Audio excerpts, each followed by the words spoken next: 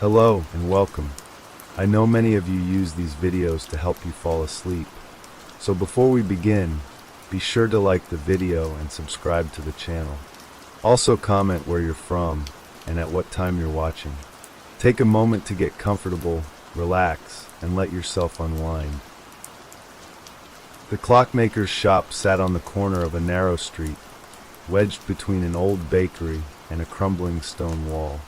Dust hung in the air like forgotten whispers, and the ticking of hundreds of clocks filled the silence, their rhythmic sounds blending together like a haunting symphony. It was a small, dimly lit space, with shelves crowded with all manner of timepieces, grandfather clocks, pocket watches, cuckoo clocks, each one in various states of repair. The scent of wood, brass, and oil lingered, mixing with the faint odor of old leather and parchment. The walls, lined with tools and tiny gears, bore the marks of years of craftsmanship.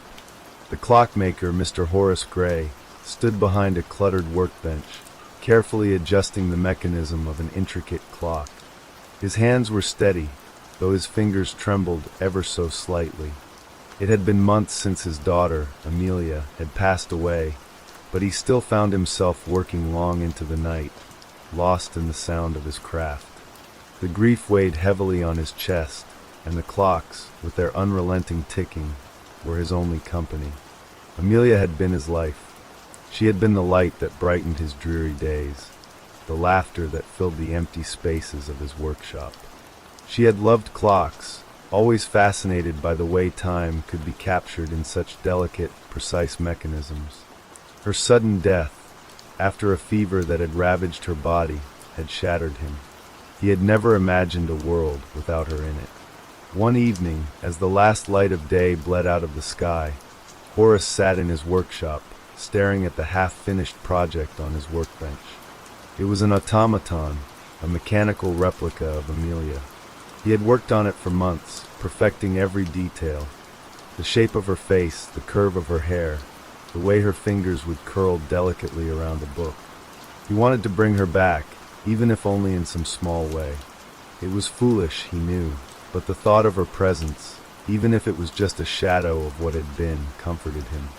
He'd spent countless hours assembling the parts, each piece a reflection of his love and loss. Now, as he turned the key in the back of the automaton, he watched it slowly come to life. The gears inside it whirred, and the delicate mechanical limbs began to move, first stiffly, then more naturally. Horace held his breath, watching as the automaton opened its eyes that, to him, seemed almost too real. The figure of Amelia stood there, silent and still, in the corner of the shop. Its hands were delicate, its skin smooth and flawless, and the expression on its face was soft and serene. It was a perfect replica. Too perfect. Horace took a step back, feeling a strange, unsettling feeling creeping up his spine. He couldn't deny that there was something unnerving about it, the way it moved, the way its eyes seemed to follow him. But he brushed the thoughts away, telling himself it was just his grief, playing tricks on him. The automaton tilted its head, almost as if it were studying him. Horace swallowed hard, his heart pounding in his chest. "Amelia," he whispered, his voice cracking. The figure did not respond, but it took a slow step forward, its mechanical joints clicking with a soft, rhythmic sound. Horace's breath caught in his throat as the automaton's lips parted, and a voice, soft and familiar, emerged from it. "Papa?" His heart stopped. He stumbled back, his knees weak. The sound of her voice was unmistakable. It was Amelia, but it couldn't be. "Papa," the automaton repeated, its mechanical voice laced with an eerie echo of his daughter's tone. "Where are you?" "I'm waiting." Horace's hands shook as he reached out, his fingers brushing against the cold metal of the automaton's arm. He couldn't breathe. This was impossible. It had to be a trick of the mind, some twisted fantasy his grief had concocted. But as the figure took another step closer, he felt the weight of something far more terrifying, a realization that chilled him to the bone. The automaton's movements were too perfect, too precise. It wasn't just mimicking Amelia. It was a learning. Amelia, please, Horace whispered, his voice shaking. This isn't you. You're. The automaton blinked slowly, and for the briefest moment, its expression changed. There was something unsettlingly human about it now. It wasn't just a machine anymore. It was something else. Something that should not be. Papa, you said you would never leave me, the automaton said softly. Why did you leave me, Papa? Horace froze. The words were wrong. They were words he had said to her when she was alive, when she had begged him to stay by her side as she grew weaker with fever. But how could it know that? How could it remember those moments? He took a shaky step back, his mind racing, his heart hammering in his chest. The clock on the wall ticked loudly, almost mockingly, as if counting down the moments of his sanity. The automaton took another step forward. Why did you leave me, Papa? It repeated, this time with a touch more urgency. Its head tilted, and its eyes, those eyes, bore into him with a depth that felt far too real. Horace's stomach churned, and a cold sweat broke out across his forehead. This wasn't possible. He had created this thing to honor her, to remember her, but now it felt like something else. Something that had memories, real memories, that it should not possess. Amelia, he whispered again, more to himself than to the automaton. How do you know those words? The automaton's head tilted once more. Its fingers twitched, as if it were trying to understand the question. It paused for a moment, and then, in a voice colder than before, it spoke again. I remember you, Papa, it said, its voice low, almost like a whisper. I remember everything. Horace's blood ran cold. No, he muttered, shaking his head. That's not possible. You're just a machine. But the automaton took another step closer, its eyes not leaving his. I remember the way you held me, it said, its voice faltering. I remember when you promised me we would always be together. Horace's knees buckled, and he collapsed into the chair behind him. His head spun. The room was closing in around him. No, he said again, but it felt more like a plea than a denial. You can't remember that. You can't be her. The automaton's hand reached out, and with a soft, mechanical click, it touched his cheek. The coldness of its touch burned him, like the chill of the grave. Papa, it whispered again, I am her. I am Amelia. Horace's heart raced as the words sank into his mind, each syllable a nightmare unraveling his grip on reality. And then the automaton smiled. The smile on the automaton's face was too perfect, too precise, as if it had been carved into its porcelain-like skin. The expression mirrored Amelia's smile exactly, the one she had worn when she had been a little girl, full of joy and innocence. But now it felt hollow, like the smile of something that understood far too much. Horace stumbled backward, his mind racing, his heart thundering in his chest. The room seemed to spin around him, the ticking of the clocks growing louder, more insistent, until it drowned out everything else. It was as if the world itself was closing in on him, pressing him into the corner of his own workshop. I'm sorry, Horace whispered, his voice breaking as he struggled to catch his breath. This was never meant to be. You're not her. You're just a thing, a machine. The automaton didn't react to his words. Instead, it stepped closer, its cold fingers brushing against his face once more. I remember you, Papa, it repeated, its voice now more haunting, its tone tinged with a sadness that wasn't possible for a machine. You said you would never let me go. You promised. Horace's pulse raced. His mind screamed that this was wrong, that he had to shut it down, but his body refused to move. He was paralyzed, trapped in a nightmare that he had created. The automaton's eyes, those eyes that were so eerily like Amelia's, watched him closely, as if studying him. Then, with a slow, deliberate movement, it tilted its head, just like she had done when she was a child, when she was curious or confused. Papa, the automaton said softly, its voice almost pleading, why did you leave me? Horace closed his eyes, fighting the tears that welled up. He had told himself that this would bring him comfort, that this creation, this perfect likeness of his daughter, would ease the pain of her loss. but now it only made it worse. He shook his head violently. "You're not her. You're not real." But the automaton's face remained unchanged. It took another step closer, its cold, mechanical movements now fluid, almost graceful. "I remember," it said again, its voice barely more than a whisper. "I remember everything. I remember you holding me when I was sick. I remember the way you whispered to me at night, telling me it would be okay." The air in the room seemed to freeze. The clockmaker's skin crawled. He hadn't realized it, but he had been holding his breath until now. "No," he whispered, his voice cracking. "This isn't possible." The automaton's gaze never wavered from him, its eyes now filled with something unsettlingly human, a sorrow, a longing. And then, it said something that chilled Horace to the bone. "I remember the day you promised me. You promised me we would be together forever." Horace stumbled back, his heart racing, his hands shaking as if he could barely hold onto his own body. He pressed his hands to his temples, trying to force the words from his mind. "That's not possible," he whispered desperately. I never said that."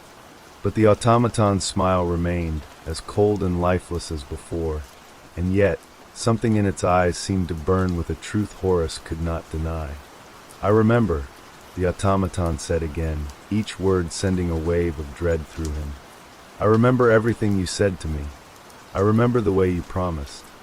Horace's legs gave out beneath him, and he collapsed onto the floor, gasping for air. His mind was swirling, caught between disbelief and a horror so deep it threatened to consume him. Why are you doing this?" he asked in a broken voice. "What do you want from me?" The automaton's face softened for a moment, as if it were confused by his question. And then, without warning, it spoke again. "I want you to remember, Papa," it said softly. "I want you to remember what you did." The words struck him like a blow to the chest.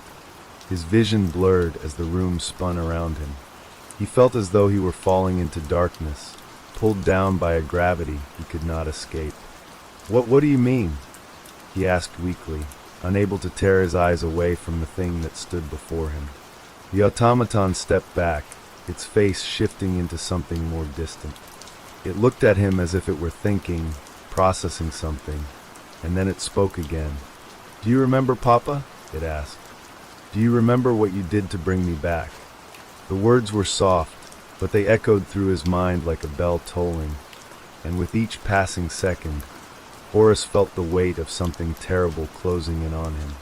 I didn't," he began, but the automaton raised a hand, silencing him. "I remember, Papa," it said again. "I remember everything." A chill ran down his spine, and his mouth went dry. The room felt colder now, as if the very air had turned against him. Horace looked at the automaton, his thoughts racing, but he couldn't make sense of the feeling that had settled in the pit of his stomach. What had he done? The automaton stepped closer, its mechanical movements now unnervingly smooth. It reached out, its cold fingers brushing against his cheek, and this time, Horace did not flinch. The automaton's face was still perfectly serene, but its eyes, those eyes, now seemed to hold a deep, terrifying understanding. "I remember," the automaton said, its voice almost a whisper. "I remember the day I died, Papa." Horace's breath hitched, and the blood drained from his face. "No," he whispered, his voice trembling. "No, you can't."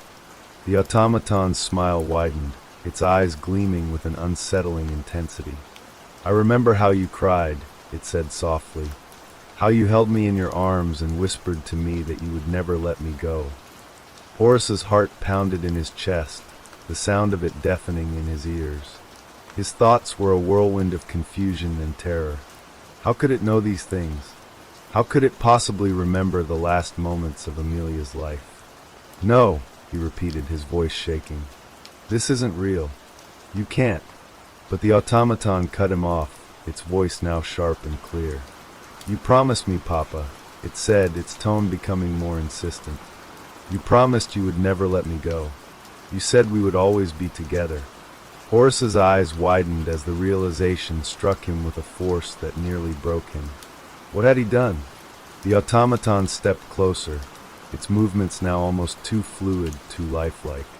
Its eyes never left his, and its lips curled into a twisted version of the smile he had once known. "I remember," it whispered, its voice now a cold, mechanical echo. "You never let me go, Papa. You just made me wait." Horace's mind reeled, his thoughts tangled in a web of horror and disbelief. He staggered to his feet, his body weak, his legs trembling beneath him. The clocks around him ticked relentlessly, their rhythmic beat now feeling like a mockery, as if they were counting down the moments until he lost his grip on reality entirely. "You're not real," he muttered to himself, though his voice was barely audible over the thundering pulse in his ears. He took a step back, his back pressing against the cold wooden wall of the shop, as if it might somehow protect him from the nightmare that was unfolding before him. But the automaton, the twisted replica of his daughter, followed with relentless precision, its every step too calculated, too purposeful. "I remember," it repeated, its voice now chillingly calm. "The way you whispered to me that it would all be okay. How you promised you would never leave me." Horace squeezed his eyes shut, as if he could somehow erase the memories that were flooding back, the pain of losing her, the desperation that had driven him to do something so unnatural. But the automaton's words shattered his thoughts, digging deeper into the dark corners of his mind, pulling him back to that moment, that terrible, irreversible moment when he had made the decision to cross the line between life and death. "Please," Horace gasped, his voice cracking. "Please stop." The automaton's face, so eerily like Amelia's, remained unchanged. Its mechanical eyes stared at him, empty yet full of something he couldn't name. It moved closer, its cold, metal fingers reaching out toward him once more. This time, however, its touch was more deliberate, almost tender. It cupped his cheek, and he flinched, his breath catching in his throat as the coldness of its hand seeped into his skin, sending a shockwave of ice through his entire body. "Papa," it whispered, its voice softer now, almost pleading. "Why did you leave me?" The question was simple, yet it twisted the knife deeper into Horace's heart. He staggered back, feeling his world collapse around him. The clocks on the walls ticked louder, a steady reminder of the passage of time. Time that had come to a halt the moment his daughter had died. The time he had spent grieving, creating this horrific, lifelike imitation of her, only to now face the reality that the automaton wasn't just a machine. It was more than that. It remembered. I didn't leave you," he whispered, his voice barely audible, hoarse with despair. "I never wanted to leave you, Amelia. But you were gone. I couldn't bring you back." The automaton tilted its head, its movements slow and deliberate, as if it were considering his words. Then, without warning, it spoke again, and this time, its voice held something darker, something colder. "Is that what you told yourself, Papa?" it asked, its tone almost mocking. "Is that what you told yourself to make it easier? That you couldn't bring me back? But you did, didn't you? You brought me back. You never left me." Horace's mind screamed, but his mouth couldn't form the words to deny it. The truth was there, raw and painful, buried deep within his chest. The automaton, Amelia, was right. He had done the unthinkable. He had used his skills, his knowledge of clocks and machines, to bring her back from death. But what he had created, it was not his daughter. It was something else entirely. Something that had memories, emotions, and a darkness that he had never imagined. "Papa," the automaton said again, its voice trembling with what seemed like emotion. "Do you remember the night I died? Do you remember the look on your face as you held me in your arms? You couldn't save me, could you?"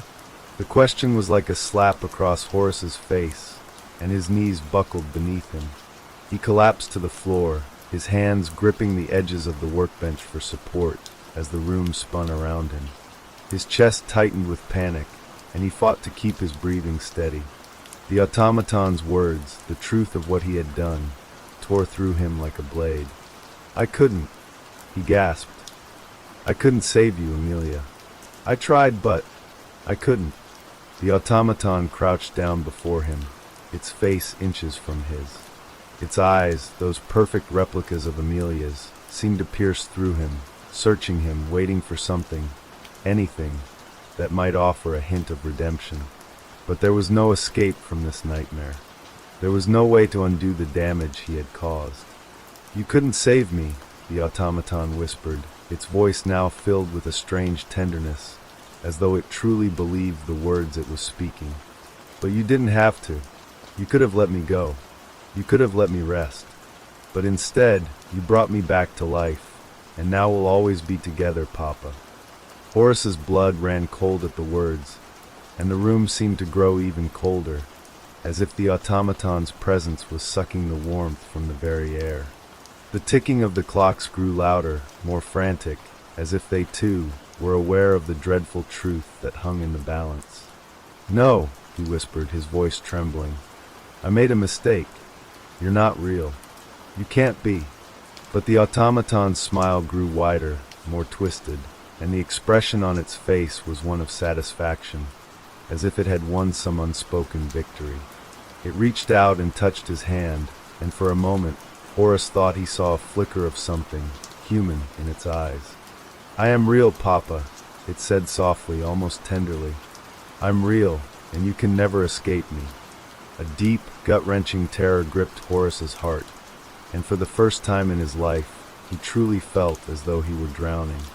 He had thought that by bringing her back, he could undo the pain of her loss, but now the truth was clear.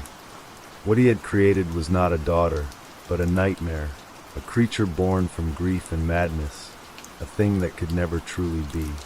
And no matter how much he tried to convince himself otherwise, the automaton knew him. It knew everything he had done. And worse, it remembered. Horace stumbled back again, his mind spiraling out of control. The clocks continued to tick, the sound now deafening in his ears. And as he looked into the eyes of the automaton, he realized there was no escape from this madness. There was no way to turn back time. He had crossed a line that could never be undone, and now he was trapped in this nightmare of his own making. "You promised, Papa," the automaton whispered, its voice soft, almost affectionate. "You promised we would always be together." Horace closed his eyes, feeling the walls of the shop closing in around him.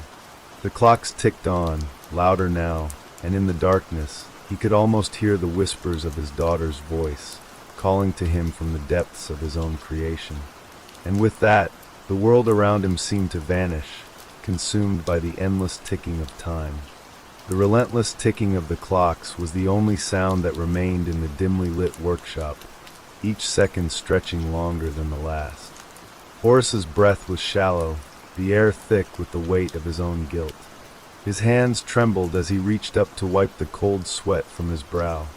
The automaton's presence was suffocating, its lifelike gaze never leaving him, its smile still locked in that perfect, unnerving expression. He wanted to scream, to break free, to do anything to escape this nightmare, but the words caught in his throat. The horror of what he had done was too vast, too incomprehensible. He had thought that by recreating Amelia, he could bring her back, fix the emptiness left behind by her death. But instead, he had opened a door to something far worse, something that neither lived nor died, but existed in a twisted, artificial state of being. "I didn't mean it," Horace said, his voice hoarse and weak. "I didn't mean to bring you back like this." He reached out, his hands trembling, his fingers brushing the edge of his workbench as though seeking something, anything to anchor him to reality. The automaton's head tilted, just like Amelia's had when she was a child, her curiosity shining in her eyes. "But you did mean it, Papa," it whispered. "You wanted me back. You wanted to fix me. You couldn't bear the thought of letting me go, could you?" Horace squeezed his eyes shut, trying to block out the voice that mirrored his daughter's, trying to shut away the memories that haunted him. But they were already inside his mind, the pieces of her laughter, the warmth of her hand in his. He could still feel it, the way she had clung to him on that final night, so terrified of the illness that had stolen her life away. "I tried," he choked out, his voice breaking. "I tried to save you. I didn't want to lose you. The automaton stepped closer, its footsteps soft and deliberate. It reached out once more, its cold fingers brushing against his cheek.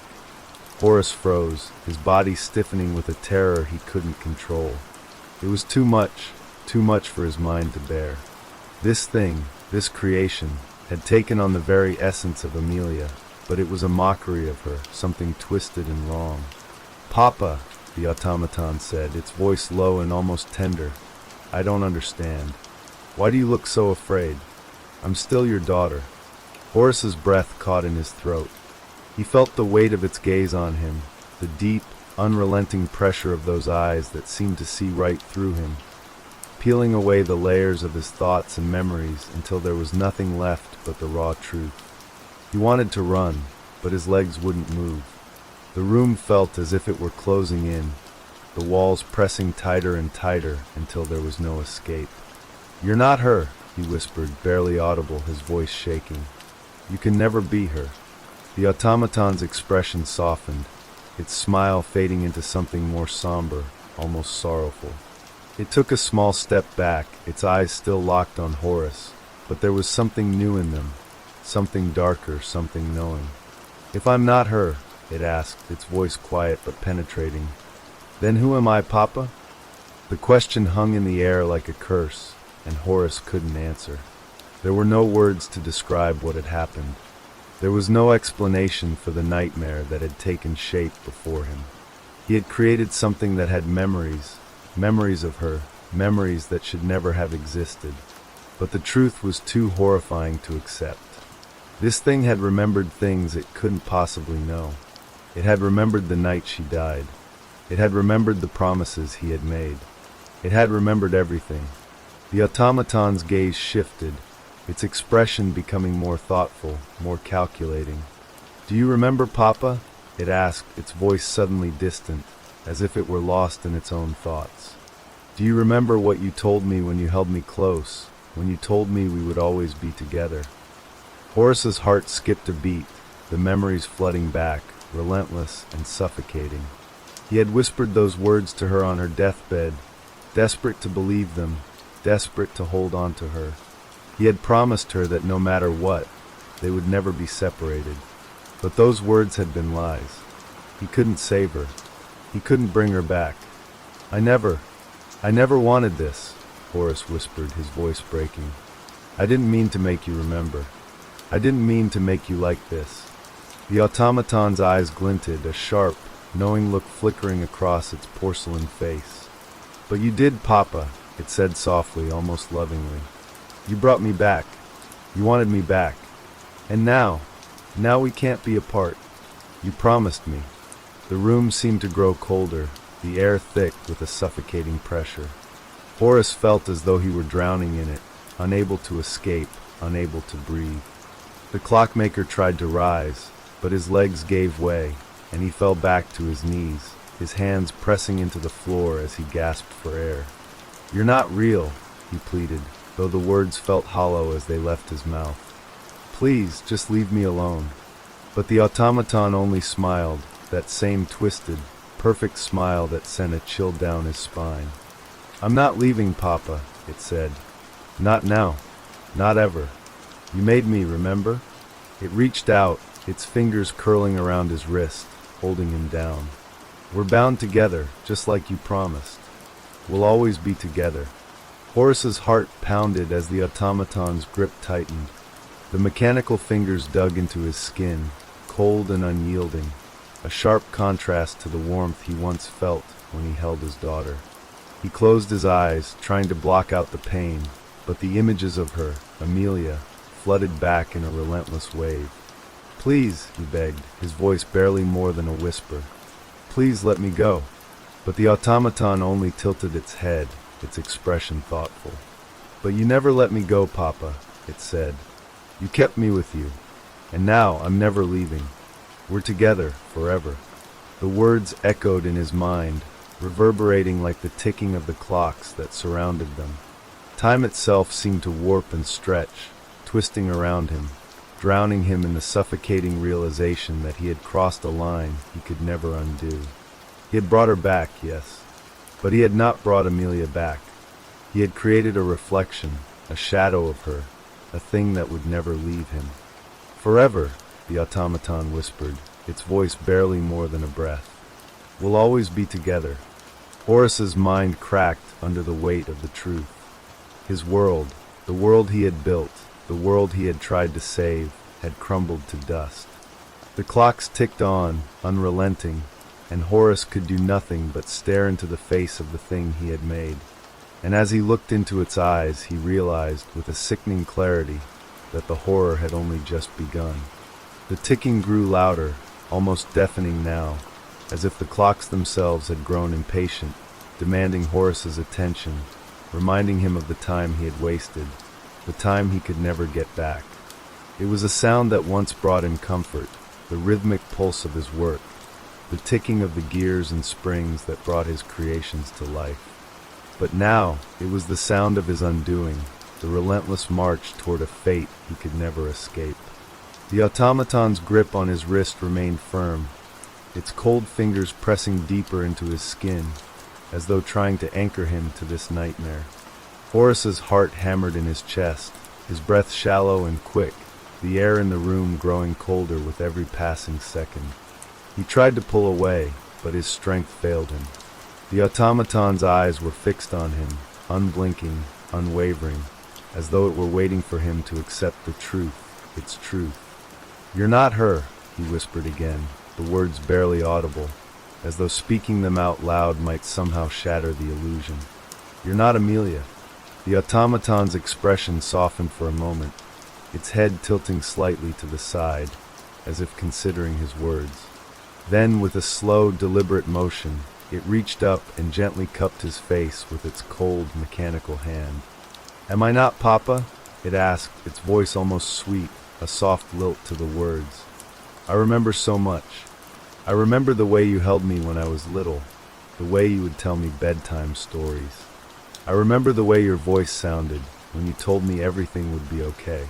You promised me, Papa. You promised we'd always be together." Horace's breath caught in his throat, his stomach twisting with a sickness he couldn't name. He wanted to scream, to tell the thing in front of him that it was wrong, that it was nothing like Amelia, that it was a machine, a soulless imitation. But the words wouldn't come. He couldn't fight it, not when it had everything, her voice, her mannerisms, her memories, memories that he had never shared with anyone. He couldn't deny the truth that now lay in front of him. The automaton was not simply a machine, it was something more. It had become an extension of her, an eerie, unholy echo of his lost daughter. The clockmaker's mind reeled as the memories flooded back, vivid and raw. He could still see her face, pale and wan, as she had lay in his arms on that final night, the life fading from her eyes. He had begged and pleaded with her to hold on, to fight, but there was nothing he could do. Nothing but the hollow, aching emptiness that had consumed him when she died. And in that emptiness, he had found the seed of his madness. He had promised himself he would never let her go. He had promised that he would bring her back. But now, as he stared into the eyes of this thing, he realized the depth of his mistake. He had crossed a line that could never be uncrossed, a line that had bound him to a creation that would never truly be his daughter. "No," Horace whispered, shaking his head as he pulled his hand away from the automaton's grasp. "No, you're not real. You're not her."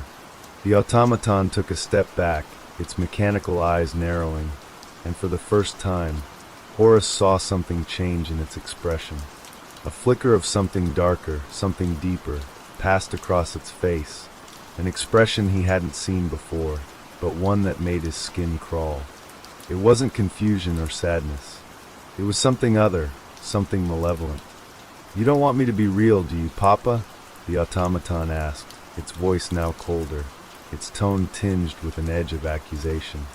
"You wish I was just a machine, a lifeless thing you could fix, something you could throw away when you're done. But you can't. You can't undo what you've done." Horace staggered back, his heart pounding in his chest, his mind spinning. "No, I never meant for it to be like this. I didn't want this. I didn't want to make you like this." But the automaton didn't respond. It simply stood there, its head tilted, staring at him with a look of such intensity, as though it were waiting for something. Horace's pulse raced, his skin prickling with a sensation of dread that he couldn't shake. The silence stretched on, thick and suffocating, until the sound of the ticking clocks filled the space once more, louder than ever, pounding in his ears. And then, with a sudden motion, the automaton stepped forward, its gaze fixed firmly on him. "You can't change it now, Papa," it said softly, almost sympathetically. "We're bound together. Forever." Horace's vision blurred with panic. His body was shaking, his limbs frozen in place as the full weight of the situation hit him. He had created a creature that could never be undone, a creature that was part of him and part of her. It knew him, every secret, every mistake, every promise he had ever made. It had become more than an automaton. It had become a vessel for his guilt, his grief, his love, and it was slowly consuming him from the inside out. "I didn't want this," Horace whispered, his voice barely more than a sob. "I didn't want to lose you, Amelia. I couldn't let you go." The automaton's lips curled into a smile, but it wasn't a smile of warmth. It was cold, calculating, as though it had won some silent battle. "But you couldn't let me go, could you, Papa?" it asked, its voice low and knowing. "You couldn't stand the thought of losing me. You couldn't stand the thought of forgetting me." "I never wanted to forget you," Horace gasped, tears welling in his eyes. "Never." The automaton's eyes softened, almost pitying, but the darkness in its gaze remained. "You never wanted to forget me," it said, almost kindly. "But you did. You forgot me when you let me die. You let me go, Papa. You left me." The room felt as though it were closing in, the weight of its words pressing down on him like a vice. The air was thick with suffocating regret, the ticking of the clocks growing louder, faster, as though time itself were accelerating. Horace could feel the pressure building in his chest, the crushing weight of his own actions, and he couldn't escape it. "Not now. Not ever. You didn't leave me, Papa," the automaton continued, its voice growing firmer, more insistent. "You can't leave me. Not anymore. We're together. Forever." The clocks echoed, their ticking blending with the sound of his own heartbeat. And as Horace's breath quickened, his vision spinning with dread, he realized that the horror was not over. The horror was only beginning. The automaton was right. It would never leave him, and neither would he ever be free from the guilt that now bound them together. The clocks continued their relentless ticking, each beat hammering into Horace's skull like a taunting whisper. His breath came in short, uneven gasps as he stumbled back, his shaking hands gripping the edge of the workbench for support. The automaton stood motionless, watching him with eerie patience, its porcelain-like face unreadable, yet undeniably alive. He had spent years perfecting its form, ensuring every joint, every movement, mimicked the way Amelia had once moved. But now, as it stared at him with something that felt beyond understanding, he knew he had gone too far. He had created something that shouldn't exist. The automaton took a slow step forward, the sound of its delicate metal feet clicking against the wooden floor. Horace flinched. He had built it to be graceful, silent, but now every movement felt calculated, deliberate. "Why are you afraid, Papa?" it asked, its voice sickeningly soft, almost amused. Horace swallowed hard, trying to suppress the tremor in his voice. "You're not supposed to be like this. You weren't supposed to." "To what?" the automaton interrupted, tilting its head slightly. "To think. To remember." Horace's stomach twisted. No, it couldn't remember. That was impossible. It was built from gears and metal, from polished wood and intricate springs. It had no soul, no past. "And yet, I know what you're thinking," the automaton continued, taking another step forward. "You wonder how I remember things I was never meant to know. How I know the sound of the wind outside my old bedroom window. How I remember the lullabies you used to hum when I was afraid of the dark." Horace's hands clenched into fists. He had never programmed those details. He had never even spoken them aloud. The automaton took another step forward. I remember the cold touch of the fever that took me, the way my body felt light, like I was floating. I remember you holding my hand, promising I wouldn't be alone. But I was alone, Papa. I was so alone. Horace felt something break inside him. His throat burned as he forced out the words, "Stop. Stop saying these things." The automaton blinked slowly, then, in a chillingly human gesture, it reached out and placed a cold, mechanical hand on his cheek. "But you brought me back," it whispered. Horace jerked away, his breath coming fast and shallow. "No, no, you're not Amelia. You're a machine. Just a machine." The automaton's smile widened. "Then why do I feel so real?" The words sent ice through Horace's veins. He backed away, knocking over a small clock on the workbench, sending it crashing to the floor. The sound barely registered. He needed to destroy it. Whatever he had created, whatever this was not his daughter. It was an abomination, a thing wearing Amelia's face, twisting her memories, her voice, into something unnatural. His shaking hand reached for the hammer on the workbench. If he could strike fast, smash the delicate inner mechanisms, the gears, the core that powered it.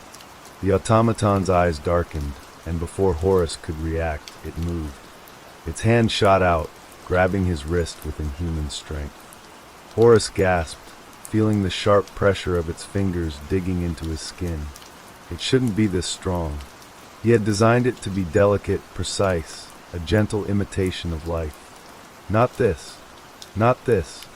You don't want to do that," the automaton said softly, its voice laced with something dangerous.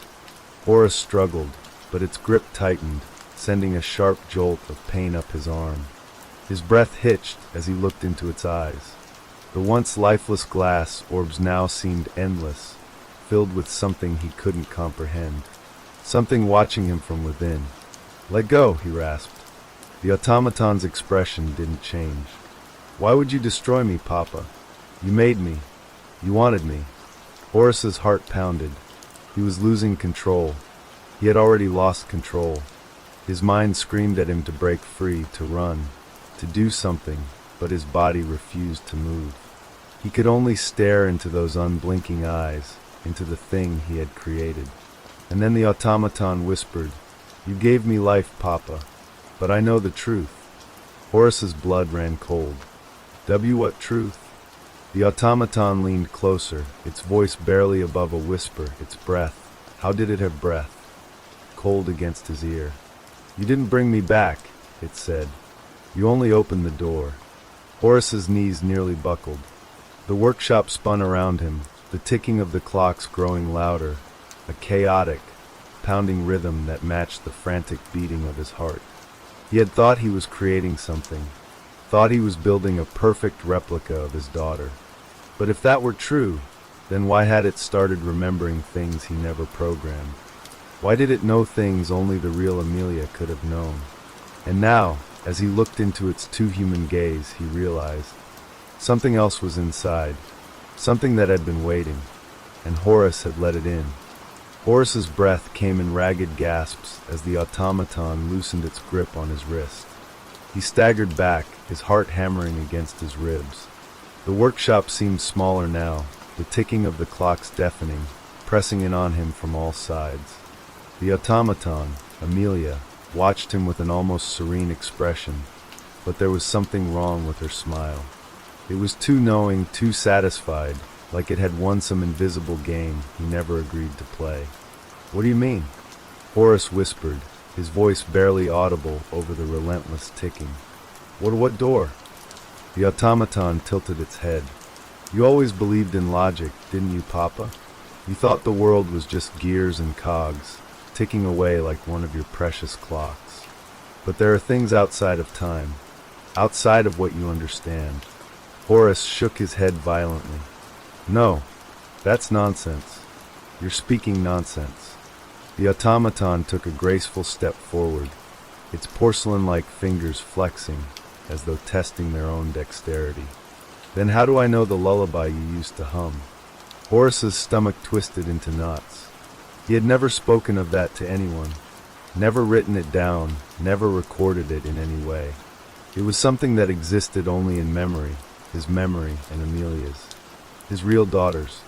"This isn't possible," he whispered, more to himself than to the thing standing before him. The automaton's expression softened, but the warmth in its eyes felt all wrong. "You don't believe me, do you? But you know deep down that I am telling the truth. You never built a soul, Papa, but you made an opening." Horace felt bile rise in his throat. He turned away, pressing a shaking hand to his forehead. No, this was a malfunction, a trick of the mind. He had worked too long, lost too much sleep. His mind was slipping, filling in gaps where logic should remain. He just needed rest. That was all. And yet, he turned back to the automaton. It hadn't moved, but something in its posture had changed. It no longer looked like an imitation of Amelia. It felt like her, the way she used to tilt her head when she was curious, the way her fingers twitched ever so slightly when she was nervous. Horace took a step forward before he realized what he was doing. His vision blurred as he looked at her. "Amelia," he whispered. The automaton's lips curled into a smile. A perfect human smile. "Yes, Papa." His breath hitched. He reached out, hesitating, his fingers trembling just inches from her cheek. He expected to feel the cool, smooth surface of the porcelain he had carefully crafted. Instead, her skin was warm like life. Horace yanked his hand back as if burned. No. He had built this thing from wood, metal, and glass. There was no flesh, no warmth, no life. And yet, the automaton watched him, and in that moment, Horace knew. This wasn't just a machine. It wasn't just his creation anymore. Something else was inside. Something old. Something that had been waiting. And now, it had his daughter's face. Horace stumbled back, his mind reeling. His hands trembled as he pressed them against the workbench behind him, his legs barely holding his weight. The workshop felt unbearably small, the walls pressing in, the ticking of the clocks no longer rhythmic, but chaotic, mocking him. "This isn't real," he whispered. "This isn't." The automaton, no Amelia, took another step forward. The way she moved was wrong. It was too smooth, too natural. He had designed her to mimic life, but this was something else.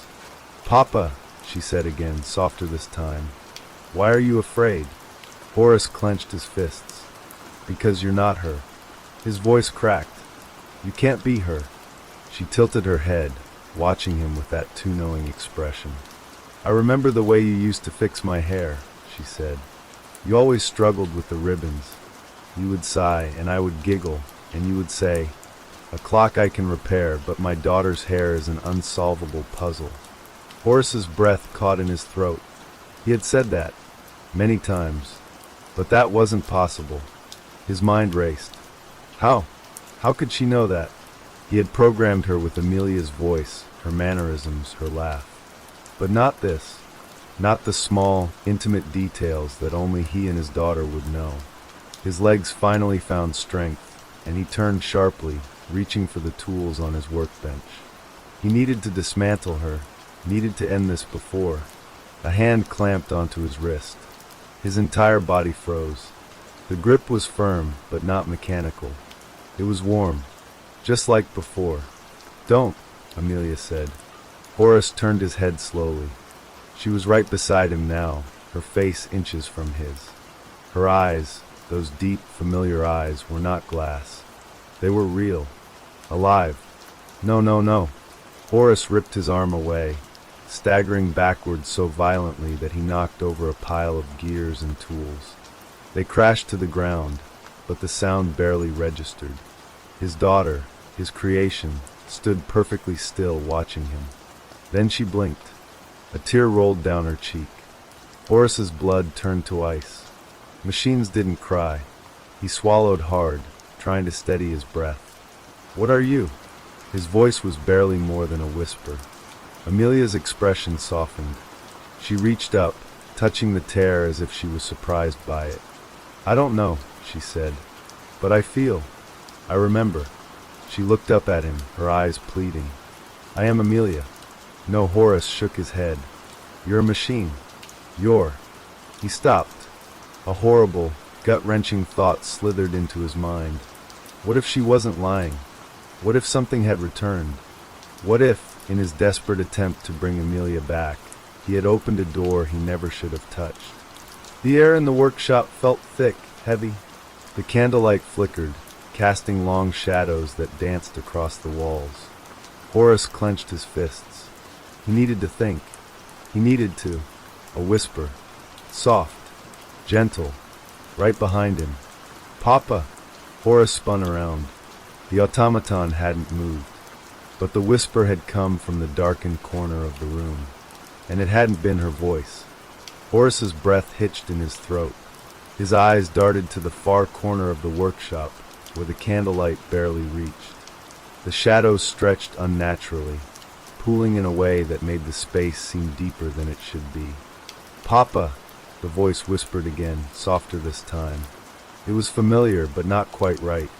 It was like Amelia's voice, but distant, warped, as though it were being spoken through water or across time itself. Horace's hands clenched into fists. His skin felt cold, prickling with an overwhelming sense of wrongness. The automaton remained still, watching him, her lips slightly parted as if she too had heard the voice. No. No, no, no. This is impossible. He forced himself to take a breath. His mind must have been playing tricks on him. The lack of sleep, the strain of his work, it was getting to him. That had to be it. But then he saw it. A shape moved in the darkness. Something shifting, unfolding from the corner like a shadow peeling itself off the wall. It was subtle at first, just a flicker, but then, there. A faint glimmer of eyes, the slightest tilt of a head. Horace's stomach twisted violently. This was not his Amelia. This was something else. His legs wanted to run, but he forced himself to stand his ground. His rational mind screamed at him to find an explanation, but no logic could explain the thing stirring in the corner of his workshop. "Who's there?" he managed to croak, his voice barely above a whisper. The room fell silent. The clocks, every single one of them, stopped ticking at once. Horace's heart pounded in the sudden, suffocating stillness. Then, slowly, the automaton turned her head toward the shadowed corner, her movements fluid, too lifelike. "She's coming," Amelia whispered. Horace's skin crawled. Who? Who is coming?" The automaton's lips trembled. Her glassy, too real eyes locked onto his. "The one you invited." A gust of wind, impossible wind, rushed through the workshop, snuffing out the candles. The room plunged into darkness, and for a moment there was nothing. No sound, no movement, just silence. Then, a rasping breath, right behind him. Horace spun, but before he could see, before he could react, something cold, so impossibly cold, brushed against the back of his neck. And then, a voice. Not Amelia's. Not the automaton's. Something older. "You should not have called me back." Horace froze. His entire body went rigid, every muscle locked in place as the voice, dark and ancient, echoed through the room. It wasn't just a voice. It was a presence, something that filled the very air, suffocating him with its weight. The room seemed to pulse with a life of its own, and in that moment the clocks, those cursed clocks, began to tick once again. But it wasn't the comforting, familiar sound of gears and springs. No, this was wrong. Each tick felt like a step deeper into the darkness. "Who are you?" Horace managed to force out, his throat tight, the words scraping painfully as they left his mouth. A laugh, soft and hollow, reverberated through the shadows. "You don't remember, do you?" The voice hissed. "You opened the door, little clockmaker. You invited me." The air grew colder, unbearably so. Horace's breath came out in clouds, his hands trembling as he reached out, blindly searching for something to steady himself on. He needed to think. This can't be real, he told himself. This isn't possible. He was just imagining things. His mind was unraveling. He'd lost touch with reality. But then the silence broke. A soft, delicate hand, too delicate, slipped over his shoulder. The fingers were icy, colder than anything he had ever felt in his life. Horace's heart stopped. "Papa," the voice whispered again, but this time it wasn't the automaton's. It wasn't his daughter at all. This voice was ancient, broken, and filled with an unspeakable sorrow. It was familiar in a way that made his blood run cold. The touch on his shoulder sent a jolt of fear through him, and he turned, his eyes wide with terror. There, standing just behind him in the darkness, was a woman, or what looked like one. She was draped in tattered, once white fabric, her hair long and black, flowing like ink down her back. Her eyes, those black, hollow eyes, burned with an emptiness that made his stomach lurch. She didn't look like Amelia, but there was something in her gaze, something that reminded him of the girl he had loved and lost. The woman smiled, her lips curling in a way that made Horace's skin crawl. "Did you think you could bring her back, little clockmaker?" The woman's voice was a crooning whisper, a lullaby from a forgotten time. "Did you think you could escape death? I taught you how to craft time, didn't I? But you were never meant to play with souls." "No," Horace whispered, shaking his head. "You're not real. You can't be real."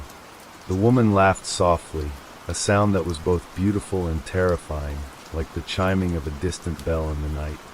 "I am as real as the clocks you make, Horace. I am the time that never ends, the memory that lingers long after the last breath is drawn." Horace took a step back, his heart hammering. The shadows seemed to stretch and distort around the woman, swallowing her up, until she was barely visible, nothing but a thin wisp of darkness. "What do you want?" he demanded, his voice stronger now, despite the terror rising in his chest. "Why are you here?" The woman's smile widened, impossibly wide, stretching unnaturally across her face. "You know why I'm here." Her eyes gleamed with an unfathomable darkness.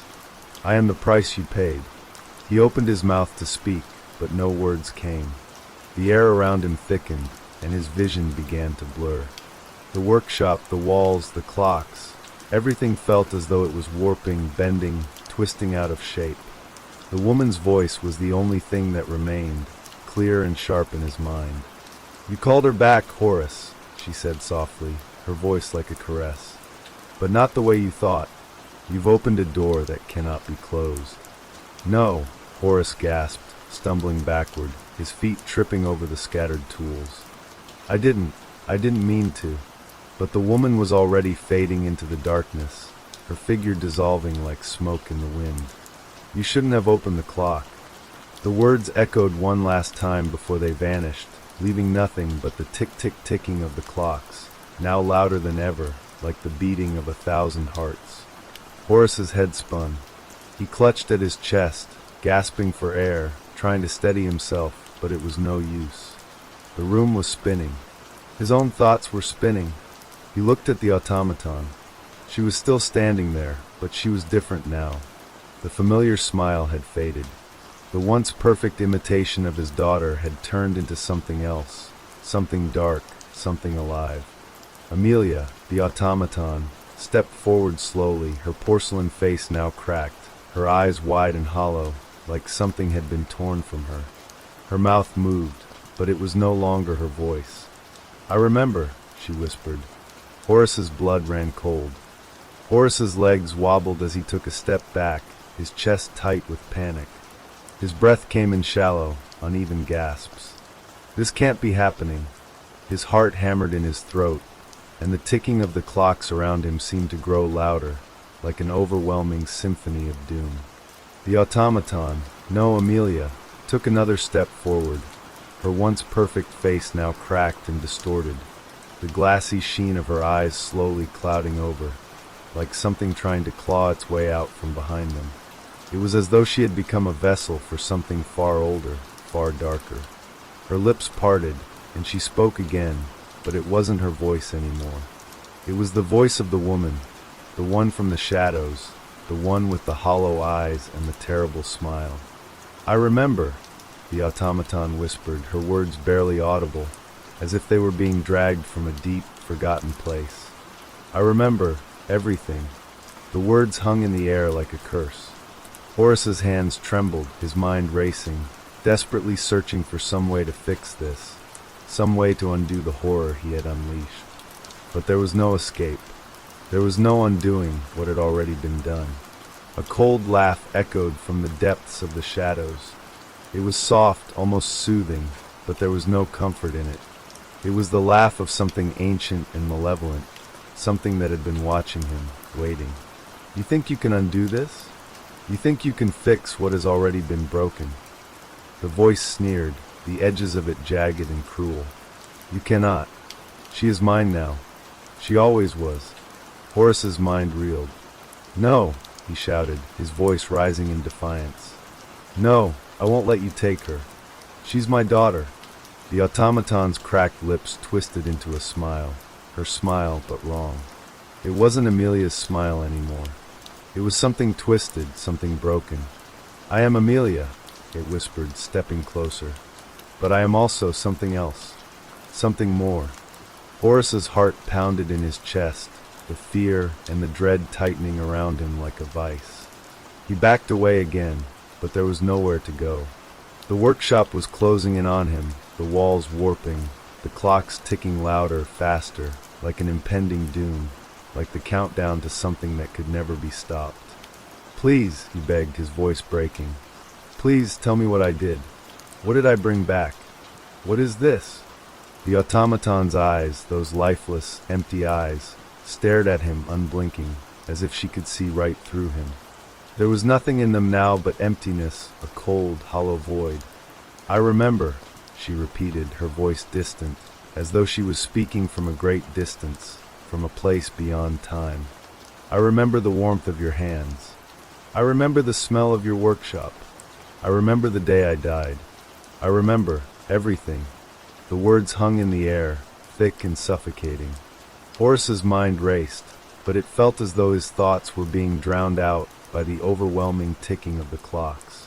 His own memories, his own thoughts, seemed to be slipping away, pulled into the darkness, consumed by the presence in the room. And then the truth hit him. He had made a terrible mistake, not just in bringing her back, but in what he had truly created. Amelia, his daughter, had been dead for years. He had buried her.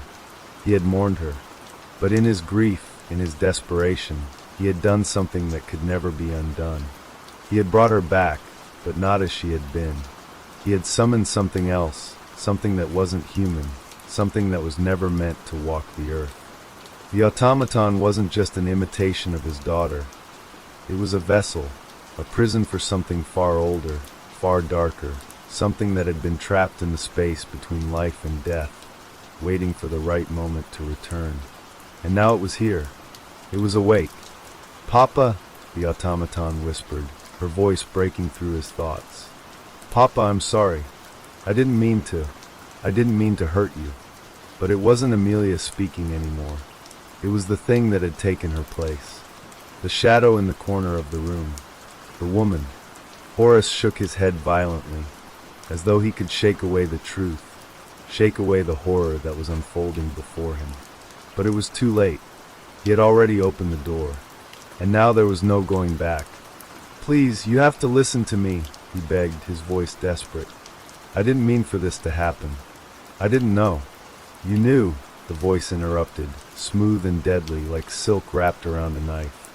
You knew, Horace. You knew that death cannot be reversed. You knew that some things should remain in the dark. And yet, you opened the door. You called me back. The shadows in the room seemed to grow longer, darker, stretching across the floor and walls, reaching for him, pulling him in. He could feel them closing in, wrapping around him like chains, like hands grabbing at his throat, pulling him deeper into the abyss. And then, as though in answer to his unspoken thoughts, the ticking of the clocks grew louder, faster, erratic, as though time itself was collapsing, bending, folding in on itself. The automaton, the thing that had once been his daughter, moved again, closer this time, its steps slow but deliberate. Papa, it whispered again, its voice soft and haunting. I'm sorry, but I can't stay here anymore. I have to go back." "No," Horace gasped, stepping back, his heart racing. "Please don't leave me. You're all I have left." But the automaton didn't respond. It simply stood there, its cracked face staring at him, its once perfect body now a broken reflection of something other. And then, without warning, it turned away. The door to the workshop creaked open. Amelia, or whatever it was now, stepped into the darkness, her silhouette vanishing from sight. Horace's chest tightened. He wanted to scream, to run after her, to pull her back. But he knew deep down that it was already too late. The darkness had claimed her, and there was no escaping what he had unleashed. Horace stood frozen, his body trembling, as the shadows swallowed the automaton whole. The door slammed shut behind her with a deafening thud, and the silence that followed was suffocating, unnatural. For a long moment, he couldn't breathe. The room felt heavier now, as if the very air had thickened, pressing in on him from all sides. His chest heaved with shallow breaths, and his thoughts swirled in a chaotic whirlpool of fear, guilt, and confusion. What had he done? What was that thing? The soft, haunting whisper of his daughter's voice still echoed in his ears, mingling with the eerie ticking of the clocks, faster now, as though they had a life of their own. The sounds blurred together, becoming one, a constant, maddening rhythm. It was all Horace could hear, all he could feel. The air itself felt alive, pulsing, pushing against him. His hands were shaking so violently that he could barely steady himself as he stumbled forward, reaching for the door. "Get out! You have to get out!" But before his hand could touch the handle, a sharp, agonizing crack sounded from behind him. Horace spun around, his eyes wide, his breath caught in his throat. The room was darker now, the shadows deeper, stretching out like something reaching, waiting. And there, in the corner, stood the automaton again, only now she was different. Her body was more rigid, her movements jerky and unnatural. The cracks in her porcelain face had deepened, and her eyes were now black pits, empty and hollow, like sockets carved from stone.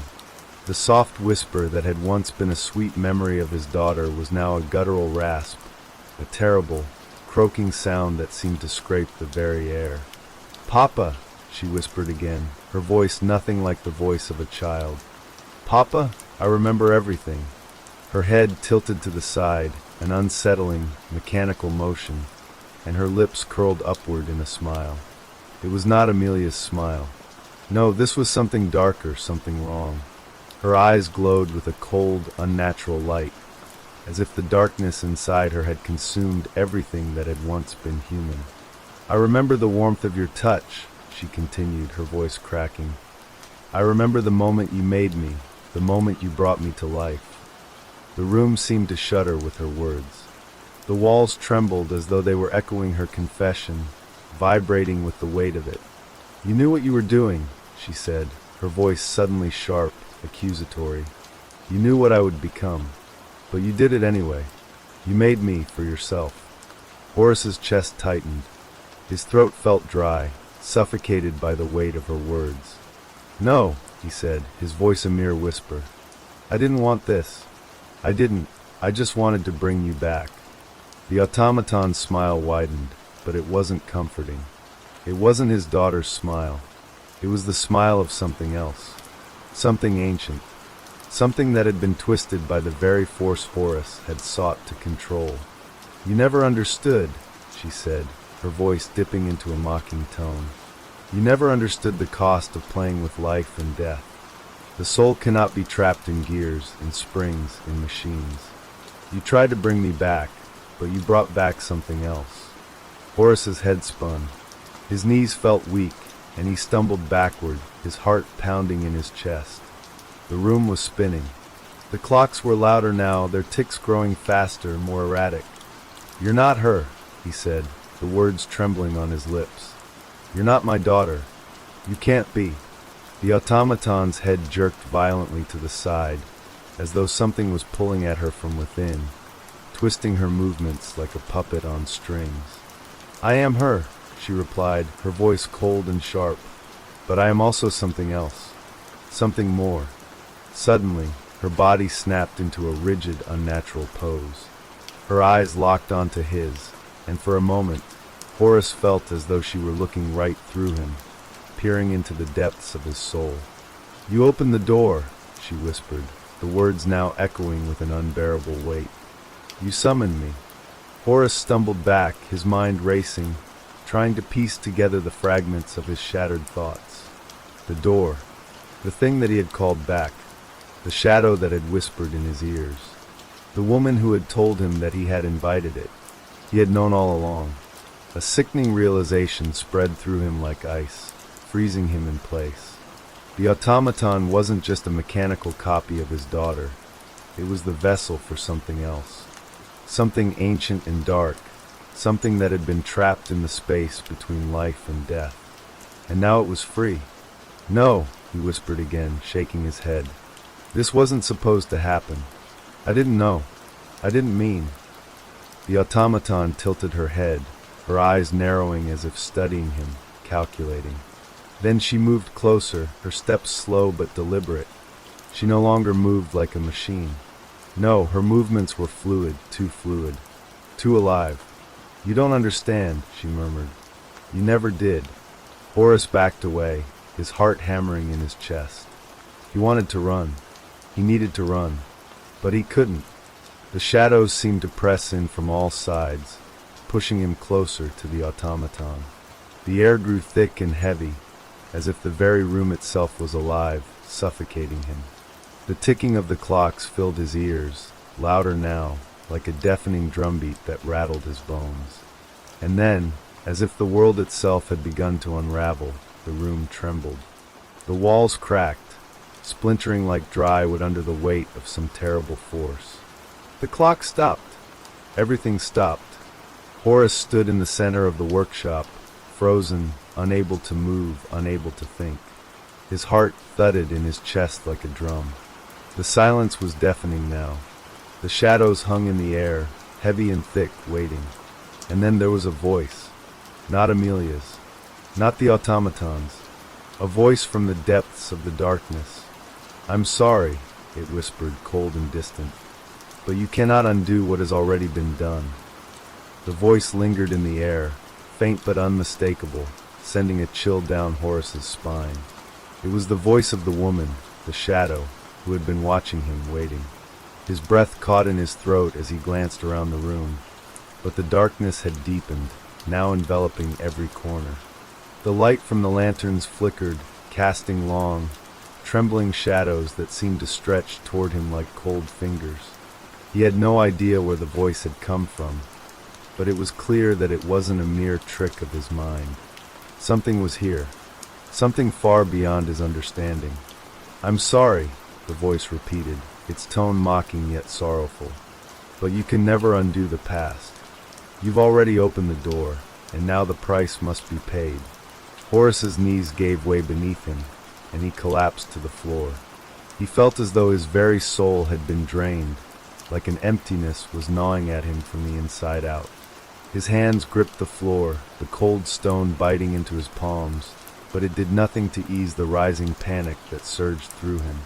What do you want from me?" he gasped, his voice barely more than a whisper. He was on the edge of breaking, his mind stretched thin by the weight of it all. The automaton, Amelia, moved again, her head jerking to the side with mechanical precision. She was standing right behind him now, her presence so close that he could feel the coldness of her form like ice on his skin. It was as though the darkness had manifested in her, making her more than just a lifeless creation. She was a vessel now, a harbinger of something that he couldn't escape. "I am sorry too, Papa," she said, her voice sweet but tinged with something malevolent, something cold. "But you needed this. You needed to bring me back, didn't you?" Her words cut through him like a knife, each syllable ringing with a haunting finality. She was right, he had needed her. He had been lost in his grief, desperate to fill the void that the death of his daughter had left. But in his desperation, he had made the worst kind of mistake. A mistake that had opened the door to a darkness that would now consume everything. Her hand, cold and stiff, touched his shoulder, sending a shock of icy terror through him. He flinched, but the hand remained, a weight he couldn't escape. The air was thick with her presence, with the thing that had once been his daughter, and was now so much more than that. "I remember," she murmured, her voice a haunting, mechanical rasp. "I remember the night you brought me to life. The night you called me. And I remember the thing that answered." Horace's blood ran cold.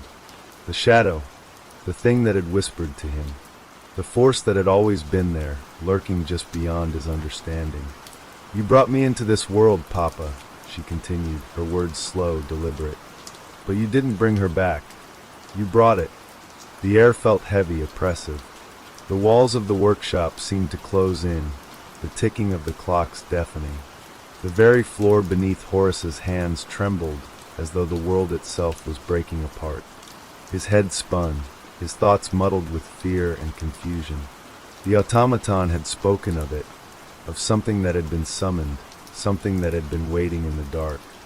What do you mean?" Horace choked out, his voice barely more than a whisper. He was shaking uncontrollably now, every instinct telling him to run, to escape, but his body refused to obey. The automaton's eyes, those lifeless, glassy eyes, stared at him. "It," she repeated. "It was waiting for you to summon it. We were waiting." And then Horace realized with a terrible, sinking dread what she meant. She wasn't alone. The workshop was suddenly colder, and the darkness seemed to shift, to gather in corners where there had been no shadow before. The temperature dropped sharply, and he could feel the cold creep under his skin, wrapping around his bones. Something else was here now, something ancient. Horace's breath caught in his throat. His mind raced, desperately searching for some way to stop it, some way to undo the horror that he had brought into his life. But it was too late. The door had been opened, and there was no turning back. And then the voice came again, the voice from the darkness. "It's too late," the voice said, each word slithering into Horace's mind like a poison. "She is already here, Horace. And once the door is opened, you cannot close it again." The shadows in the room seemed to shift, swirling like smoke, gathering around the automaton. Her body stiffened, and for a moment she appeared to be changing. Her form seemed to grow taller, her limbs elongating, twisting in unnatural ways. Her face, once a pale porcelain, began to crack, fissures appearing like spiderwebs, revealing something beneath. Something wrong. Horace tried to stand, but his legs gave way again, his hands trembling as he reached out for something to hold on to.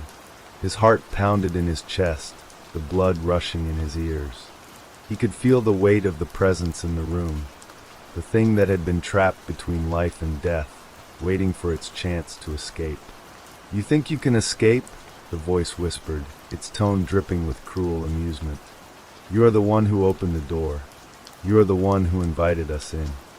And then, from the depths of the darkness, something moved. Something huge. A dark shape, impossibly large, stretched toward Horace, its form twisting and writhing like it was made of the shadows themselves. It was a nightmare made flesh, a creature of pure darkness, with eyes that glowed with an unholy light. He felt a cold hand wrap around his throat. "We are not the ones who need to apologize, Horace," the voice said, now directly in his ear. "You are." The coldness around his throat tightened, suffocating him, choking off his ability to speak. Horace's heart hammered wildly, and his vision blurred as he struggled to free himself. His hands shot up to grasp at the unseen force, but it was like trying to grasp smoke, slipping through his fingers with each frantic movement. The air was thick with the stench of decay, as though the very walls of his workshop had become tainted by the malevolent presence now wrapping around him. His legs buckled, and he fell to his knees, gasping for air, but there was no relief. The shadows pressed in, crushing him under their weight. The room seemed to stretch and warp, the ticking of the clocks deafening, as though time itself was breaking apart, warping, bending. The world around him spun, the reality fracturing like a shattered mirror. "You brought her back," the voice continued, now mocking, its tone dripping with malice. But it wasn't her you wanted, was it, Horace? You wanted to bring back something else. Something that was never meant to return. The darkness closed in around him, and for a moment, Horace could no longer see. He could feel nothing but the tightness in his chest and the weight of the presence pressing down on him, suffocating him, as though the air itself was being stolen away. And then, in the overwhelming silence, came the laughter. It wasn't Amelia's voice. It wasn't even human. It was an otherworldly sound, high-pitched and hollow, like the creaking of ancient wood or the screech of metal scraping against stone. It echoed through the workshop, reverberating through every corner, every clock. The walls seemed to pulse with the sound, as though they were alive, breathing. "You're sorry?" the voice crooned, now growing louder, more insistent. "You think your apology matters?" It let out another laugh, sickening, cruel, and for a moment, Horace felt his mind begin to unravel. His thoughts scrambled, and the room seemed to close in tighter, squeezing him with an invisible hand. His chest tightened. The air was so thick now that he could barely draw breath. His pulse throbbed in his temples as the darkness gathered around him, the weight of it pressing in from all sides. And then, in the midst of it all, Horace felt it, a shift in the air. A strange sensation, like something pulling at him from within the depths of his soul. It was a tugging, twisting force, like hands reaching deep into his chest, gripping his very heart. "Papa!" The voice came again, sweet and soft. The voice of his daughter. The voice of Amelia. But this time it was tinged with something else. A coldness, a mocking tone that sent a chill down his spine. "Papa, you did this to me. You did this to us." The words were a dagger in his heart, and for a moment, Horace felt like he was drowning in a sea of guilt and horror. His mind screamed for relief, for escape. But there was no escape. There never had been. The shadow that had been haunting him, the thing he had called, began to take form in front of him, shifting in and out of focus like a wraith. It was a towering presence, obscured by darkness, with eyes that glowed like embers in the deep black. Its form was impossible to fully comprehend, as though the very fabric of reality bent around it. "You think you can control it, Horace?" the voice sneered. "You think you can bring back what is lost? You cannot escape what you have unleashed. It will always find you." Suddenly, the pressure around his throat released. He gasped, sucking in a deep breath, but it was too late.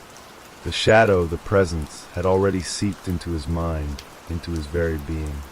He could feel it, like an infection, spreading through every fiber of his soul, warping him, twisting him into something he couldn't recognize.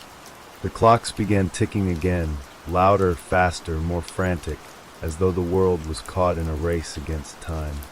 The walls of the workshop groaned, the floor beneath his feet trembling as though it was alive, responding to the chaotic energy swirling around him. And then, like a snap of a string, the room plunged into darkness. The absence of light was suffocating. The ticking of the clocks ceased, replaced by an unnatural silence that seemed to stretch into eternity. Horace's breath quickened, and his heartbeat pounded in his ears. He couldn't see. He couldn't move. The darkness was all-encompassing. "You've lost everything," the voice whispered, now directly in his mind, a cold presence crawling through his thoughts. "It's too late. You can't bring her back. She is mine now." His stomach lurched. He couldn't breathe. His chest felt as though it were being crushed by an invisible force, and his thoughts scattered like leaves in the wind. "You took her from me," the voice said again, more insistent now, more demanding.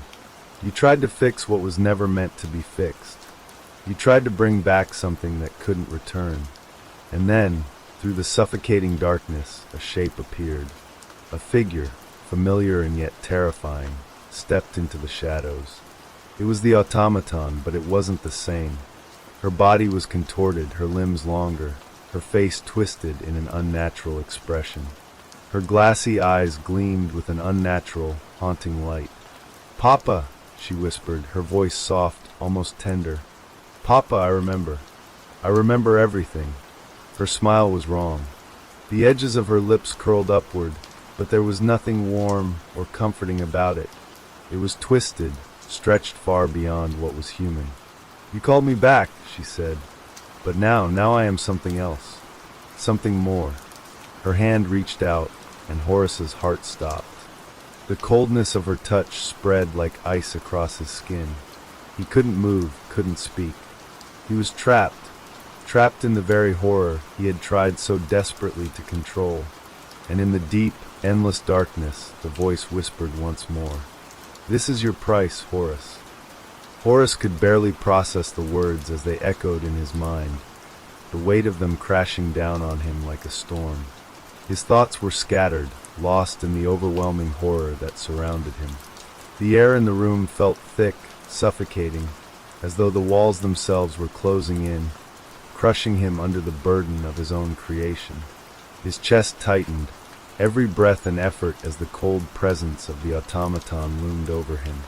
Her hand, still pressed against his skin, began to grow colder, colder until it felt like ice had been embedded beneath his flesh. He wanted to scream, to break free, but no sound came.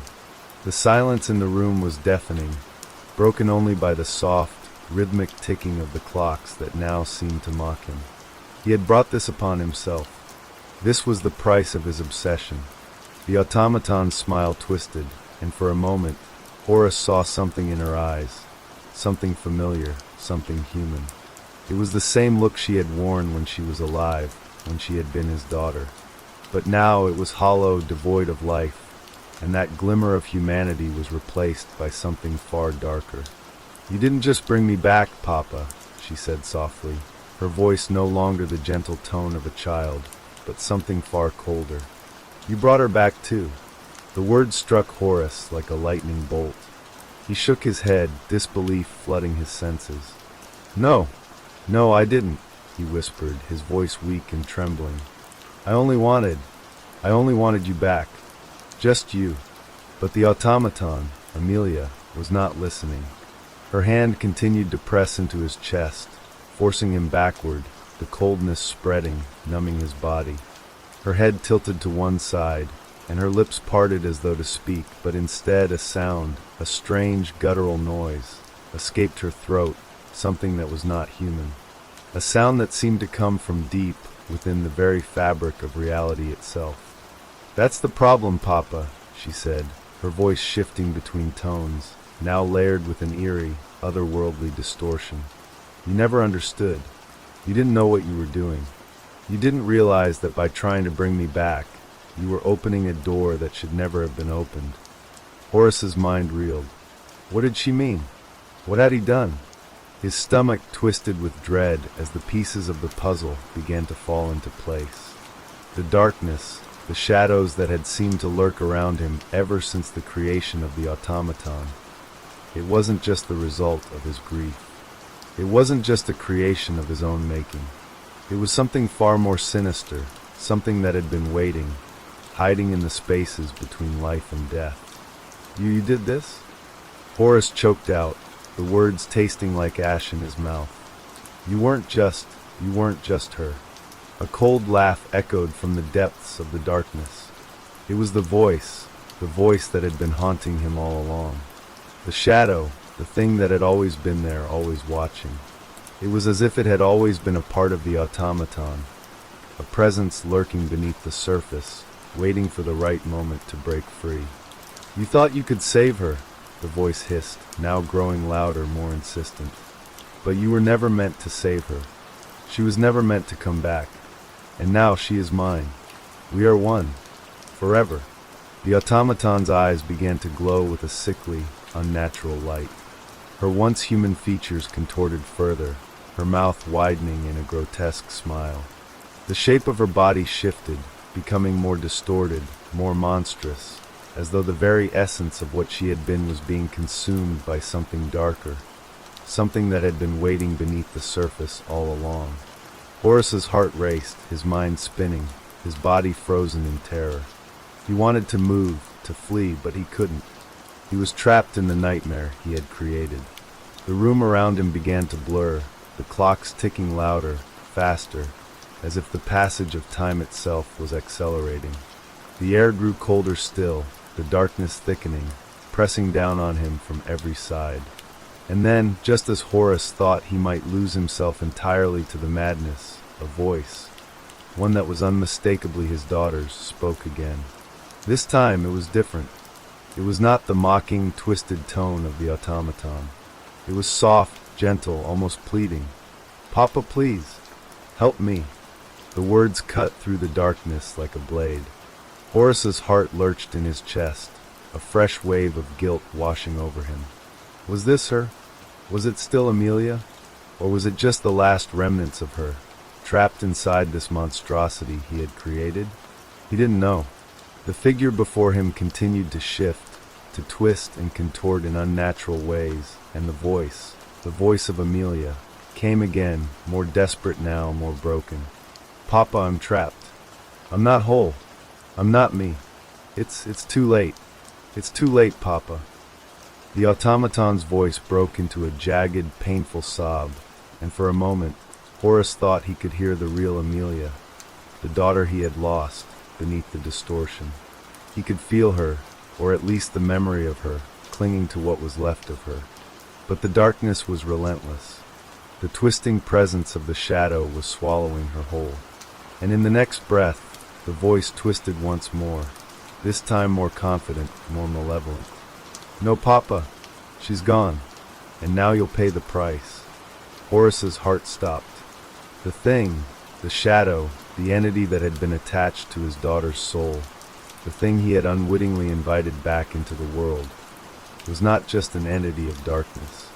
It was something far worse, something ancient, something that existed before time.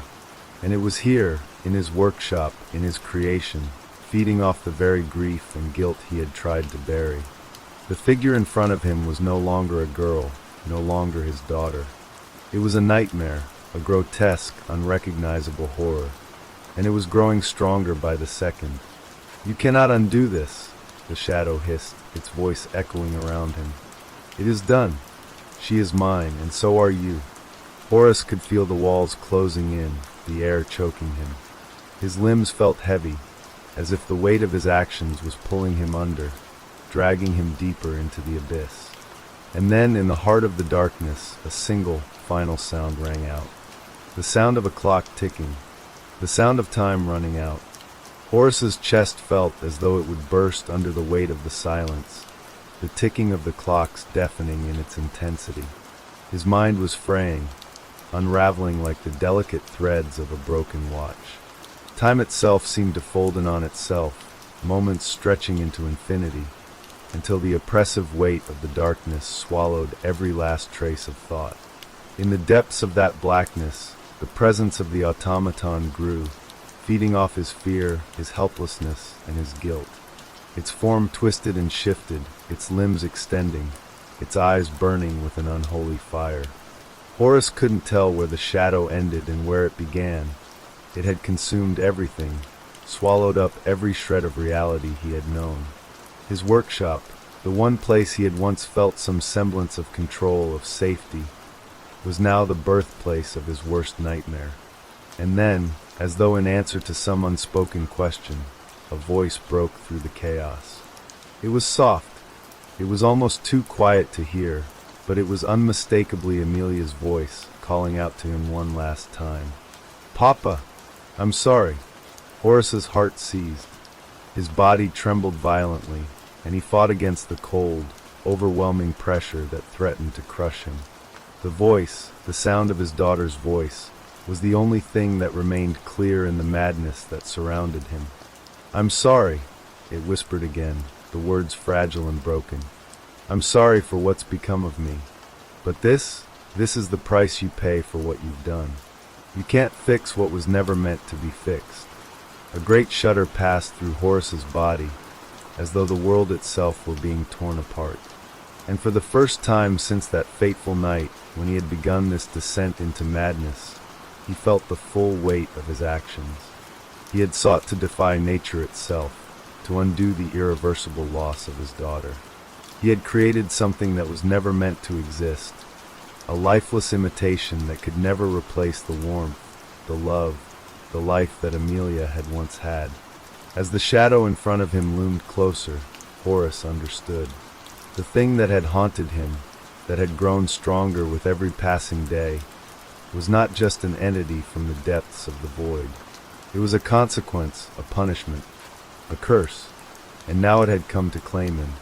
The automaton's form flickered before him, its eyes glowing brighter with each second, as though feeding off his despair. Its voice, both familiar and alien, merged with the dark presence that had enveloped them both. "You can't escape," the voice murmured, now a dark promise and inevitability. "She is mine, and you will be too." Horace tried to speak, tried to beg for mercy, but his voice failed him.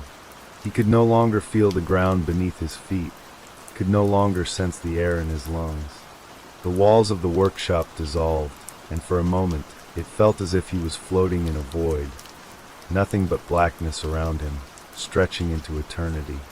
And then, as if the very fabric of reality had been torn, Horace was plunged into cold darkness.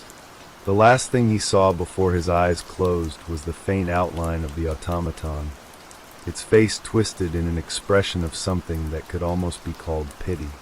But that was impossible. This thing, this creature, could feel no pity. It was a reflection of his own actions, a living reminder of his failure. In the quiet depths of the void, Horace's last thought was not one of regret or sorrow for what had been lost, but for the horror of what he had become. A man who had traded life for artifice, love for obsession, and his soul for a fleeting, hollow glimpse of the past. And then there was nothing. The clocks in the workshop ceased their ticking. The shadow faded. The automaton, Amelia, remained, an unholy replica of the girl he had once known, forever bound to the darkness he had created. In the silence that followed, the only sound that remained was the faint echo of a clock, ticking endlessly in the distance, lost to the passage of time. Horace awoke, though he couldn't tell if it was truly waking, or if he had simply fallen deeper into the nightmare. His body felt cold, numb. He couldn't move, couldn't even feel his limbs. His mind was a blur of images, of faces, of hands reaching out to him in the dark. The shadows pressed in from every side, suffocating him, and yet he couldn't escape. The world around him had dissolved into a hollow void where time no longer existed. The familiar ticking of his clocks was gone, replaced by the unsettling silence that stretched on forever. "Papa!" The voice, Amelia's voice, came again, but this time it was different. It was distant, fragmented, as if it were being pulled through an endless, cold tunnel. The pain, the guilt, surged up within him. He wanted to scream, wanted to apologize, but the words caught in his throat. What had he done? What had he created? It wasn't Amelia anymore. It wasn't his daughter. It was something else, something far worse. And it had consumed everything in its wake, leaving him trapped in this unrelenting nightmare. In the darkness, a faint glow began to emerge.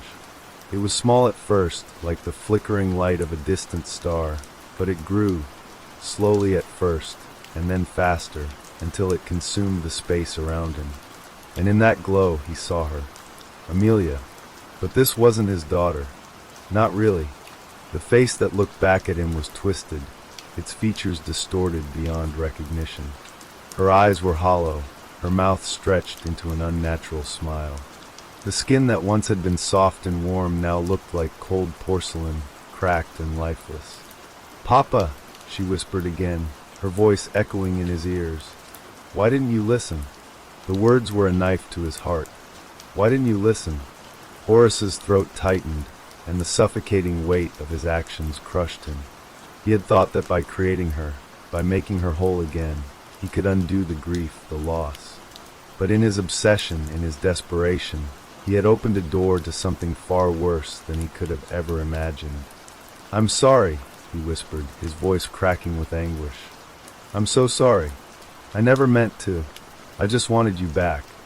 The automaton's smile widened, and the shadow behind her seemed to deepen, expanding like a living thing, feeding off the pain, the guilt, and the sorrow he had created. The smile was no longer the expression of a child he had once loved. It was something darker, something that belonged to the void itself. "You can't bring her back," the thing said, its voice now distorted, echoing all around him. "You can't undo what's been done. She's mine now. She's ours." The light around her flickered, and Horace felt himself sinking into it. His body, though numb, was still aware of the cold, the terror that gripped him. He wanted to escape, to wake up, but there was no escape. He was trapped. His creation, his failure, had taken everything, and now it would consume him, just as it had consumed Amelia. "Papa!" Amelia's voice was a fading whisper now, a last plea lost in the endless dark. "Papa, don't let it be too late." But it was too late. Horace closed his eyes, finally surrendering to the darkness, to the thing he had created. The last trace of his soul was swallowed up by the infinite void, leaving nothing behind but the hollow echoes of his actions. The clocks, silent once again, never ticked again. The automaton, Amelia, remained, forever locked in her twisted form, a reflection of grief and obsession that could never be undone. Time itself had ceased in that forsaken workshop, and in the cold, empty silence, only the shadows remained.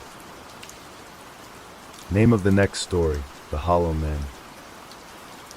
The sun had long since set in the small, forgotten town of Greendale, its fading light swallowed by the creeping fog that rolled in from the hills. A blanket of mist curled around the quiet streets, damp and heavy, suffocating the town in an eerie silence. The air was still, too still, and the shadows stretched longer than they should, as if the night itself was trying to swallow the world whole.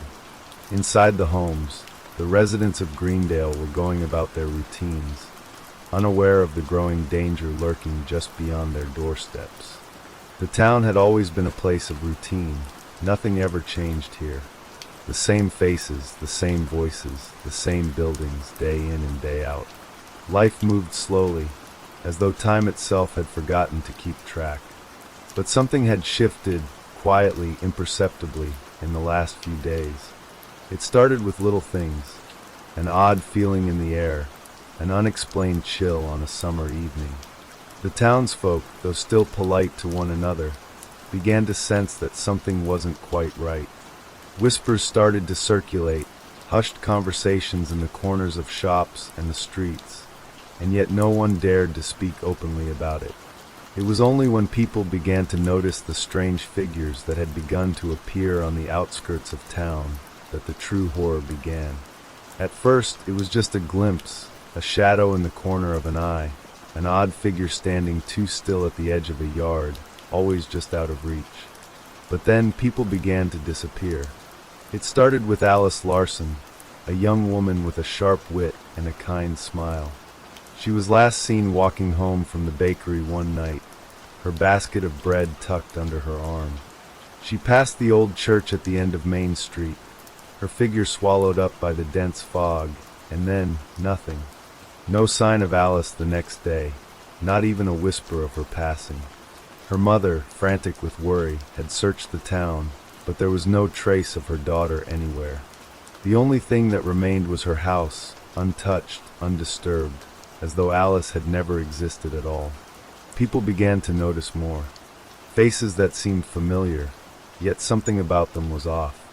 They would pass by, greeting their neighbors, but their eyes, there was something wrong with their eyes. Empty, hollow, devoid of emotion. They didn't smile quite right, didn't speak with the same warmth they used to. But when they spoke, the words were the same as always. And still, no one said anything. It was as if the town had become paralyzed, held captive by something they couldn't understand. And then came the second disappearance. Greg Myers, the blacksmith, disappeared while working late in his shop. His hammer had been found lying on the ground, his apron still hanging on the hook, but Greg was gone. His wife, Mary, had come to find him, only to find the shop empty, the only sound the dull hum of the furnace, glowing faintly in the corner. Mary had screamed, searching frantically, calling his name until her voice was hoarse, but there was no response. Nothing. No trace of him. just the smell of metal and sweat that lingered in the air. The town gathered in the square, a hush falling over them as they realized they were no longer safe. They didn't know what was happening, but they knew that something was. The third disappearance happened the next day. This time it was Thomas Gray, the schoolteacher. He had been walking home, his satchel slung over his shoulder, when he'd stopped to speak with someone in the middle of the street. A man, no one could remember who, only that his face was off somehow. It was then that Thomas had vanished. 1 minute he was there, and the next he was gone.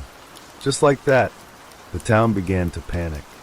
People locked their doors at night, drew the curtains, and stayed inside. But even behind closed doors, no one felt safe. The faceless figures continued to appear. They didn't speak, didn't make a sound, just stood in the shadows, staring at the people of Greendale with hollow eyes. No one dared approach them. No one dared speak to them. But the worst came when the fourth disappearance struck. It was Rachel Dunn, a young woman who had lived in Greendale her entire life. She had been out for a walk one evening, the streets bathed in the soft glow of the lampposts, when she noticed something strange. There, just ahead of her, was a figure standing in the shadows of an alleyway. Rachel froze, her heart skipping a beat as she stared at it. The figure was a man, but something was off. His posture was too perfect, too still. The shadow of his form seemed to absorb the light, making the figure appear darker, more ominous than it should have been. But it wasn't the figure itself that terrified her. No, it was the face, or lack of one. There was no face, just a smooth, featureless expanse of skin where the man's face should have been. Rachel took a step back, her breath catching in her throat. She felt a cold shiver run down her spine, her fingers trembling as they gripped the edge of her shawl. She knew she shouldn't have, but she couldn't tear her eyes away. The figure didn't move, didn't speak. It just stood there watching her. But Rachel couldn't look away. And then, like a trap snapping shut, the figure stepped forward. Her breath caught in her throat as it moved closer. The fog seemed to grow thicker around it, as if the figure was dragging the mist with it, pulling it into its wake. Rachel stumbled backward, her heart hammering in her chest. And then, the figure raised its hand, slowly, deliberately, and pointed straight at her. "Rachel!" a voice called out, a voice that sounded too familiar. It was her own voice, the very same, but it wasn't her. It wasn't her body. Her hands trembled, and her legs gave way beneath her as she crumpled to the ground. She tried to scream, but no sound came out. The last thing she saw before everything went black was the faceless figure, moving closer. The next morning, Rachel was gone. Her family, her friends, none of them knew what had happened to her. All they found was an empty space where she had fallen, as if she had never existed at all. By then, it was clear to everyone in Greendale that something unnatural was happening. People started to disappear one by one, and soon, the remaining residents of the town could see the faceless figures for what they were, doppelgangers, perfect copies of the missing townsfolk. They moved and acted just like the people they imitated, but there was no warmth in their movements, no life behind their eyes. They were hollow. The town had become a prison, a place where no one could escape. There was no safety, no refuge. And then, one night, a man named Edward Turner stood in the middle of the town square, looking around at the empty streets. His face was pale, his eyes wide with fear. "Someone has to stop this," he said, his voice shaking. "We can't just wait to vanish like everyone else." But no one responded. No one could. The town was already lost. The faceless figures were everywhere, and soon, the hollow shells of the people who had once called Greendale home would be all that remained. And in the distance, the ticking of a clock could be heard, faint but growing louder, as though counting down to the moment when the last of them would vanish, leaving behind nothing but the hollow shells of their former selves. As Edward Turner stood frozen in the town square, the fog seemed to thicken, wrapping around him like a suffocating cloak. The eerie silence of the empty streets was broken only by the distant, rhythmic sound of something ticking, always growing louder. It was as though the very air around him was charged with an impending doom, an invisible pressure pressing down from all sides. He could hear the breath in his chest, shallow and erratic, but the ticking sound grew louder still, as if it were coming closer, closer with every passing second. His mind raced as he took a cautious step forward. He wanted to shout, to demand answers, but no words would come. The faceless figures were everywhere, watching from the dark corners of the streets, from the abandoned windows, their hollow eyes reflecting nothing but the void. He knew they were waiting for him. They were always watching, always waiting. Why is this happening? Edward muttered to himself, his voice barely audible over the oppressive quiet. He turned slowly, scanning the town square, but there was no answer. The question hung in the air, unanswered, like everything else in Greendale. The town was dying. People were disappearing, vanishing into thin air, replaced by these hollow, faceless doppelgangers that moved with disturbing precision. There was no one left to turn to, no one to stop this. Then, without warning, one of the figures stepped into the square, moving silently, its feet making no sound on the cobbled street. Edward's heart skipped a beat as he recognized the shape. Tall, broad-shouldered, wearing a familiar brown coat. It was Samuel, the town's butcher. But the face, there was no face. Just smooth, pale skin stretched taut across its skull, empty, lifeless eyes that stared at Edward with an unsettling, unnatural intensity. Edward staggered backward, a cold sweat breaking out across his brow. The thing that had once been Samuel didn't speak. It just stood there, its head tilted slightly, its gaze locked onto him with a cold, inhuman fixation. "Samuel?" Edward said, his voice barely a whisper, his throat dry and tight with fear. He could hardly believe it. This thing standing before him, was a mimic, a perfect copy of Samuel, yet utterly empty of life. There was no answer. The figure's lips remained sealed, and its eyes, those empty, hollow eyes, seemed to pierce through Edward, as if searching for something, looking for a weakness, a crack in his resolve. Edward took another step back, but the figure followed him, its movements jerky and mechanical, like a puppet on strings. He could feel his heart racing in his chest, his breath coming in ragged gasps as he desperately searched for a way out. But there was no escape. The faceless figure moved with a deliberate slowness, closing the distance between them with every breath. "Please," Edward whispered, his voice trembling. "Please, no more." The figure stopped, just a few feet away from him now. It tilted its head to one side, as if it were contemplating something, his movements mirroring Samuel's, though no trace of humanity lingered in the imitation. For a moment, everything was still. The sound of the ticking clock continued to grow louder, its rhythm almost deafening now. The pressure in the air seemed to intensify, as if the town itself was holding its breath, waiting for something. And then, with a sudden, unnatural lurch, the faceless figure reached out, grabbing Edward by the arm with an inhuman strength. He gasped in pain as the cold, featureless hand clamped down on him, its grip like iron. He struggled, but the figure's hold tightened, its fingers digging into his flesh, and Edward realized with a sickening jolt that it was not Samuel. It was something else, something far worse.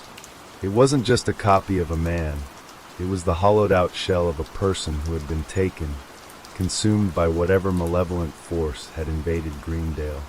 The figure's other hand slowly rose, pointing toward Edward's chest, and the air around him grew colder, the fog thicker. It was as though the town itself had frozen in place, locked in a moment of horrifying stillness. Edward's heart pounded in his chest as the figure stared at him, its hollow gaze unblinking, unfeeling. "No!" Edward choked out, trying to pull away, but it was too late.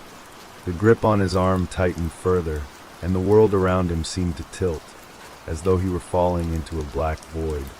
His vision blurred, and his breath became ragged as he tried to fight back, but there was no strength left in his body. He could feel the life being drained from him, slowly, inexorably. "Why?" Edward gasped, his voice barely a breath. "Why are you doing this?" The faceless figure did not respond. It simply held him in place, its empty eyes locked on his, its fingers tightening as if to silence him forever. The town around them began to shift, the fog thickening even more, closing in around them like a living entity. The ticking of the unseen clock echoed in Edward's ears, growing louder, faster, almost as if the time was running out. Not just for him, but for everyone in Greendale. The last thing Edward saw before everything went black was the faceless figure's hand, now pressing coldly against his chest. His vision blurred, and his body went limp, the life drained from him entirely, until there was nothing left but the hollow shell of the man he once was. When the morning sun finally broke through the dense fog, the town of Greendale was silent. The streets, once filled with life, were now empty, save for the faceless figures that moved through them, mimicking the residents in eerie, mechanical unison. The people of Greendale had disappeared, one by one, their bodies taken, their spirits consumed by the hollow men. What was left behind were only the shells, empty, lifeless copies, walking through the motions of a life they had never truly lived. As the faceless figures wandered aimlessly through the town, the ticking of the clock continued, its sound now eternal, echoing through the streets like the heartbeat of some unseen, ancient creature.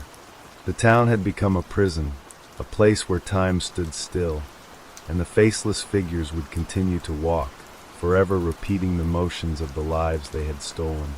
And in the distance, the sound of the clock ticking grew louder, as if counting down to something else, something darker, something far worse.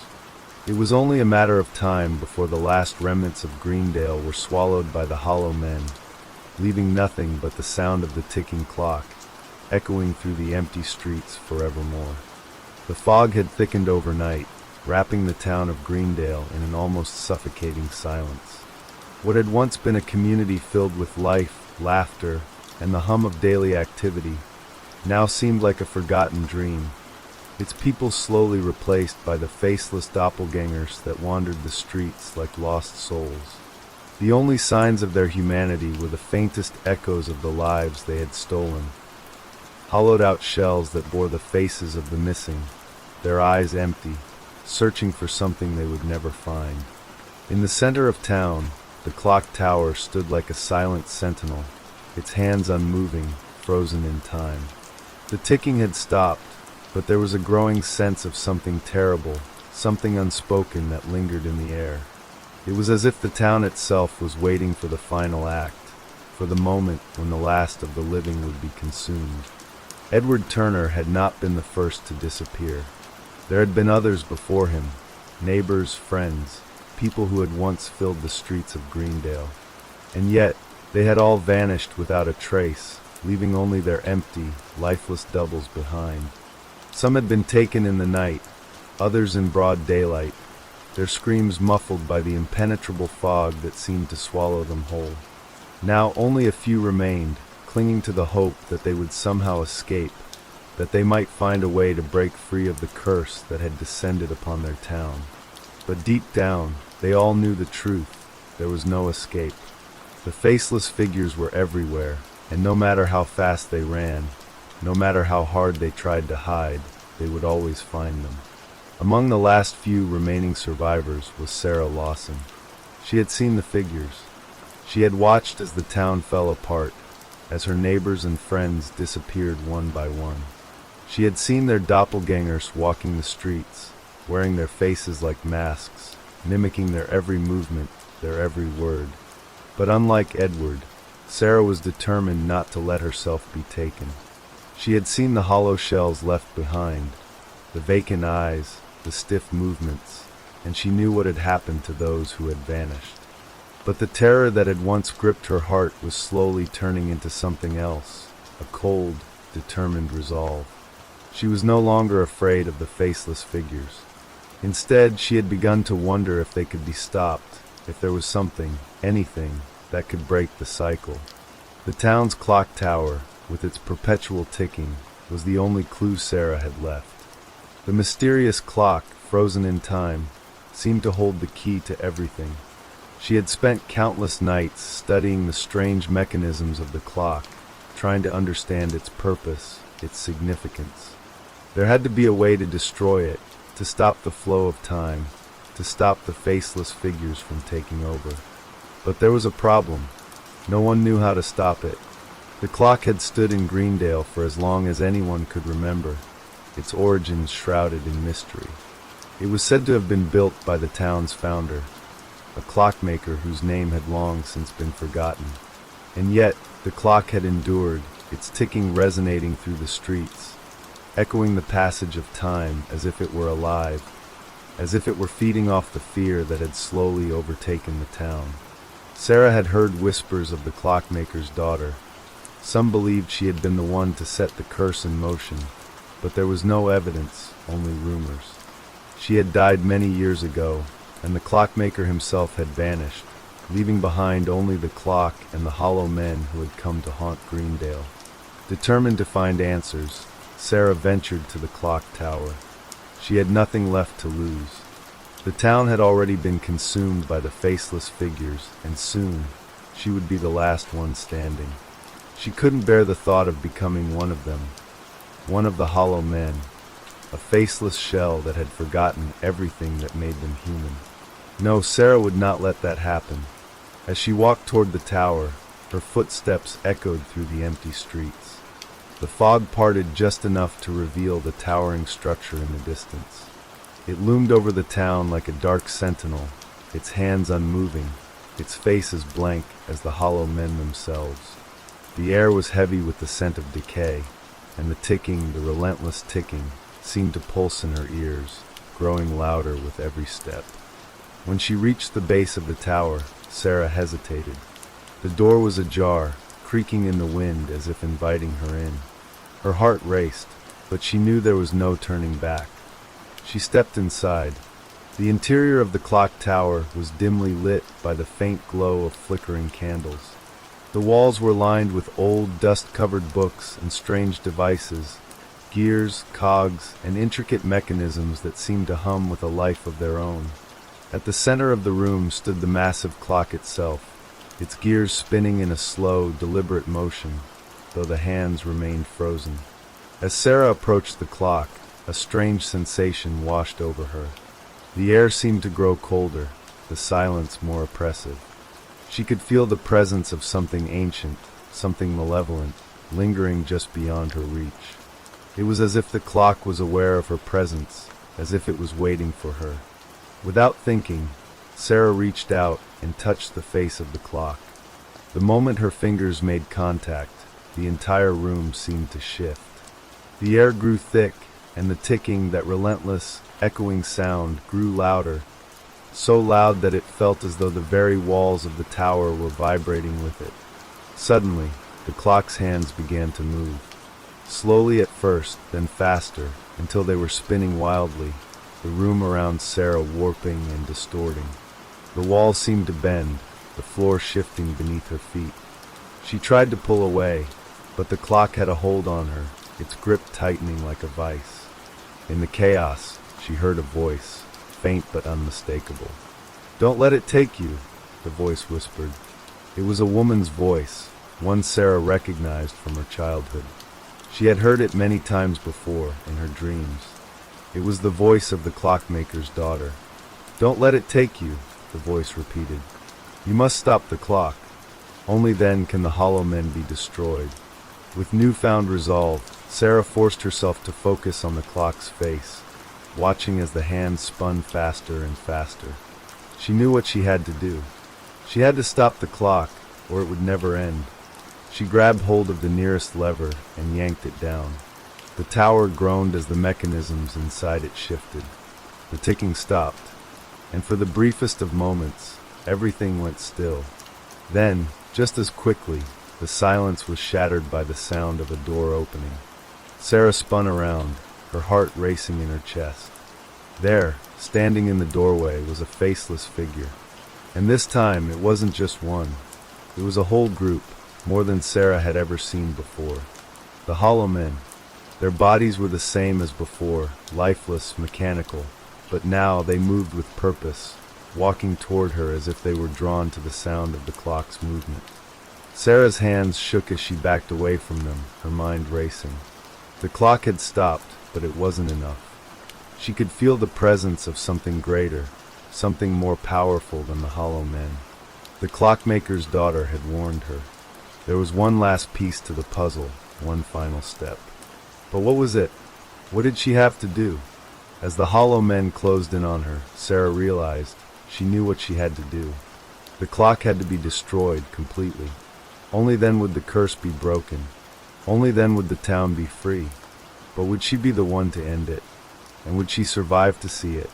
She took a deep breath, and the moment of truth arrived. The faceless figures were almost upon her, and there was no turning back now. With the hollow men closing in, Sarah's heart pounded in her chest. Every instinct told her to run, to flee from the faceless figures who had once been her friends and neighbors. But deep down, she knew there was no escape.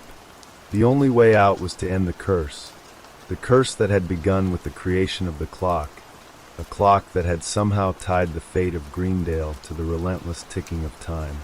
The clock tower groaned once more, the gears turning, the ticking returning in a deafening crescendo. It was as if the entire tower had come alive, vibrating with the weight of the cursed time it had borne witness to for so many years. Sarah's breath hitched in her throat as the hollow men stepped closer, their footsteps eerily synchronized. Their hollow eyes locked onto hers, but they showed no recognition, no emotion. They were no longer the people they had once been. They were just empty vessels, walking shells, doomed to repeat the actions of those they had replaced. She turned her attention back to the clock. Its face loomed in front of her, mocking her with its immovable hands. The clock must be destroyed, the voice of the clockmaker's daughter had said. Only then will the hollow men be destroyed. But how? The clock had already stopped, its hands no longer ticking, its gears no longer turning. It was frozen in time.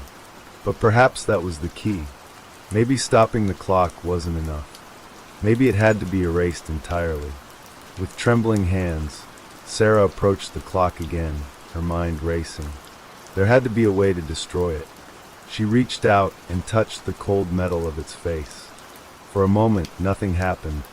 The tower was silent, its eerie stillness suffocating. Then a flash of memory hit her. She remembered the stories from her childhood, the tales of the clockmaker who had built the tower, who had crafted the intricate machinery with his own hands. She had always been fascinated by the clock, but as a child, she never truly understood its significance. Now it seemed as though everything she had ever learned about the clock was coming back to her in a flood of images. She remembered her father telling her about the clockmaker's daughter, how she had disappeared, how her father had built the clock in her memory, trying to preserve the girl he had lost. But what if the clock had been more than just a tribute?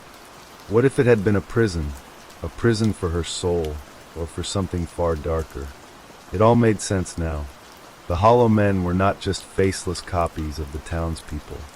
They were the remnants of the souls who had been trapped within the clock, absorbed into its gears and mechanisms. The clock had stolen their identities, and now it was stealing their town, one person at a time. Sarah knew what she had to do. Without hesitation, she grabbed a nearby metal rod from the floor, a tool left behind by previous visitors who had come to study the clock's inner workings. She raised it above her head and swung it with all her might at the base of the clock. The impact was deafening, and for a moment, she thought the tower itself might crumble. The gears inside groaned and shifted, the sound like a wounded animal. The hollow men stopped moving for a split second, as if they could feel the disturbance. Their lifeless eyes stared at Sarah, but they made no move to stop her. Sarah swung again, harder this time. The rod connected with the clock face, and a deep crack formed along the smooth surface. The sound was almost satisfying, the feeling of breaking something that had held them all captive for so long. With each strike, the crack spread wider, the tower groaning in protest. The clock's face began to splinter, the metal buckling under the force of Sarah's blows. The hollow men stood still, frozen in place, as if the clock's destruction was beyond their comprehension. Then, with one final swing, the clock shattered. The tower seemed to tremble violently, the sound of grinding metal filling the air. The clock's face crumbled to the ground, its gears and cogs spilling out like broken fragments of a once immense power. The hollow men fell to their knees. It wasn't just the clock that was breaking, it was them too. The faceless figures collapsed to the ground, their hollow bodies disintegrating, the once immovable forms now falling apart, turning into dust and ash. And then silence. The eerie hum that had filled the air vanished. The oppressive weight that had been suffocating Greendale for so long was finally lifted.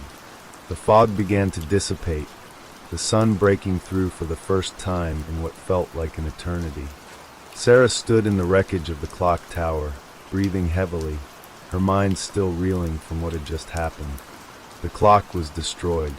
The hollow men were gone. And yet, she couldn't shake the feeling that something was still wrong. She turned slowly, half expecting to see the faceless figures rising once again, their hollow eyes following her every move. But there was nothing.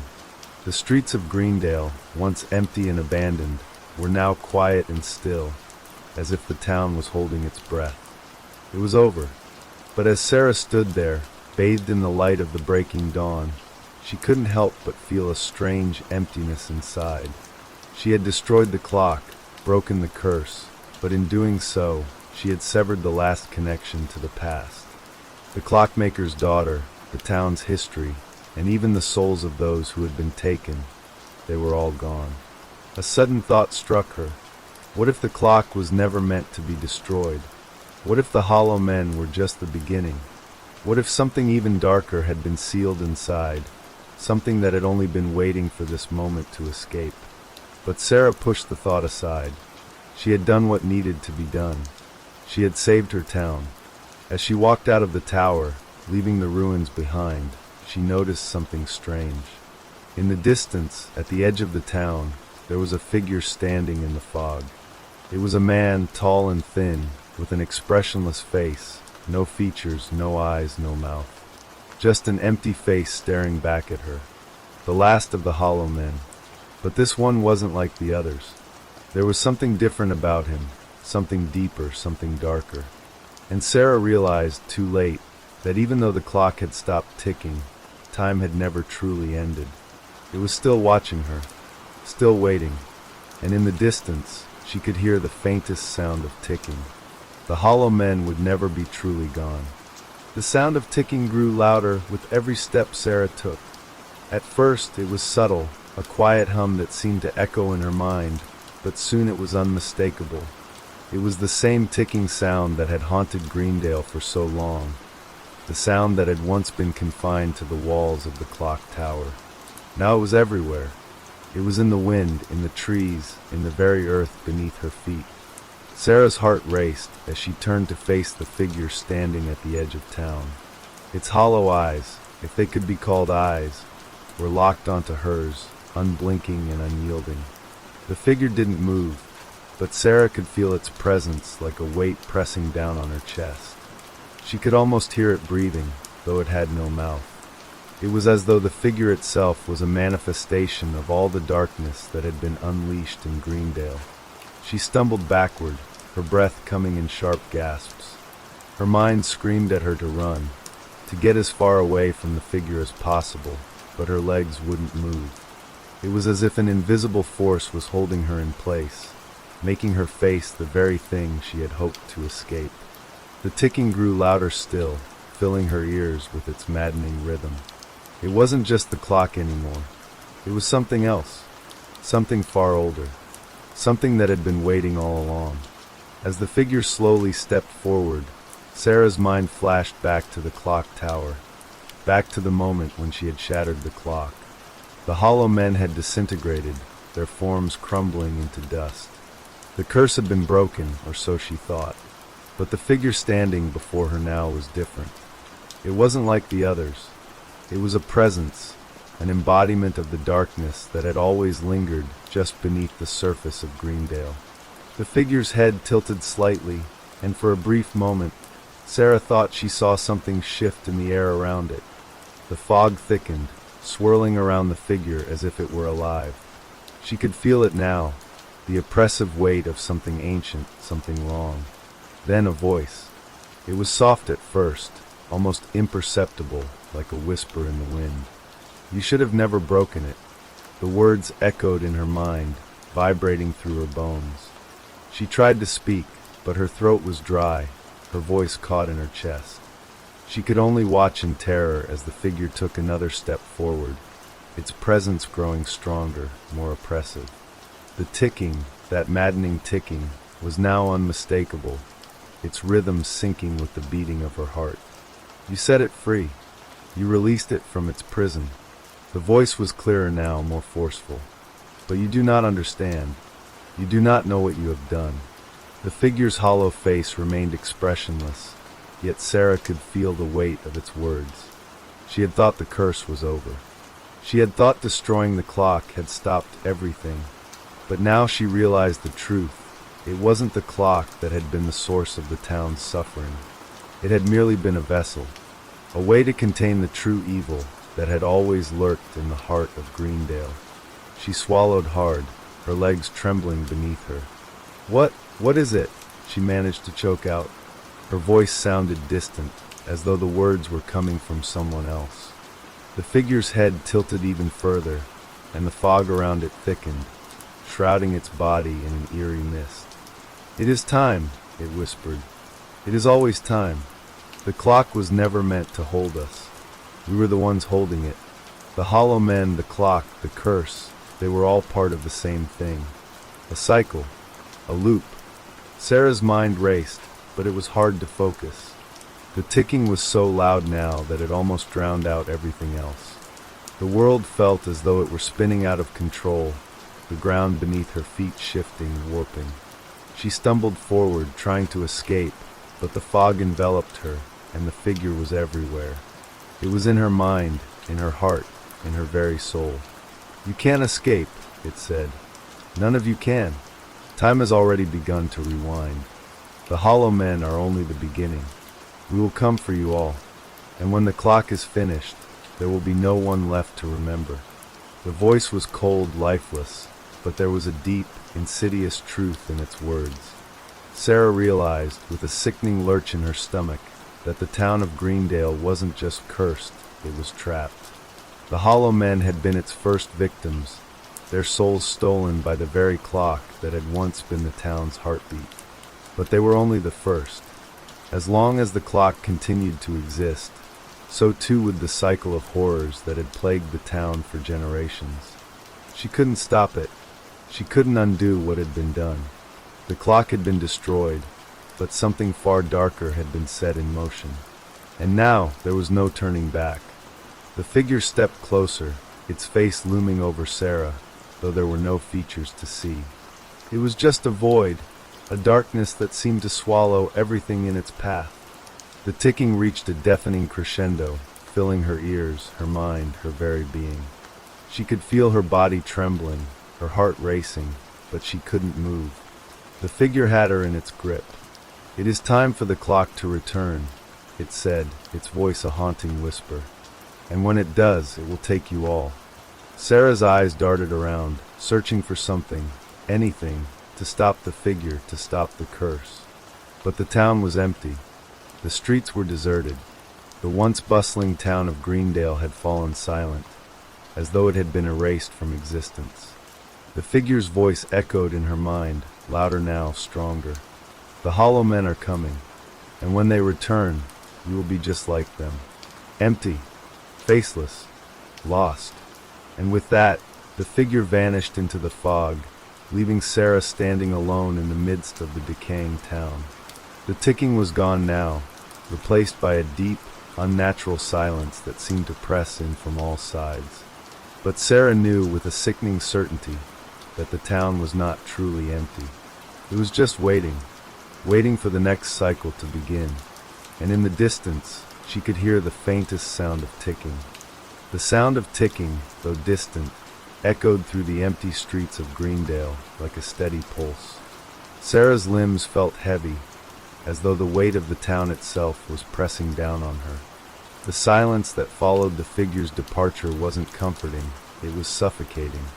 It wrapped itself around her, each breath becoming harder to take, each step feeling more like a desperate attempt to escape an unseen force that was already too close. She stumbled down the abandoned streets, her shoes scraping against the cracked pavement. The once vibrant town of Greendale had transformed into a place of deathly stillness. Windows were shattered, doors were ajar, and the buildings, though still standing, seemed like hollow shells of what they had once been. It was as though the town itself had forgotten its purpose, caught in the grip of the curse that had taken root long ago.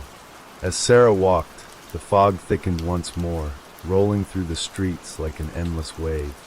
She tried to ignore it, but the sensation of being watched grew stronger, more oppressive. She could feel the eyes of the faceless figures on her, their presence lingering just out of sight, waiting for the right moment to strike. Her heartbeat quickened with every passing second. The ticking grew louder again, almost as though it were surrounding her, pressing in from all sides. It was no longer just a sound. It was a presence, a reminder of the clock's power, of the cycle that had never truly been broken. She clutched her head, trying to drown out the noise, but it only seemed to grow louder. The very air seemed to hum with it. "It's too late," a voice whispered, low and sinister. Sarah froze, her heart leaping into her throat. The voice wasn't from the figure. It was something else. Something that felt far older, far more familiar. She looked around, her eyes searching the shadows for the source. Then she saw it. From the depths of the fog, a figure appeared. It was indistinct at first, nothing more than a silhouette, but as it drew closer, the details became clearer. It was another one of them, the Hollow Men. But this one was different. Its form was even more formless, a shifting shadow with only the faintest outline of a body. The figure's movements were jerky, unnatural, as if it were struggling to maintain its shape, its existence. The Hollow Man came closer, its feet dragging against the ground, its hands reaching out toward her. The fog swirled around it, making it seem as though the figure was born from the mist itself. As it moved, it seemed to merge with the fog, becoming one with it. Sarah's breath caught in her chest, and for a moment she stood paralyzed, unable to move or speak. Her mind screamed at her to run, but her body betrayed her. She couldn't tear her eyes away from the figure, couldn't look away from the endless abyss that was its face. It was a face she recognized. "No," she whispered, shaking her head as the truth hit her like a freight train. The figure in front of her was a doppelganger. It was her own reflection, her own hollow self staring back at her, its empty eyes gleaming with an unsettling knowing. "Please, no," Sarah said, her voice trembling. The Hollow Man raised its hand, and with it, the fog parted just enough for Sarah to see what lay beyond. It wasn't Greendale. It wasn't the town she had known. It was something darker, a twisted version of the town, its buildings decaying and skeletal, its streets empty, and the air thick with a sense of impending doom. The figure didn't speak, but its meaning was clear. This was the end. The town was lost. The cycle would repeat, and there was no escaping it. The Hollow Men would take everyone, one by one, until there was no one left to remember the town, until it was nothing more than a hollow shell, just like the people who had once lived there. Suddenly, Sarah felt a hand on her shoulder. She spun around, but there was no one there. The air around her was cold, too cold, and for a moment she thought she had imagined it. But then she saw something else. At the edge of the fog, standing in the distance, was a figure. A man she knew all too well. It was her father. She gasped, her heart leaping into her throat. "Dad," she called out, her voice cracking with disbelief. "Is it really you?" The figure stood motionless, his face hidden in the shadows, his hands by his sides. But Sarah could see it now, the same emptiness in his posture, the same coldness in his eyes. He wasn't her father. Not anymore. The man's lips curled into a slow, deliberate smile. But it wasn't a smile of warmth or familiarity. It was the smile of a thing that had no soul, a thing that had been hollowed out and replaced with something far more sinister. "I'm sorry, Sarah," the hollow man said, his voice devoid of emotion. "But it's too late for you now." As he spoke, the fog thickened, closing in around Sarah like a suffocating blanket. The sound of ticking returned, louder than ever, until it was deafening.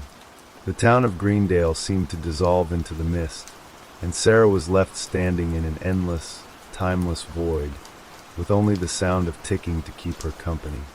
And then, as if answering the clock's relentless call, the hollow men began to emerge from the fog, their faces still empty, still vacant, still waiting for the cycle to finish. They gathered around Sarah, their cold hands reaching out to touch her, to pull her into the emptiness. With a final, shuddering breath, Sarah closed her eyes. There was no escape. There was no hope. The clock had come full circle, and now, the hollow men would take their place in the endless cycle of time. And as the fog swallowed her whole, the ticking continued, louder and louder, until it drowned out everything else. Time had come for Greendale to be forgotten. The fog continued to press in, thick and impenetrable. The ticking of the clock was now deafening and overwhelming, oppressive sound that filled every inch of the air around Sarah. Her thoughts were disjointed, the weight of time pressing down on her, suffocating her. The hollow men, faceless and silent, circled around her, their empty eyes boring into her soul. But she couldn't breathe. She couldn't think. It was as though she was trapped in a nightmare, where nothing was real, and everything was slipping away from her grasp. Her limbs felt heavy, her mind clouded, and her heart beat erratically, each thump echoing in the hollow emptiness that surrounded her. The fog seemed to pulse, as if it were alive, its tendrils stretching out to claim her. She could feel it wrapping around her, pulling her deeper into the void. The world as she knew it was dissolving, slipping away like grains of sand through her fingers. The town, the people, her family, all of it was fading, replaced by an unrelenting darkness. And then, just as Sarah felt the last of her strength begin to slip away, she heard a voice, a whisper, soft and distant. Sarah. It was a familiar voice, one she hadn't heard in years. It was her mother's voice. She blinked, trying to focus, trying to make sense of what was happening. But the fog kept pressing in, and the ticking of the clock grew louder, drowning out everything else. "Sarah, don't listen to them," her mother's voice urged. "They can't have you. You have to fight." "Mom!" Sarah gasped, her voice trembling as she tried to move toward the sound. But the hollow men were closing in around her, their fingers brushing against her skin, their presence suffocating. She wanted to scream, to break free, but the fog smothered her voice. "They're not real," her mother whispered, her voice growing fainter. "You are. You are the only one who can break the cycle. You have to remember. Don't let them take you." A sudden rush of clarity swept through Sarah, cutting through the fog like a blade. She remembered now. She remembered the moment the town began to change. The moment the clock started ticking, and the faceless figures began to appear. The hollow men. She remembered the warning her mother had given her, the night she disappeared, the night everything began. The clock. It was the key to the curse. The clock had set everything in motion, and it was the clock that would end it. With a surge of strength, Sarah forced herself to open her eyes. The fog was still thick, still all-encompassing, but she could see through it now, see the outlines of the hollow men that circled her. Their cold, lifeless faces were now clear in her mind, each one more horrifying than the last. They weren't just mimicking the people of Greendale. They were the twisted remnants of the people who had once lived here, their souls drained, replaced with a hollow void. And it was this void that she needed to escape. She gritted her teeth and took a deep breath, her body trembling with the effort. She couldn't let them take her. She couldn't let them win. In the distance, the faintest glimmer of light appeared, a flicker of hope. It was the light from the town's old clock tower, barely visible through the thick fog. But it was there, the clock tower. She had to get there. That was the heart of it, the center of the curse. With every ounce of strength she had left, Sarah forced herself to move, pushing through the fog, ignoring the hollow men that reached out to grab her. She could hear their whispers now, low and insistent, their voices echoing in her ears. You can't escape. You are one of us now. You are just another hollow shell. No one remembers you. But Sarah kept moving, her feet stumbling but determined. The light of the clock tower grew brighter with every step she took. The fog parted just enough for her to see the looming silhouette of the tower against the dark sky, its clock face glowing eerily. It was closer now, so close she could feel the ground beneath her shift, the air thickening with every passing second. The ticking of the clock was now all-consuming, drowning out everything else. But Sarah didn't stop. She couldn't. If she stopped, it was over. The hollow men were still there, their presence looming over her. But she was almost at the base of the tower now. She could hear the gears inside the clock turning, feel the power of it thrumming beneath her feet. With one final burst of energy, Sarah reached the door of the clock tower. It was cracked open as though waiting for her. She pushed it open with a force she didn't know she had, and stepped inside. The interior of the tower was dimly lit, the walls covered in a thick layer of dust. The massive clock face loomed above her, its hands ticking loudly in the otherwise silent room. The air was heavy with the scent of old wood and metal. The ticking was deafening now, each second stretching on for an eternity. At the center of the room stood the clockmaker's creation. The clock, its gears and cogs still turning, was more than just a timepiece. It was a conduit, a prison, and standing beside it was a figure, a hollow man, but this one was different. This one was familiar. It was the clockmaker. His face was empty, just like the others, but there was something about him, something that made Sarah's blood run cold. It was as though he had never left this place, as though his soul had been absorbed into the very fabric of the clock. He was a part of it now, just as the others were. But Sarah could see through him. She could see the remnants of who he had been before. She could see the horror in his eyes, the guilt that had consumed him. And in that moment, she understood. The clock had been built not just to measure time, but to trap souls. She stepped forward, her voice trembling but firm as she spoke. You did this. You trapped them all. The clockmaker's hollow eyes seemed to focus on her, and for a brief moment, it was as though he could see her, as though he could hear her. I never wanted this, he whispered, his voice distant. I only wanted to bring her back. The truth crashed down on Sarah, the weight of it almost unbearable. The clockmaker had created the first hollow man, the first faceless figure, and in his grief and obsession, he had created the curse that had consumed Greendale. He had trapped the souls of the townspeople, turning them into the hollow men, forever cycling through their hollowed-out existence. You have to destroy it, her mother's voice whispered in her mind. With the clockmaker's hollow gaze fixed on her, Sarah knew what she had to do. She stepped forward, her fingers trembling as she reached out toward the clock's ticking hands. But as her fingers brushed against the cold metal, the clock stopped. Everything went still. The fog, the ticking, the hollow men, it all vanished in an instant.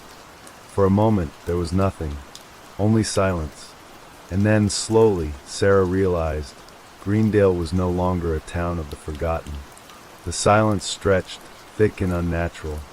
Sarah stood frozen, her fingers still resting on the stopped clock. The hands no longer moved. The oppressive ticking that had echoed in her skull for what felt like an eternity was gone. The air around her was still, as if the very world was holding its breath. Then the tower groaned. The walls trembled, dust cascading from the rafters. The floor beneath her creaked, as though something deep within the foundation had shifted. Sarah took a step back, her pulse hammering in her throat. The clock, the cursed mechanism that had trapped Greendale in its endless nightmare, was breaking.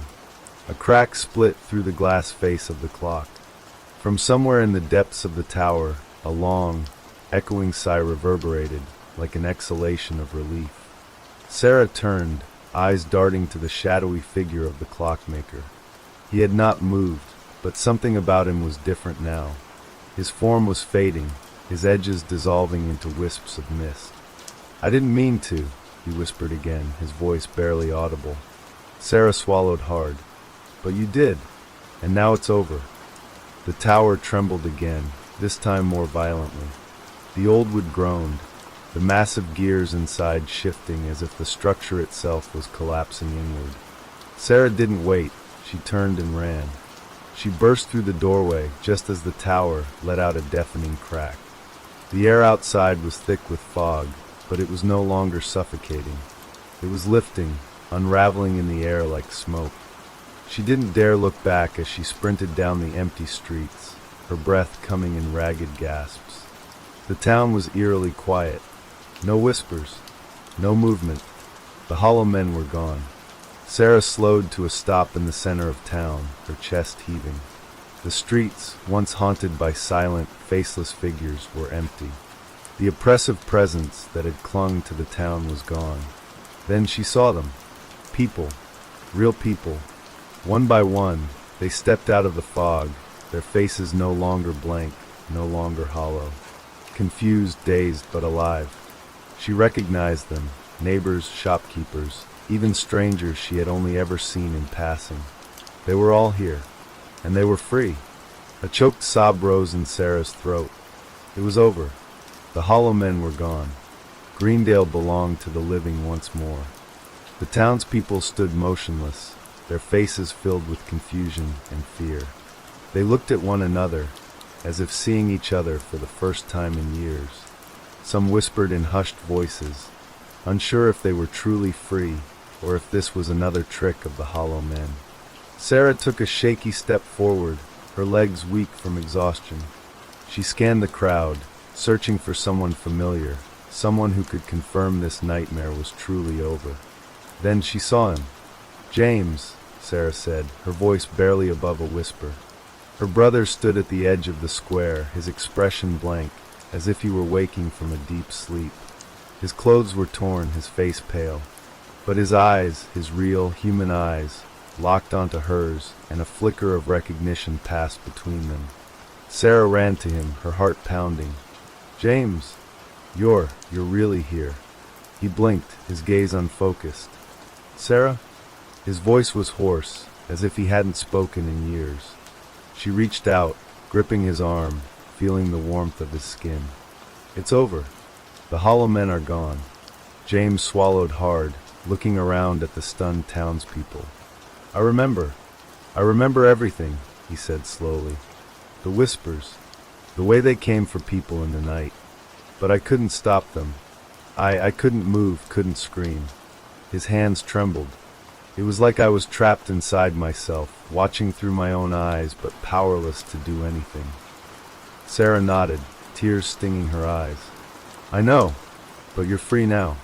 We all are." A ripple of movement passed through the crowd. People began to murmur, their voices growing louder as the realization settled in. They were alive. They had survived. But then, a scream shattered the fragile silence. Sarah's stomach twisted as she spun toward the sound. A woman had collapsed to the ground, her hands pressed against her face. "They're still here," she sobbed. "I can feel them watching." The air around them grew heavy, thick with something unseen.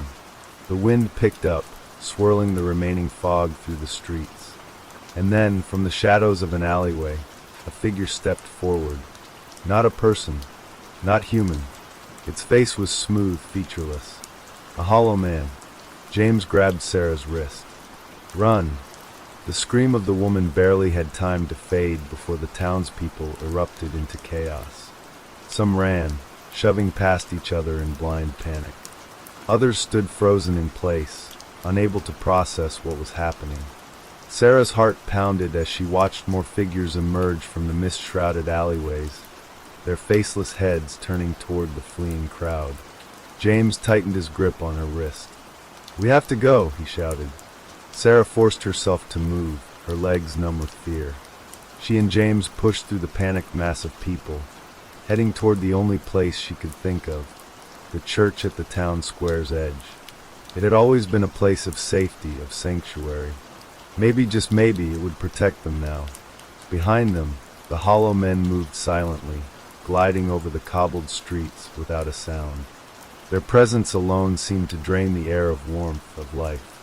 One of them reached out, its long fingers stretching toward a fleeing man. The instant it touched him, his body convulsed, stiffening unnaturally. A hollow gasp escaped his lips as his features melted away, vanishing into the smooth, empty void of his face. Sarah swallowed the bile rising in her throat. "Faster!" James urged. The heavy wooden doors of the church loomed ahead. A few people were already pushing their way inside, desperate to escape. Sarah and James reached the steps just as another piercing shriek filled the night. She dared to look back. More people were collapsing, their bodies twisting, their faces erasing as the hollow men closed in.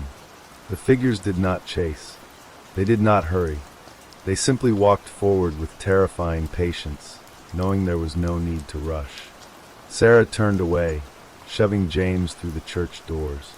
The moment they crossed the threshold, an unnatural silence settled over them.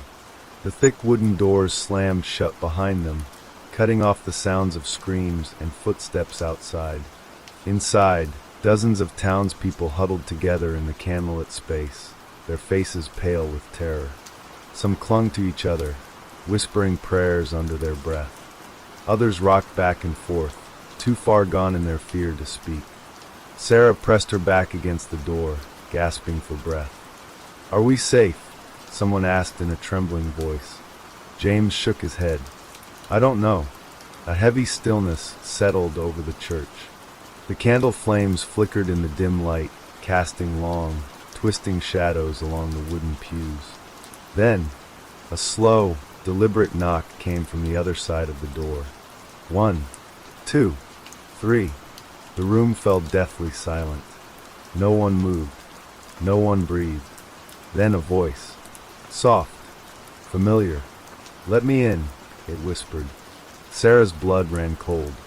It was her own voice. The whisper echoed in the dim church, bouncing off the stone walls and wrapping itself around Sarah's chest like a vice. Her breath hitched in her throat as the familiar, hollow voice seemed to tug at her very soul. "Let me in." It wasn't possible. She had heard that voice before, her own distorted. But it was not hers anymore. It was something else, something darker, something that should never have been able to speak again. A voice that mimicked her very being, yet carried the terrifying weight of something empty. "Sarah," James said quietly, his eyes wide with fear. "Don't listen to it." Sarah's heart pounded in her chest. She turned her gaze toward the door, the wood groaning under the force of whatever was on the other side. Another knock came, louder this time, as though whoever, or whatever, was out there was growing impatient. "Let me in," it repeated, the words thick with cold, unnatural intent. The others in the church began to murmur nervously, some retreating further into the pews, while others stared at the door with terror in their eyes. Sarah could feel their fear radiating in the air, heavy and oppressive. It was a feeling she could not escape, as though the walls themselves were closing in around her. "Sarah, it's not you," James whispered, his voice barely audible over the rising panic. "It's one of them, one of the hollow men." Her stomach churned at the realization. The hollow men. They could mimic anyone, anyone who had been lost to them, anyone whose face they had stolen. And now they were mimicking her. But why? What did they want? What was the purpose of this torment? "Please," the voice called again, this time more pleading, more insistent. "Let me in. It's cold out here." The air in the church grew colder still. Sarah felt her skin prickle as she stepped back from the door, her mind racing. The door seemed to be pressing in on them, as if the walls themselves were being drawn towards the figure outside. The sound of the knock echoed in her ears, pounding with an unnatural rhythm, faster now, almost frantic. "No," Sarah said, her voice shaking. "We can't open the door." The others around her were now whispering in frantic, disjointed voices, some speaking in prayer, others simply muttering incoherently as the tension in the room escalated. The knock continued, louder, faster. "Please, Sarah?" The voice on the other side begged again, this time with a sense of desperation, of fear. "I'm scared. Don't leave me out here." She closed her eyes, trying to block out the sound, trying to block out the suffocating feeling in her chest. Her mind raced, struggling to hold on to reason in the face of the impossible. But as much as she wanted to ignore it, she knew that the thing outside wasn't human. It wasn't even her. It was one of the hollow men, imitating her, wearing her voice as a disguise to manipulate the others. The church fell into an uneasy silence, the knocking stopping abruptly. The door stood still, the air thick with tension. Sarah's pulse hammered in her ears as she waited for the next move. And then nothing. A quiet, suffocating stillness filled the room. For a moment, there was no sound. No knocks. No whispering. Just a haunting silence that stretched longer than it should have. Sarah dared to look back at the door. She held her breath, the hairs on the back of her neck standing on end. She knew it was waiting for her to make a mistake, waiting for her to break under the pressure of its deceit. It was watching, listening, always listening. And then, a loud crash. The door splintered as if struck by something immense. It flew open with a deafening bang, revealing the figure standing just outside the threshold. The hollow man. Its face was smooth, empty.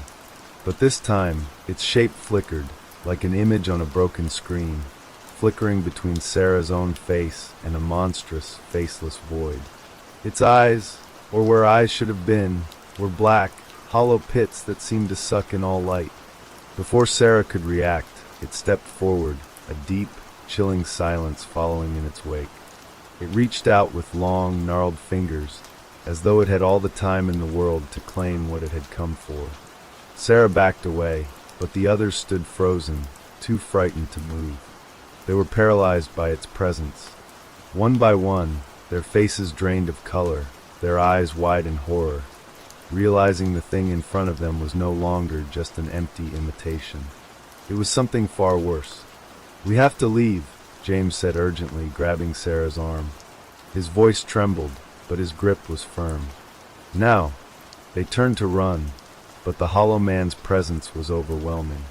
The temperature in the church plummeted, the air thick and suffocating.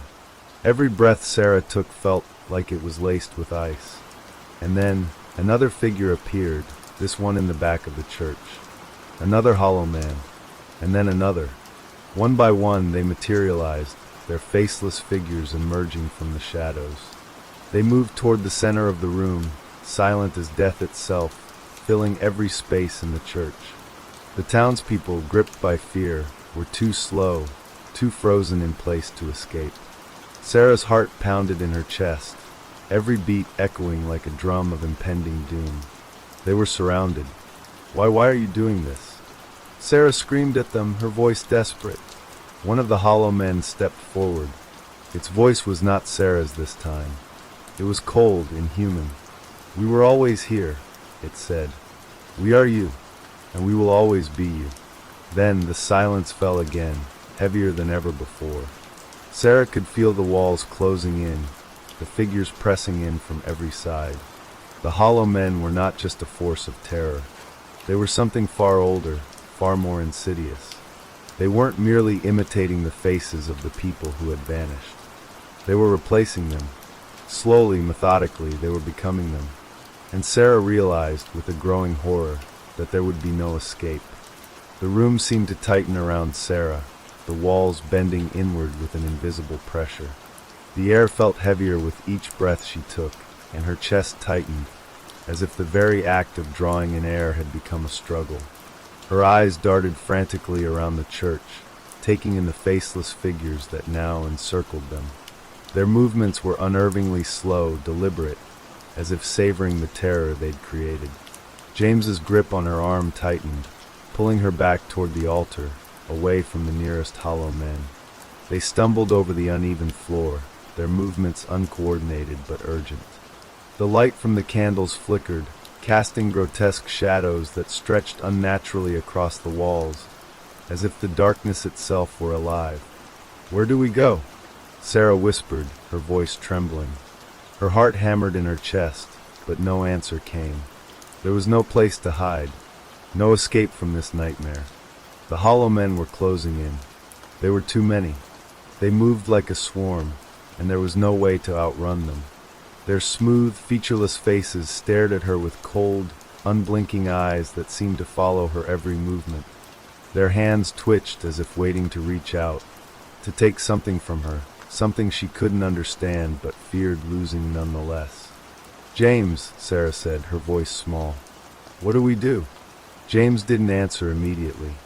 His face was pale, his eyes wide with terror as he scanned the room for an exit, for some way out of this nightmare.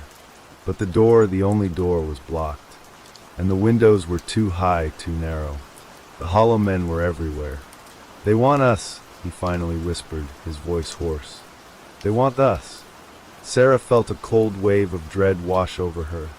The implications of his words made her stomach churn. The hollow men didn't just mimic the townspeople. They didn't just copy their appearance. No, they were replacing them, becoming them, until there was nothing left but emptiness. A hollow, faceless shell of what had once been. "Please." A voice from the back of the room broke through Sarah's thoughts. It was an elderly woman, her frail form trembling in fear. "Please, don't let them take me. I don't want to disappear." The hollow men turned as one, their heads jerking toward the woman in unison. The sound of their movement was like the rustling of dry leaves, soft but chilling. One of them reached out toward her, its empty hands trembling as it moved closer, its body contorting in an unnatural way, as if its very form were a mockery of the human shape. "No!" the woman screamed, but the words caught in her throat as the hollow man closed the distance. It reached out, its fingers curling around her throat, and for a moment, Sarah saw the woman's face twist with terror.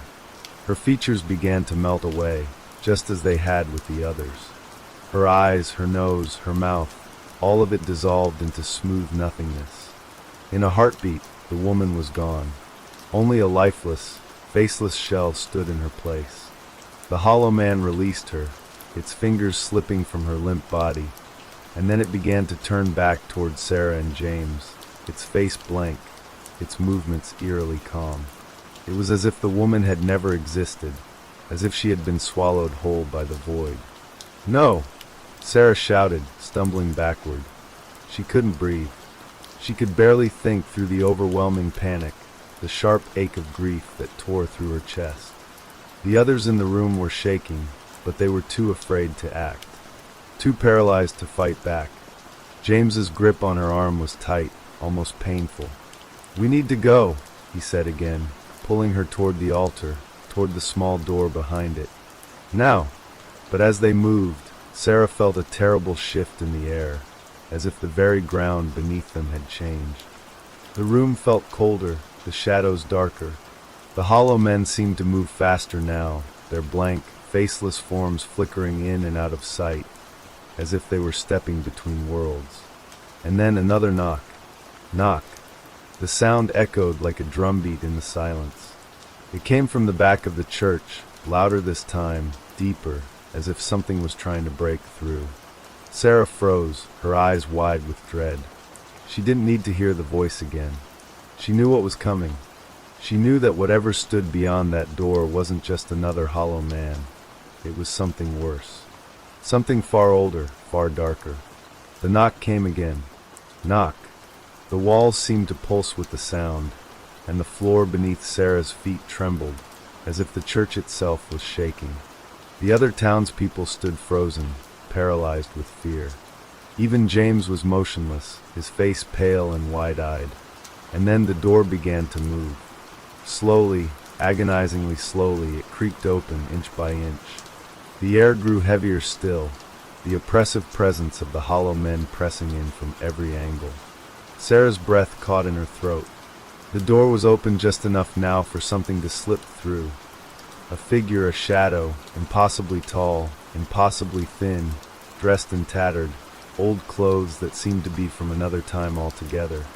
It stepped into the church. The hollow men parted like a wave around it, as if this was the moment they had been waiting for, the moment that would decide everything. The figure's face, its face was worse than the others. It was not smooth, not blank like the hollow men. No, this face was something worse. It was contorted, twisted, a grotesque parody of a human face, like a mask stitched together from pieces of flesh, eyes sunken deep into its skull. Its mouth stretched wide into a grotesque grin. "You can't hide," it whispered, its voice like the rustling of dry leaves. "You never could." The room went cold. Sarah's entire body went numb. The other townspeople were still frozen, their bodies stiff with fear. No one moved. No one could. The figure slowly advanced, its eyes, those hollow, sunken pits, fixing on Sarah, locking her in place. It spoke again, the words slow and deliberate, as if savoring the terror in the air. "You thought you could escape," it hissed. "You thought you could fight back.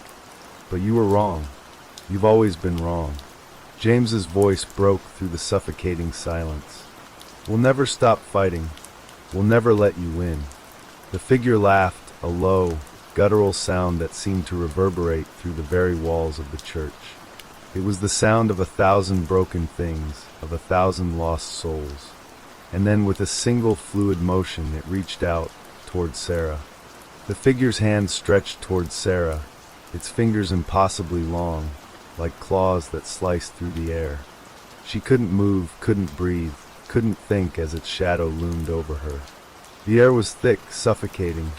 Every instinct screamed at her to run, to fight, but her body betrayed her. She was frozen, paralyzed by the weight of its presence. James, with a desperate cry, lunged forward, grabbing Sarah's wrist and yanking her back. The figure's hand missed her by mere inches, and its shadow flickered with fury. But the ground beneath them seemed to shift, as if the very church had become part of the nightmare. The walls groaned, the floor warped, and the door to the outside, once a fragile hope, was now unreachable, consumed by the darkness. "No!" Sarah screamed, her voice breaking through the cold, her body finally moving. She twisted, jerking away from James's grip as the figure moved closer. The hollow men followed, their faceless bodies gliding toward her like ghosts, their presence suffocating. "James!" she cried again, the sound of her voice raw with fear and desperation. But the moment she turned to look back at him, she saw something that made her heart stop. James's face, it was gone. The smooth, hollow void that had replaced his features stared back at her with the same unblinking, soulless eyes as the others. It wasn't James. Her breath hitched. She stepped back in horror, stumbling over the cold stone floor. "No, no, no," she whispered, her voice cracking. She reached out to him, but the figure moved again, blocking her view. "You were always mine," it whispered, its voice so close now that she could feel its cold breath on her skin. "You were always meant to be a part of me." The figure reached out toward Sarah's face, its fingers brushing lightly against her cheek. She recoiled, the cold touch sending waves of dread through her body. Her skin burned where it had made contact, and she felt something inside her, something deep within her, begin to wither. "Let me go," she gasped, her heart hammering in her chest. But the figure didn't listen. Its grip on reality was far stronger than hers, its power far greater than she could comprehend. It took another step forward, and another, until it was standing right in front of her.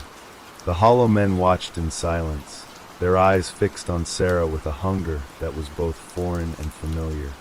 She had seen this before, in the way they had drained the life from the others. People she had once known, loved, now nothing more than empty husks. The figure smiled again, a cruel, mocking grin, its jagged mouth pulling wide in a grotesque parody of a human expression. "Do you still think you're the exception?" it hissed. "Do you still believe you are free?"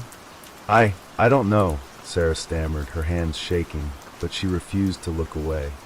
She refused to let the terror control her. Somewhere deep inside, she felt something stir, a tiny flicker of defiance, a spark that had been smothered for so long.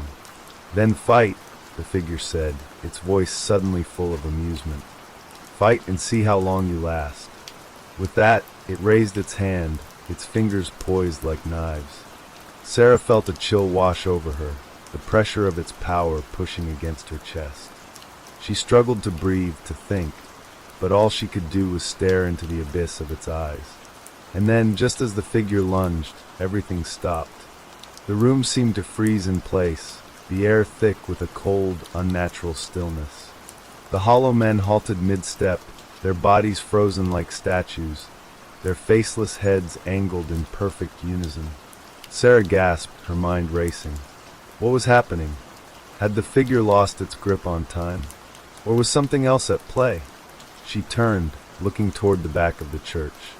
The door, the very door that had been sealed in unreachable moments before, was now wide open. The pale light of the moon shone through, casting eerie shadows across the floor. And there, standing in the doorway, was a figure she knew too well. Her father. His face was weathered with age, his eyes full of concern as he stepped into the church. His presence was like a balm, an overwhelming sense of comfort in the midst of horror. It was a feeling Sarah hadn't had in years, a feeling that made her body tremble with the weight of its familiarity. "Dad," she whispered, her voice cracking. He looked at her, and then at the figure standing before her. His expression hardened, his hands clenched into fists at his sides. He didn't speak, but he didn't need to. There was something in the way he stood, the way he held himself, that made the figure pause. The hollow men stood motionless, their faceless forms locked in place. The figure snarled, its form shifting unnaturally as it turned to face Sarah's father. "You should not be here," it growled. "This is not your fight." Her father didn't answer. Instead, he stepped forward, his boots echoing in the silence. The air seemed to thrum with energy as he advanced toward the figure, unwavering.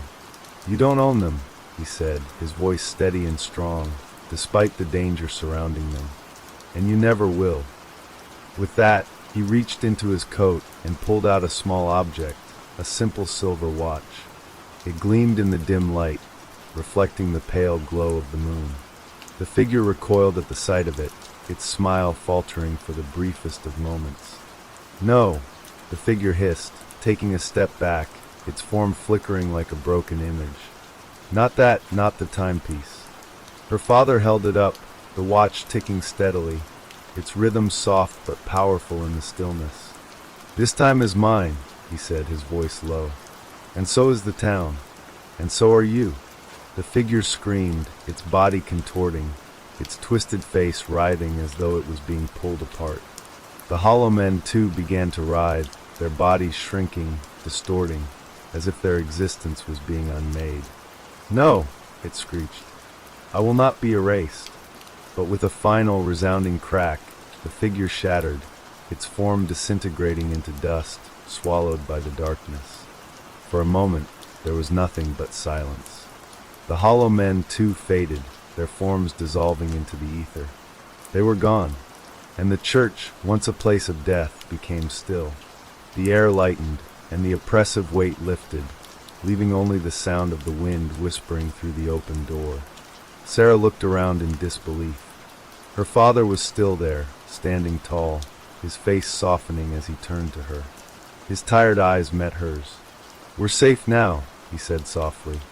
But Sarah's heart was heavy with something else, something that would stay with her forever.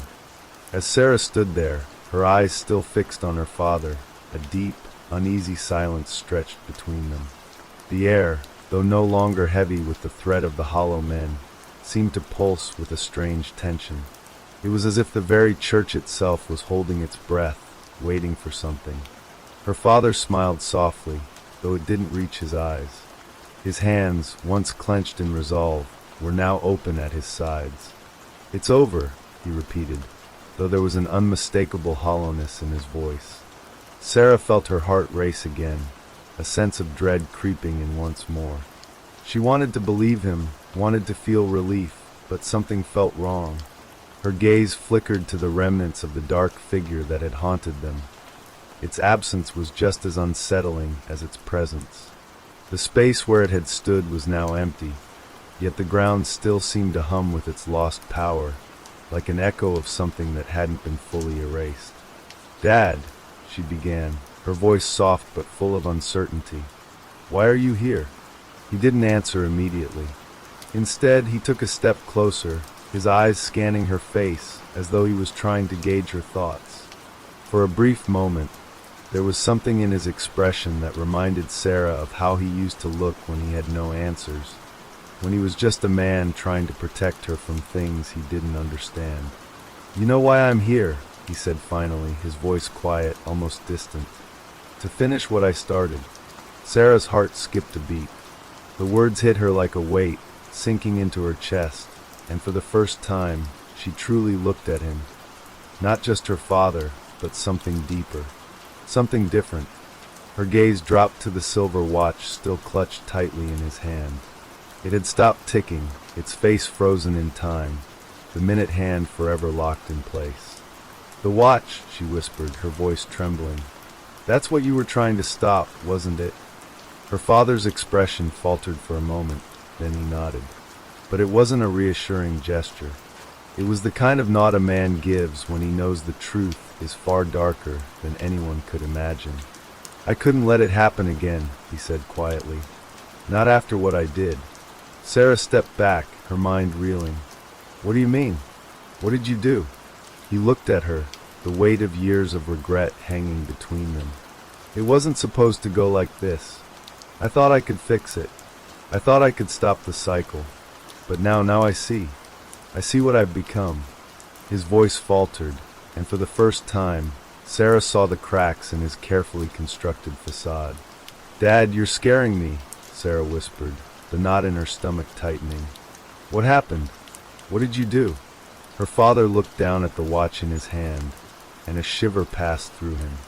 The hollowed-out town behind them seemed to grow darker again, the light of the moon flickering uncertainly. The wind outside howled, carrying with it a faint, familiar sound. The same hollow whispers that had once filled the church, the same voices she had tried to forget. He turned back to Sarah, his face pale, his eyes tired. "It was never meant to be like this. I built the watch to hold back the time of the hollow men. But it's too late now. They've been here, in this town, for longer than we realized. I thought I could control them. I thought I could keep them from taking anyone else. But," Sarah's words were tangled in her throat. She looked around the church, its once sacred space now a place of ruin. She couldn't believe what she was hearing. "Dad, you're saying you created the Hollow Men?" Her father's lips tightened, his jaw clenching. He didn't respond immediately. He simply walked to the center of the church and set the watch down on the stone altar, his hands trembling slightly as he did so. "I tried to stop them," he said, almost as if speaking to himself. "But every time I thought I had sealed the door, another would slip through. Another piece of the puzzle, another hollow soul." Sarah took a step toward him, her breath catching in her throat. "So they're not just figments of some curse? They're part of something you made? Something you unleashed?" Her father closed his eyes for a moment, his shoulders sagging under the weight of guilt. "I thought it was a gift at first. I thought I could save you, save all of us. But the watch," he swallowed hard, the words hanging in the air. "The watch was never meant to keep them away. It was meant to trap them, and in doing so it took parts of me, parts of all of us." Sarah could feel the chill creeping into her bones again. "And the town? It's a part of the watch," he said softly. "A part of the trap. The Hollow Men, they can never leave. Not while the watch exists." "No," Sarah whispered, feeling the weight of his words settle over her like a fog. "No, this can't be true." Her father turned toward her, his face now more fragile than ever. "I tried, Sarah. I tried to fix it. But I can't undo what I've done." The church around them seemed to groan, as though it were alive with the echoes of the past.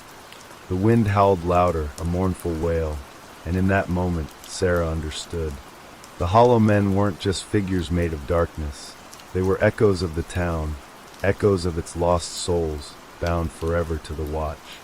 And her father was the one who had woven that curse, who had condemned them all.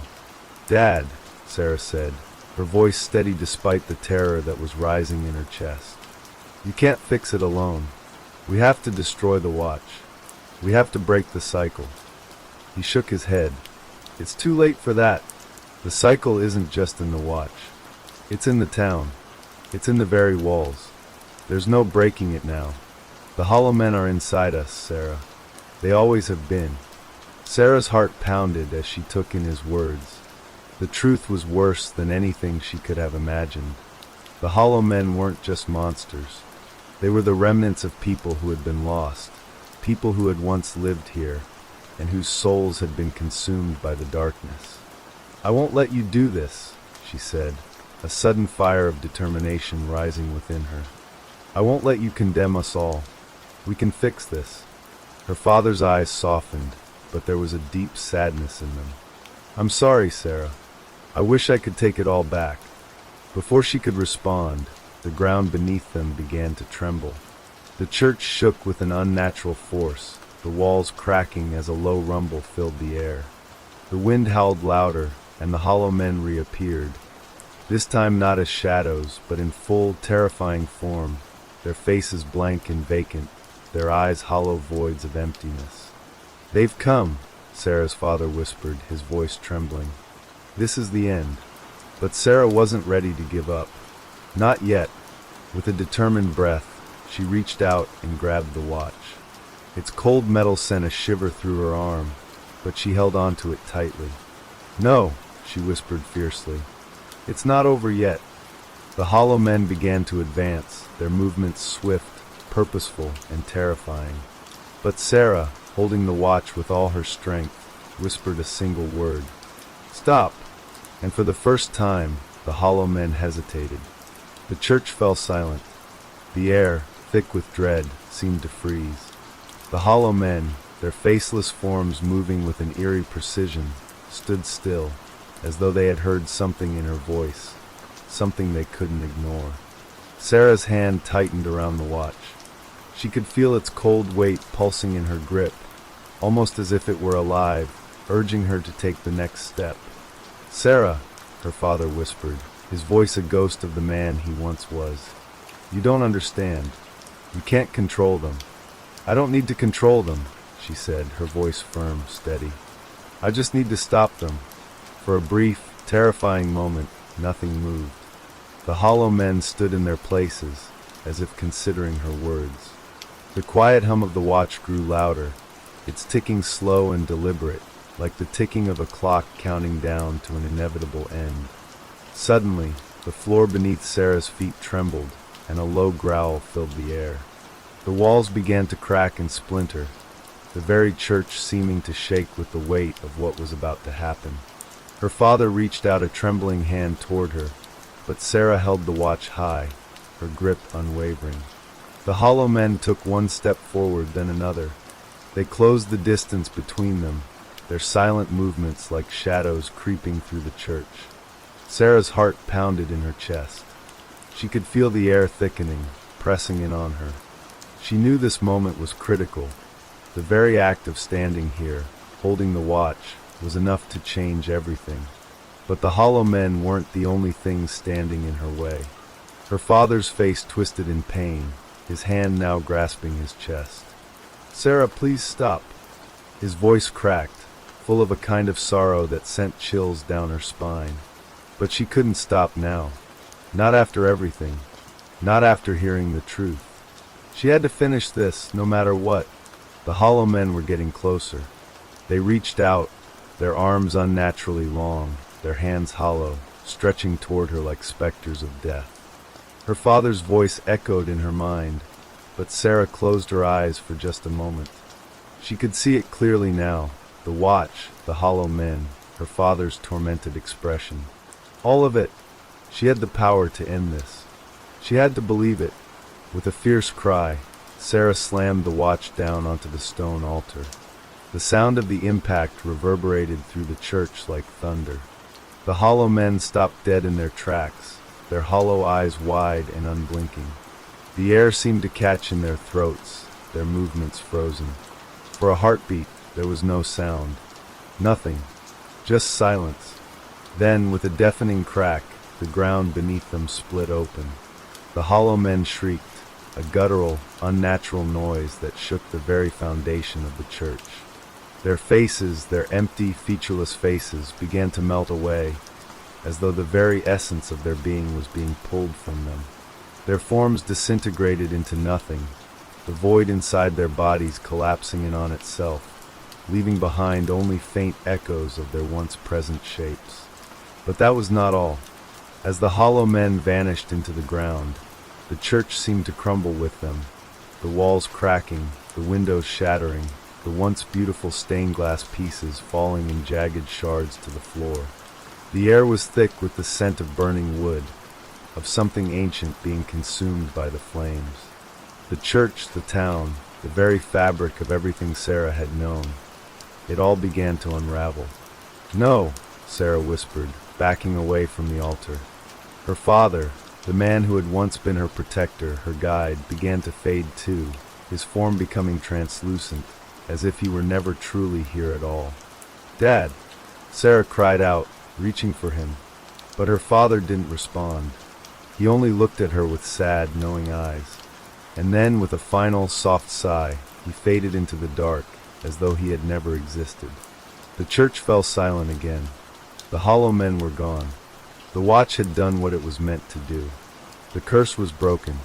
But as Sarah stood there, surrounded by the remnants of a world that was no longer hers, she couldn't shake the feeling that something had been lost. Something beyond the hollow men, beyond her father, beyond the watch. The town, though silent now, still seemed to whisper. The echoes of the hollow men still lingered in the shadows, in the cracks between the walls, in the places where memories were buried. She felt the weight of it all, the understanding that the hollow men were never truly gone, only waiting. As Sarah turned away from the altar, her footsteps echoing through the crumbling church, she knew that no matter how much she had tried to stop it, she had become a part of the cycle. The watch had been a trap, yes, but now it was her turn to keep the clock ticking, to guard the door that was never meant to be opened. And in the silence of the ruined church, as the last echoes of the hollow men faded into the night, Sarah knew the truth. The cycle would never end, not as long as the watch remained, and somewhere in the distance she could still hear the ticking. Sarah's heart raced as she stumbled out of the church, the weight of everything pressing down on her chest. The once peaceful town had become a shadow of itself, its streets eerily empty, buildings crumbling in the wake of the hollow men's destruction. Her breath came in ragged gasps, the dust in the air stinging her eyes as she walked aimlessly, unsure of where to go next. She clutched the watch, now cold and lifeless in her hand. It was all she had left, a haunting reminder of everything she had lost. Her father, the town, her own sense of reality. She had broken the cycle, hadn't she? She had stopped the hollow men. She had destroyed them. But as she walked, the town felt wrong. The air felt heavy, as if the darkness wasn't gone, but simply waiting, lurking just beneath the surface. A constant hum filled her ears, like a whisper she couldn't quite catch. She looked over her shoulder, half expecting to see the hollow men standing there, faceless and waiting. But there was nothing, only silence. Still, the sensation of being watched, of being followed, gnawed at her. Every step she took felt like it was leading her somewhere, but where? The town was a labyrinth, the streets winding and unfamiliar. She didn't remember the path she was taking. She didn't know how long she'd been walking, or how far she had come. It was as though she were trapped in the remnants of a dream she couldn't escape. Her thoughts turned to the watch, the source of all this. The watch had been her father's, but had it really been a gift, or had it been a curse from the very beginning? She thought back to his words, to the desperate pleading in his voice. He had tried to stop her, tried to protect her from the truth. But in the end, he had faded away, just like everything else. Was it her fault? Had she made the right choice? A chill ran down her spine, and she stopped in her tracks. The hum of the watch seemed louder now, more insistent. She lifted it from her pocket and glanced at the face, half expecting to see it still ticking. But instead, the hands were frozen in place. Time had stopped. A low, rumbling sound filled the air, like a distant storm gathering strength. The ground beneath Sarah's feet trembled slightly, then more violently. She felt a presence behind her, one that made the hairs on the back of her neck stand on end. Slowly she turned, heart pounding in her chest. In the distance, standing at the edge of the town, were figures. The hollow men. But they weren't faceless. Not anymore. Their faces were twisted, grotesque versions of people she had known. People who had once been part of this town, now lost to the curse. They stood in silence, staring at her with hollow eyes, their bodies bent in unnatural angles, waiting. Sarah's breath caught in her throat. The hollow men were no longer just shadows. They were real, and they were looking for something. Something she hadn't given them. The town around her seemed to fold in on itself, the buildings warping, the air thickening, as if reality itself was twisting. The faceless figures began to move toward her, their bodies shifting and melting into each other, merging into a single mass of faces, faceless, yet somehow alive with malice. They weren't just doppelgangers anymore. They were the very embodiment of the curse. And the watch, still clutched in her hand, began to tick again. Slow at first, then faster, like the sound of a clock counting down to something inevitable. Sarah's vision blurred as the world around her shifted. Her legs trembled, and she fell to her knees, clutching the watch to her chest. She had tried to stop it, to break the cycle. But now she realized it was never meant to be stopped. The watch had always been a part of the curse. She had played her part, and now it was her turn. The hollow men were closing in, their faces contorting into shapes she couldn't comprehend. The town had disappeared, and all that remained was the sound of the ticking clock. The last thing Sarah saw before everything went black was the flicker of the watch's hands, slowly, steadily moving toward midnight. And then nothing. The town, the hollow men, the watch, it all faded into silence. The wind howled through the empty streets of the town, carrying with it the scent of decay. The buildings stood as hollow shells, their windows shattered, their doors hanging off broken hinges. The town was empty. No sound filled the air, save for the whisper of wind against broken walls.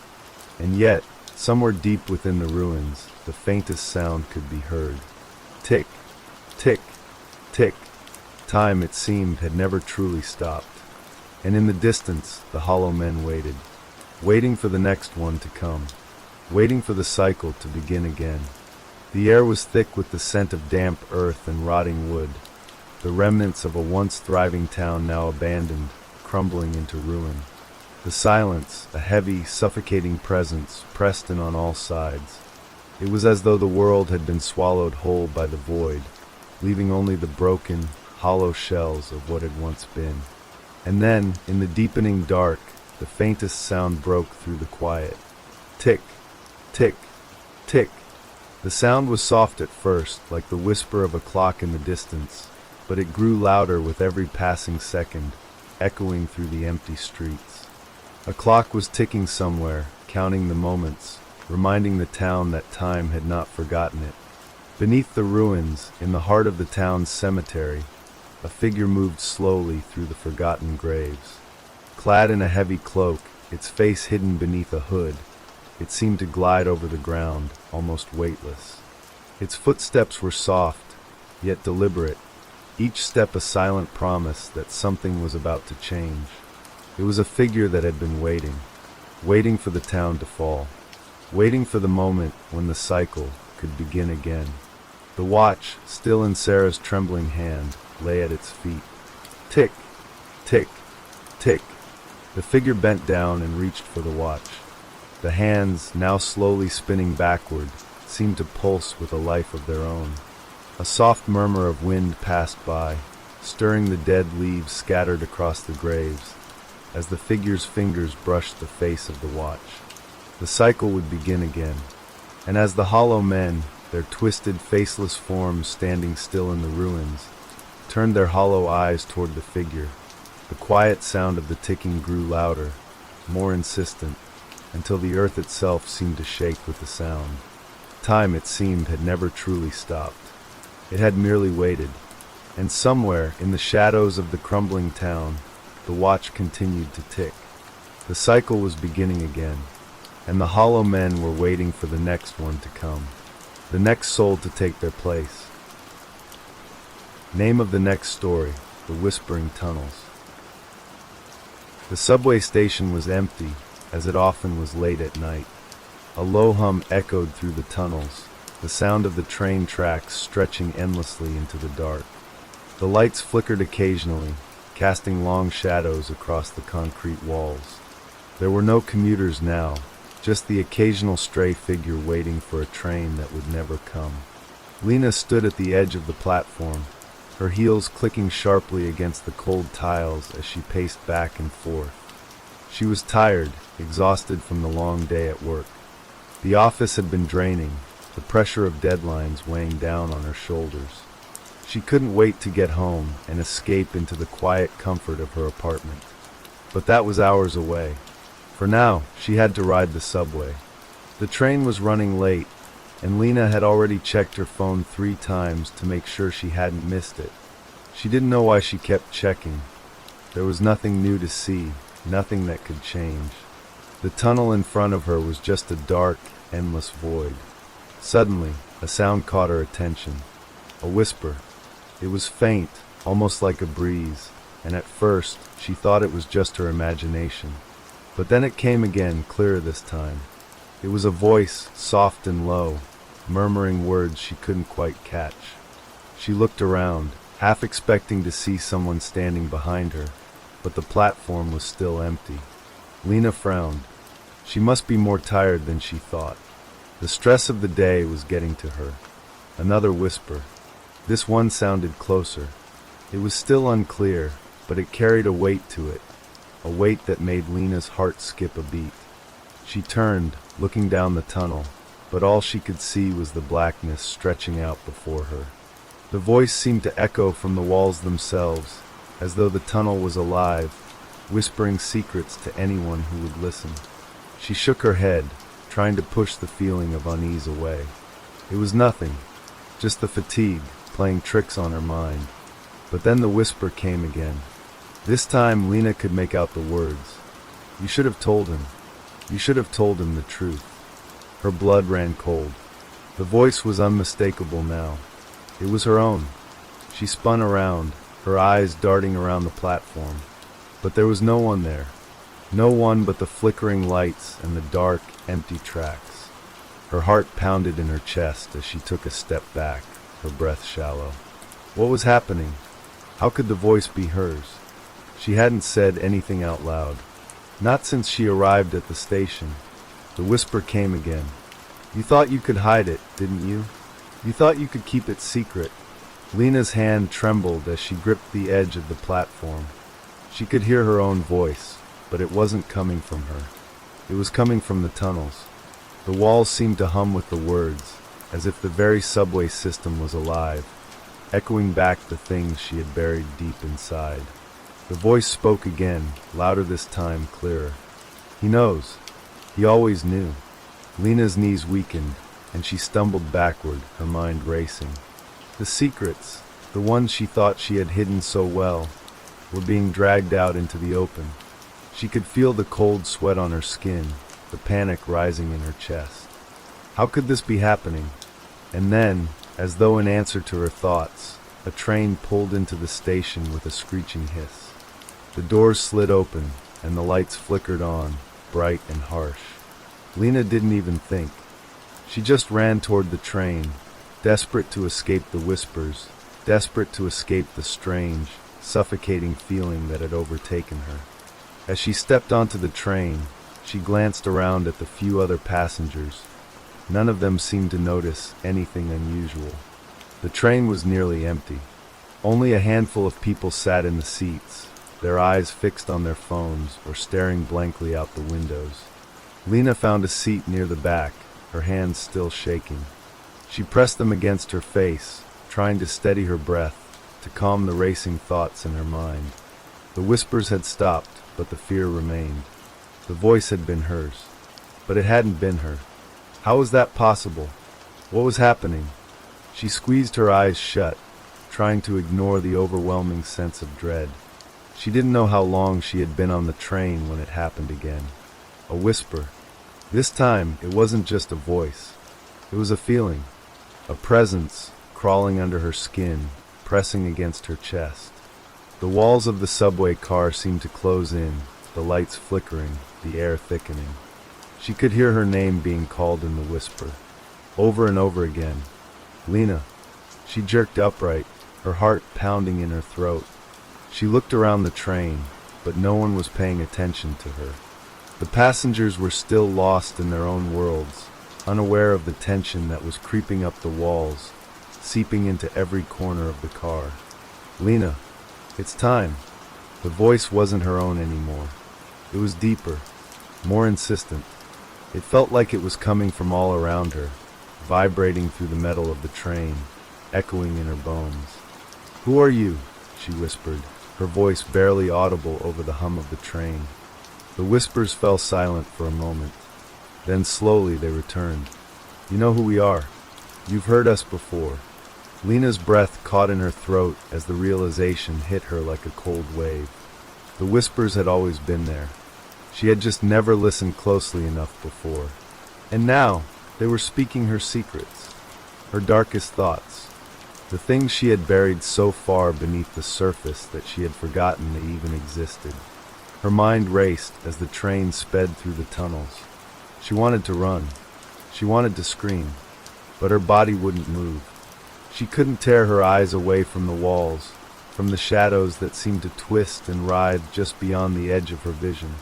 "You're hiding something, Lena," the voice whispered again. "Something you can't hide forever." The air felt thick now, suffocating, like the walls of the subway were closing in on her. The train was no longer moving forward. It was stuck, trapped in the dark. The lights flickered violently, plunging the car into darkness for a split second. And when they came back on, Lena's stomach twisted. The passengers were gone. The train was empty. Lena stood up, her body moving as if it were no longer her own. She stumbled to the door, her hand trembling as she reached for the handle. But the doors didn't open. They were sealed shut. The whispers grew louder. "You should have told him, Lena. You should have confessed." She turned, desperate to escape, her heart racing, her body trembling with fear. But when she looked down the aisle, she saw them. The figures. They were faceless, their bodies wrapped in tattered clothes, their heads blank, like empty sockets staring into nothing. They stood in the train car, unmoving, their presence suffocating, their eyes unblinking. The hollow men, and they were waiting for her. Lena's breath caught in her throat as she stumbled backward, her back hitting the cold metal of the train wall. She could feel her heart hammering in her chest, a deafening thud that drowned out everything else. The figures, those faceless horrors, remained still, but their presence loomed like an unspoken promise. They were waiting for her, and she could feel the weight of their attention pressing down on her. Her mind raced, trying to make sense of the impossible scene unfolding before her. How had they gotten onto the train? Why couldn't anyone else see them? Why were they here? The questions piled up, but none of them made sense. One of the figures moved then, its hollow shape shifting with a slow, deliberate motion. Lena's legs nearly buckled beneath her, but she forced herself to stand, her eyes locked on the creature. It raised its arm, and the movement was eerie, too smooth, too unnatural, as if it had no need to hurry, as if it had all the time in the world. The figure's arm reached out toward her, and Lena gasped, stumbling backward. She pressed herself further into the corner of the train car, the cold metal biting through her clothes, the metallic scent of the train car mixing with the musty air. Her eyes never left the figure as it continued to move toward her. Its body was too tall, too thin, and its movements were eerily precise. There was no stumble, no jerk. It was as if it was moving in a way that shouldn't be possible. And then, as it got closer, Lena heard it. The whisper. Lena. The voice was no longer coming from the walls. It was coming from the creature. It wasn't her own voice this time, but something else. Something deeper, more ominous. The whisper was coded in something familiar, something she didn't want to acknowledge. It was the voice of someone she had lost, a long time ago. She shook her head, her mind screaming, trying to block out the memory that threatened to surface. No, this couldn't be happening. The creature's hand reached her, cold and empty, but Lena was frozen in place. She felt its fingers brush against her skin, and an icy chill shot through her body. The cold was unlike anything she had ever felt. It was as though the air itself had turned to ice, and it cut through her very soul. "You know me," the figure whispered, its voice twisting into something dark. "You remember me." Lena's eyes widened as the truth struck her like a slap to the face. The figure, it was him. The voice, the coldness, the emptiness of it all. It was her brother. The brother she hadn't seen in years. The one who had disappeared, leaving behind only questions and a trail of blood in the old house. She could hear his voice now, so clear, so haunting. "You never told anyone what happened, did you, Lena? You didn't even tell the police. You kept it to yourself. You kept the secret." Tears welled up in Lena's eyes, but she refused to let them fall. She couldn't. She couldn't let it take her down this path again. "Stop," she whispered, barely able to speak as the figure's hand tightened around her wrist, its grip cold and unyielding. "Stop, please." But the figure didn't stop. It didn't even acknowledge her plea. It just stood there, motionless, its empty face staring at her. And then, without warning, it opened its mouth, a ragged, gaping hole, and the whispering began again. "All the secrets you've buried, Lena. All the things you've hidden. You can't hide from us anymore." Lena gasped as the voice grew louder, its intensity building like a storm breaking over her. It echoed in her mind, reverberating through her thoughts, each whisper pulling at the fragile threads of her sanity. The world around her started to warp and twist. The walls of the subway car seemed to stretch and bend, the shadows elongating as if they were reaching for her. The coldness of the air turned suffocating, pressing in from all sides. She was surrounded by the figures, by the whispers, by the darkness that seemed to take form. And then, just when she thought she couldn't bear it anymore, the train jolted to a stop. The screeching of the brakes cut through the tension like a knife, and the lights flickered once more, plunging the car into darkness. Lena gasped for air, her heart racing as she tried to steady herself. The shadows were still there, still lurking in the corners, but the figures were gone. She wasn't alone in the car anymore. Lena spun around, her breath coming in quick, panicked gasps. The passengers were back. They were sitting in their seats, as though nothing had happened. They were all facing forward, their eyes fixed on nothing, their expressions vacant. Lena stumbled forward, her legs trembling beneath her. She reached out, her hands brushing against the seats, trying to make sense of what she was seeing. They were just people, ordinary people, but their faces were blank. Empty. Hollow. She let out a choked scream, but no one reacted. No one even turned to look at her. The only sound in the car was the soft, rhythmic hum of the train as it moved forward, as if nothing was wrong. The whispers came again, faint at first, but growing stronger with each passing second. The voice was back, louder this time, clearer, and full of accusation. "You never told anyone, Lena. No one knows. No one can save you now." The train lurched forward, picking up speed, and Lena's heart pounded in her chest as the world around her spun. She was losing control. The whispers were overwhelming, drowning out everything else. She could feel them inside her head, clawing at her thoughts, dragging her back to the darkest corners of her mind. The train's lights flickered once more, and when they came back on, Lena saw it. The man sitting across from her. His face was now identical to hers. The hollow men had found her. Lena's pulse surged as she locked eyes with the figure. Her heart thudded erratically in her chest, each beat echoing in the deafening silence of the subway car. The man, her doppelganger, sat motionless, his eyes reflecting the same terror, the same disbelief that she felt deep inside.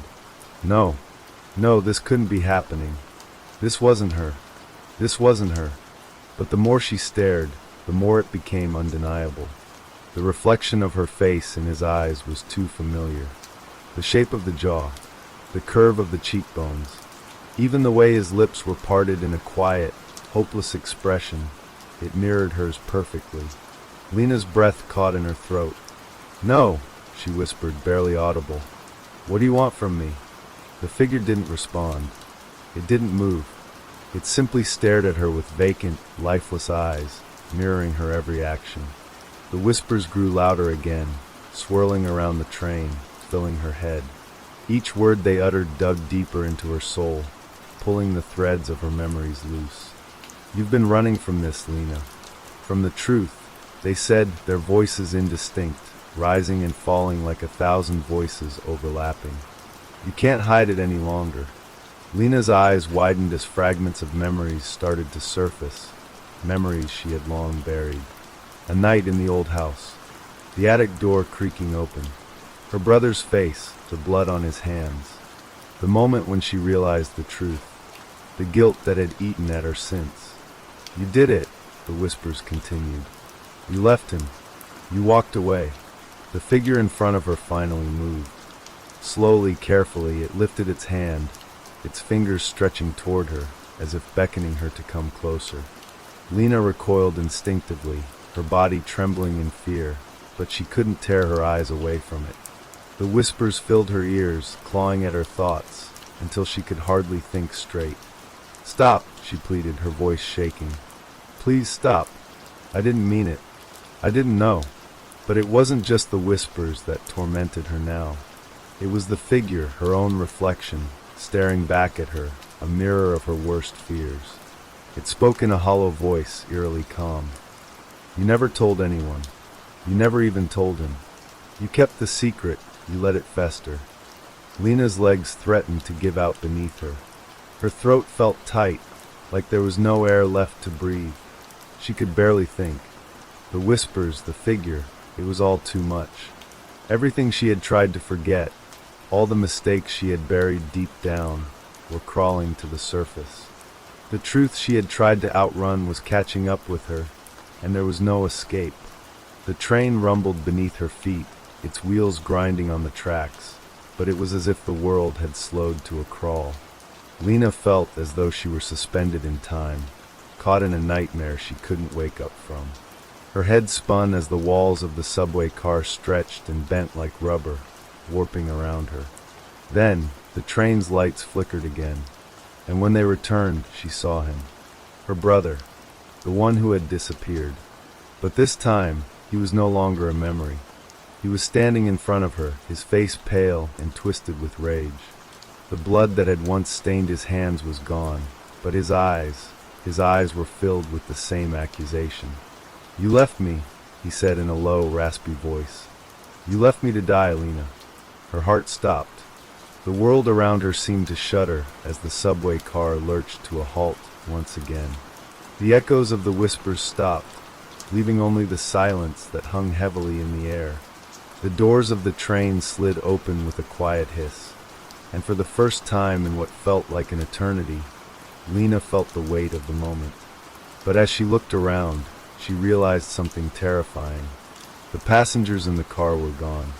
All of them. Every single one. The only ones left were her doppelganger, and the figure of her brother. Lena felt the bile rise in her throat as she tried to step back, her legs shaky, her body trembling with fear. She couldn't breathe, couldn't think, couldn't move. The train platform before her was empty, utterly empty. There was nothing but a long stretch of darkness beyond the train doors, as if the world had disappeared. She turned to look at her brother, but he was gone.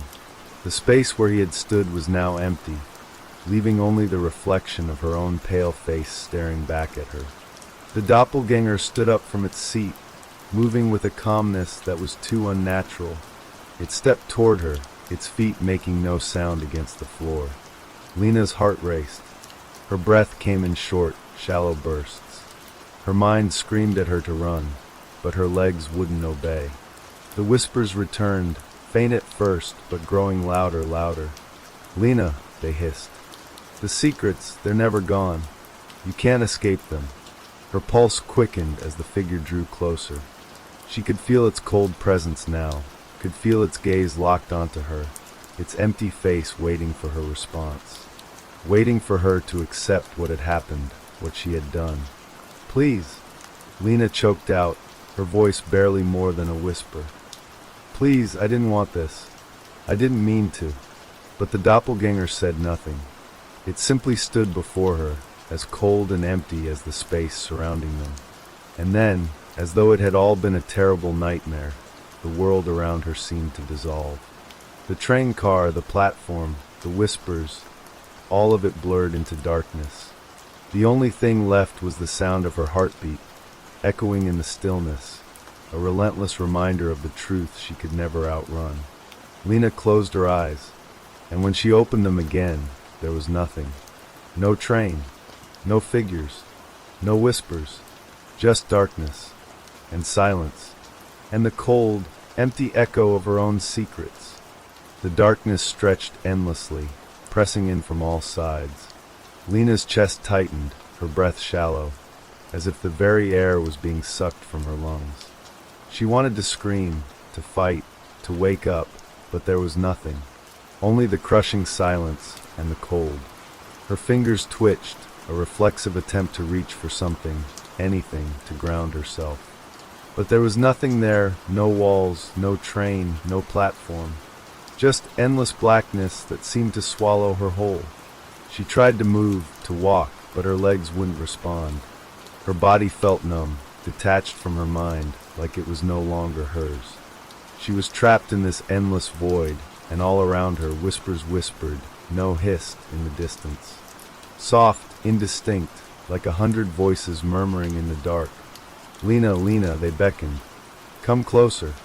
She shook her head violently, trying to block out the voices, but it was no use. They were inside her mind, crawling through her thoughts, digging up the buried secrets she had tried so hard to forget. The whispers grew louder, clearer, until they no longer seemed like whispers.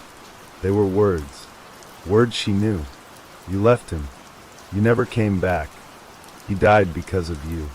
Each phrase felt like a slap to the face, the truth that she had avoided for so long now wrapping its cold fingers around her throat. Her brother. The accident. The guilt. "You deserve this," they whispered. She staggered, feeling the ground beneath her feet shift, wobble. Her body lurched, as though something were pulling her from beneath. The blackness around her deepened, as though it were closing in. The voices were all around now, an oppressive weight she could barely bear. The truth is always watching. Suddenly, a light flickered in the distance, a faint, dim glow in the endless darkness. She squinted, desperate for something, anything, to guide her out of the suffocating void. She took a hesitant step toward it, then another, her heart pounding in her chest as she moved toward the only thing that felt real. The light grew stronger, brighter, until it burned her eyes, blinding her momentarily. When the light finally dimmed, she found herself standing at the entrance to a subway platform. It was the same platform, the same train, the same doppelganger staring at her with that hollow, empty gaze. Lena froze. Her heart thudded in her chest, each beat painfully loud. She couldn't look away from the figure, that perfect imitation of herself. There was a moment of silence, then it spoke. "You came back." Lena took a step back, but her legs felt weak, shaky. "No," she whispered, her voice trembling. This isn't real. This can't be happening." The doppelganger didn't move. It didn't need to. It just stood there, silent, watching her as the whispers swirled around them both. "You left me," the figure repeated, its voice soft, but sharp like a knife scraping across bone. You abandoned me. Now you're here, back where you belong. Lena felt a cold sweat break out across her skin. She couldn't breathe. She couldn't think. The train car loomed ahead, its doors opening with a soft hiss. The passengers inside were now silent, their eyes vacant, their faces expressionless. But when she looked closer, she saw something that made her stomach churn. The seats were all filled with her family. Her mother, father, and her brother, alive again. But they weren't truly alive. Their eyes were open, but they were hollow. Empty, just like the figure standing in front of her. The doppelganger spoke again. Don't you want to join them? They've been waiting. Lena's body stiffened. The whispers continued, louder now, as though they were all around her, inside her. They're waiting, Lena. They want you. You belong with them. The voices of the dead, the voices of her family, echoed in her mind. No, she gasped. No, I didn't mean for any of this to happen. I was just trying to move on. To forget. The doppelganger tilted its head slightly, as though considering her words. You can't forget. You never can. Not when the truth is this loud. Lena's mind screamed. The train, the platform, the figure, it all felt like a nightmare, but it was too real. Too wrong. She tried to step backward, but her feet felt glued to the floor. The whispers rained down on her like 1,000 hammers, cracking her resolve, eroding her sanity with each passing second. You can't outrun this, Lena, the doppelganger said softly, almost gently. You're part of this. You've always been part of it. Lena felt her knees buckle. She couldn't stand. Her vision blurred, and her breath quickened. The walls of the subway platform seemed to close in on her, the train growing larger, more imposing. The sound of the train's wheels grinding against the tracks reverberated in her chest, a low, terrifying hum that matched the beat of her racing heart. Then, the doppelganger took a step forward, and that was when Lena realized the train wasn't waiting for her. It was waiting for the real Lena, her reflection, her true self. The train was her fate. The train was the one thing that would take her into the darkness she had tried to forget. Into the place where all secrets were erased, and nothing was left but empty, hollow shells. No, Lena whispered desperately, her voice breaking.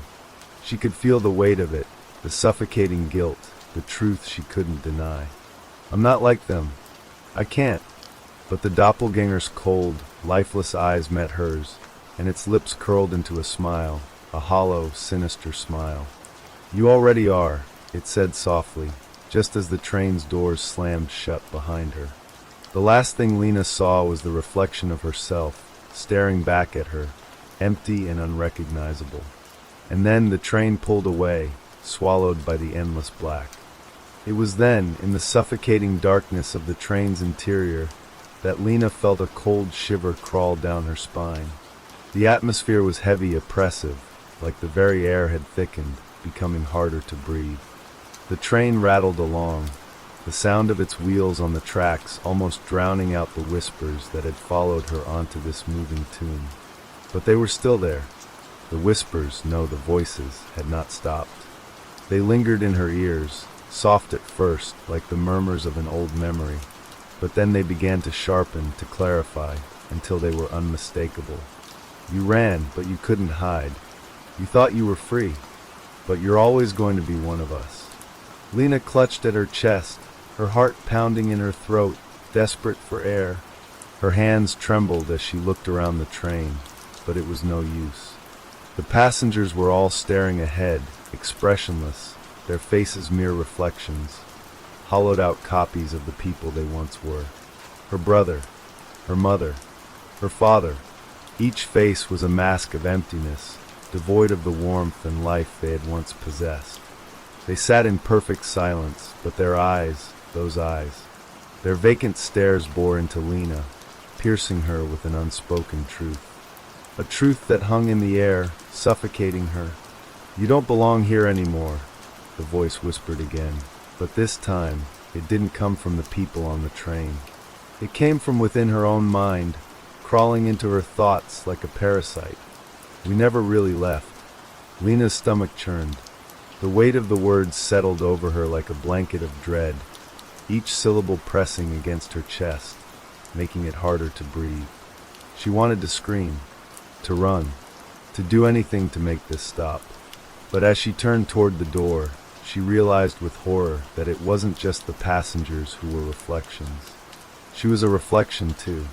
Her hand, when she reached for the door handle, trembled not because of fear, but because it wasn't her hand. It was a hollow imitation of what her hand should have been. The skin was too pale, the fingers too rigid. She wasn't real. None of it was. The door wouldn't open. It was sealed shut, locked in place by forces beyond her understanding. The train continued to barrel forward, its speed increasing with each passing second. The light from the overhead lamps flickered, casting long, distorted shadows that twisted and danced along the walls of the train. And then, the whispers grew louder, more frantic. The words no longer came in soft murmurs, but in jagged, broken sentences, each one more harrowing than the last. You thought you could leave. You thought you could run away. You can never escape us. The voice, now distorted, no longer felt like a whisper. It felt like a presence, a dark, oppressive force that consumed her very soul. It surrounded her, pulling her in, suffocating her with its promises of inevitability. She could feel the walls closing in around her, the passengers shifting in their seats, all of them staring, all of them waiting. Lena's breath came in shallow gasps, each inhalation like a jagged shard of glass scraping at her lungs. She wasn't sure how much time had passed, but it felt like hours. Her mind was fraying at the edges, her thoughts no longer coherent, slipping through her fingers like sand. She felt like she was losing herself, like the real Lena had already disappeared, swallowed by the darkness of the train. She was no longer part of the world she had known. She had become part of this nightmare, part of the whispering shadows that had haunted the subway tunnels. And then, the train came to a halt. The screeching sound of the brakes pierced through her thoughts, jerking her back to reality. For a moment, everything was still. The whispers faded, becoming only a dull hum in the background. Lena's head snapped toward the window as the train slowed to a stop, the air thick with tension. She couldn't see anything beyond the darkened glass, just shadows and an overwhelming sense of emptiness. She had to get off. She had to escape. But how? Where could she go? Every part of her screamed for her to leave, to run, to do anything but sit here, waiting for the inevitable to claim her. The doors of the train opened with a soft hiss, but there was no sound from the outside. The platform was empty, like a graveyard. No commuters, no footsteps, no voices. Lena stood up unsteadily, her legs weak beneath her, and stepped toward the open doors. As she stepped off the train, she felt a coldness settle over her skin, like the very air was alive, watching her every move. She took a tentative step forward, her heart racing, her instincts telling her to turn back, to get back on the train and escape from this place. But she couldn't. The platform was deserted, the walls cracked and decaying. The flickering lights cast eerie shadows across the floor, and Lena felt the familiar sense of dread creeping over her once again. The whispers started again, but this time, they weren't just in her mind. They were coming from the walls themselves. We never leave. We are always watching. You are one of us now. Lena's eyes widened in horror. She turned, her heart hammering in her chest, as the train began to move again, disappearing into the darkness of the tunnel. But as it left, she saw something she hadn't seen before, something that made her blood run cold. The train wasn't going anywhere. It was just disappearing. The shadows outside swallowed it whole, as if the train had never been there at all. And then, the whispers came again, louder now, closer. Lena's vision blurred as the tunnel walls seemed to close in, and she realized, in that horrifying moment, that there was no escape from this nightmare. She was trapped. The voices would never stop. The train would never stop, and she would never be free. Not until she became one of them. Her reflection, the whispering shadows, the hollow men. She had become just another soul lost to the tunnels, another secret to be whispered in the dark. It seemed like an eternity had passed, but Lena couldn't be sure how much time had actually slipped away. The cold from the tunnel seemed to creep into her bones, heavy and suffocating, while the whispers grew louder, more insistent. She pressed her hands to her ears, but it was useless. They would not be silenced. The voices curled around her thoughts like tendrils of smoke, filling her mind with a constant hum of despair. "You can't hide," the voice whispered again, its tone like the dry rasp of something long dead. "You're already gone." Lena shuddered, her breath coming in ragged gasps. She staggered forward, her legs shaking beneath her. She had to move, to get away from the presence that loomed over her like a dark cloud. She could hear footsteps behind her, but when she turned, there was nothing there. No one. Just the oppressive darkness that seemed to stretch on forever, swallowing the faint light from the flickering bulbs above her.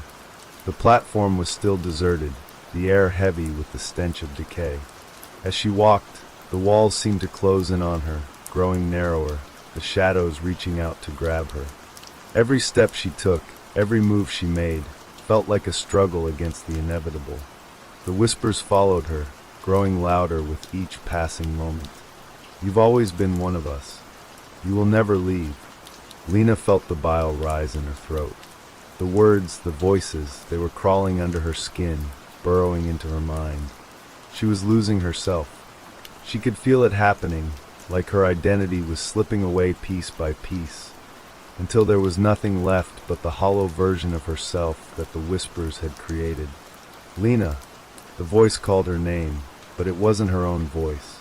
It was a distorted, echoing version of it, like the sound bouncing off the walls of her own skull. "Lena, you know who you are. Don't deny it." She stopped, her heart racing as she realized with a sickening certainty that the voice, was no longer just a whisper. It was becoming a presence, something more real than the air around her. She wasn't just hearing it, she was feeling it deep inside her, in the very core of her being. "You are not real." The voice taunted, the words dripping with cruel amusement. "You are a reflection of what you were. A shadow, a hollow shell." Lena's knees buckled, and she collapsed to the ground, her hands trembling as they pressed against the cold, grimy floor. She tried to scream, to cry out for help, but no sound came. Her throat was tight, as though the air had thickened beyond her ability to breathe. The walls seemed to close in, constricting her chest, her breath becoming more shallow with each passing second. "They all hear us," the voice continued, growing louder, the pressure in her head almost unbearable now. "The whispers. We have always been here, and we will never leave." Lena's vision swam, the world spinning around her in chaotic flashes of light and shadow. She felt herself slipping, her mind fragmenting as the reality she once knew unraveled. Her thoughts, once sharp and clear, now felt distant, like echoes of something she could no longer grasp. And then she saw it. From the corner of her eye, a figure appeared, a person, a man in a dark suit, standing at the far end of the platform. He was staring at her with empty eyes, his face a mirror of the void that had consumed the world around her. He wasn't real. None of this was real. Lena tried to stand, to run, but her legs were frozen in place, unwilling to obey her frantic commands. The figure didn't move. He just stood there, watching her, as though he were waiting for her to understand something. The whispers grew louder still, but now they were joined by another voice, his voice. "You don't know, do you?" The man's voice was cold, empty, like the sound of stone scraping against metal. "You think you're the only one who's heard them? Who's listened too closely?" Lena's breath hitched as a sickening realization bloomed inside her. He was one of them. A shadow, a reflection, another echo. "But you are more than that now, aren't you?" He took a step toward her, and the whispers swelled to a deafening crescendo. "You've crossed over. You've listened too long. There's no going back, Lena." She stumbled backward, her hands reaching out for something, anything, to hold on to, but there was nothing. The world around her was dissolving, the walls crumbling, the darkness swallowing her whole. The man kept coming closer, his steps measured and slow, his expression unreadable. Lena shook her head, trying to tear herself away from the truth he was offering. She wasn't like them. She couldn't be. She was real. She was alive. But the words of the voice, the whispers, had planted something deep within her, a doubt she couldn't shake. And then, as the man's face came into focus, she saw it. The hollowed-out, featureless mask of a person who had never truly existed. His eyes were deep voids, sucking the light out of the air, and his mouth was nothing but a slit, an empty gap where a soul should be. She gasped in horror. No, but it was too late. Before she could move, the whispers surged, and everything went black. When Lena opened her eyes again, she was no longer on the platform. She was standing in front of the train, staring into the dark abyss of the tunnel. The train had arrived, its doors open and waiting.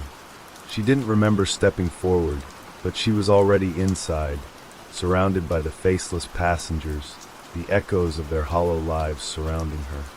And the whispers? They were louder than ever.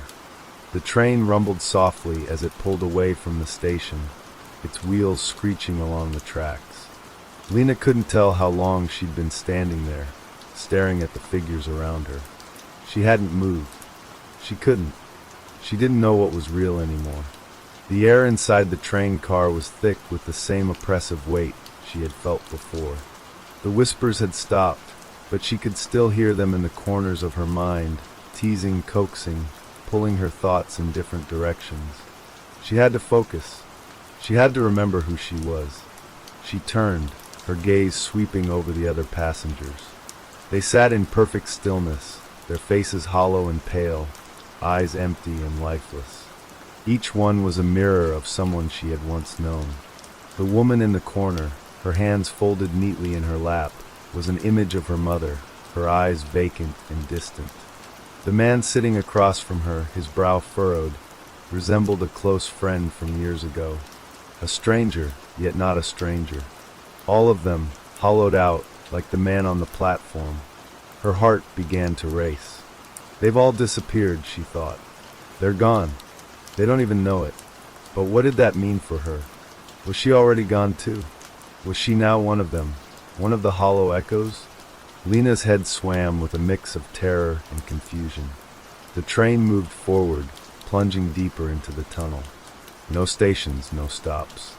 Just the long stretch of dark, a winding, never-ending path. The rhythmic clatter of the train's wheels on the tracks became a droning lullaby, a hypnotic repetition that threatened to pull her under.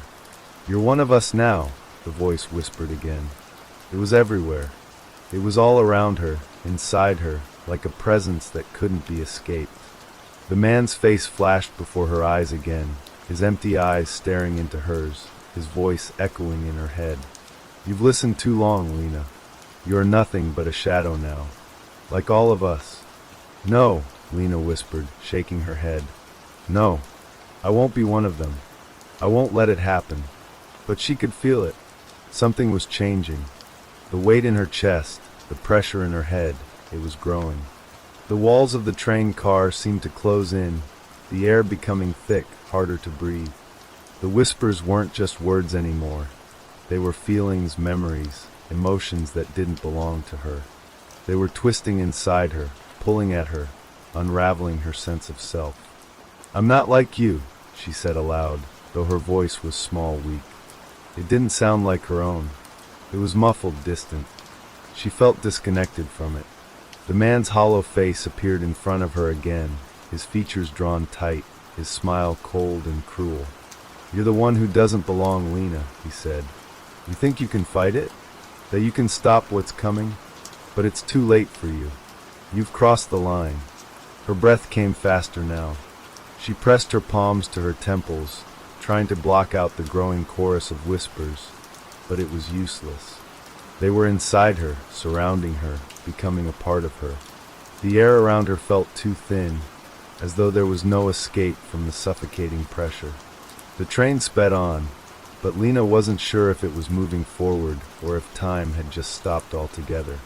The walls, the passengers, even the voices, all of it felt like a dream, a nightmare that wasn't hers to wake up from. Lena looked around desperately. She needed to get off. She needed to escape before she became one of them, before the last part of her humanity slipped away. The door to the train car was still closed, but there was no exit. There was no escape. And then something changed. The train slowed. Lena's heart skipped a beat. She didn't know why, but she felt it. Something was different. The whispers quieted for a moment. A brief, fleeting silence. And then the door opened. Lena's breath caught in her throat as the door creaked open to reveal the station. The darkness beyond the train car was absolute, thick and oppressive. There was no sign of any lights, no platform, no sign of life. Just a void, a nothingness that seemed to stretch into eternity. And in that nothingness, something moved. A figure. Lena's pulse raced. It was another person, or something that resembled a person. But the closer it got, the more wrong it seemed. The figure had no face, no features. It was like the others, hollow and empty shell, a reflection of what was once human. The figure stepped closer, and Lena could hear its footsteps echoing on the silent floor of the station. She could feel her legs shaking beneath her, but she couldn't move. The presence was undeniable. It was a part of the tunnel, a part of the train, a part of her now. And then she heard it, the voice again. Lena. This time, it wasn't in her head. It was outside, coming from the figure, from the emptiness that surrounded her. It was her voice, but it wasn't her own. It was the hollow version of her, the one she would become if she didn't stop herself. Lena, it's time. She closed her eyes, the tears welling up. This was it. This was the moment. The moment she would either fade into the darkness, like all the others, or she would fight. She didn't know how, but she knew she had to. The figure stepped forward, its shadow stretching long across the floor. It was close now, too close. Lena couldn't breathe, couldn't think. And then a strange thing happened. The whispers stopped. For the first time, the silence was absolute. Lena opened her eyes. The figure was gone. The train was gone. The station was gone. There was nothing. Just an endless void of silence. A dark and empty space that stretched beyond anything she could comprehend. And for the first time in what felt like forever, Lena was alone. No whispers. No voices. No hollowed-out people. Just nothing. And then, from the deep corners of her mind, a new thought flickered. Something she hadn't realized until now. Perhaps, she thought, the whispers never really stopped.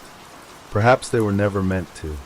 The silence stretched on, unyielding, suffocating, as though the world had been erased. Lena stood in the emptiness, her chest tight with the absence of sound, the oppressive void swallowing any trace of life. She could feel her pulse, steady but distant, like it wasn't really hers. The stillness was maddening.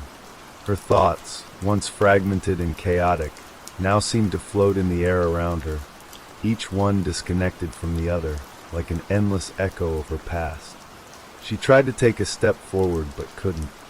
It was as though the ground beneath her was unwilling to accept her presence.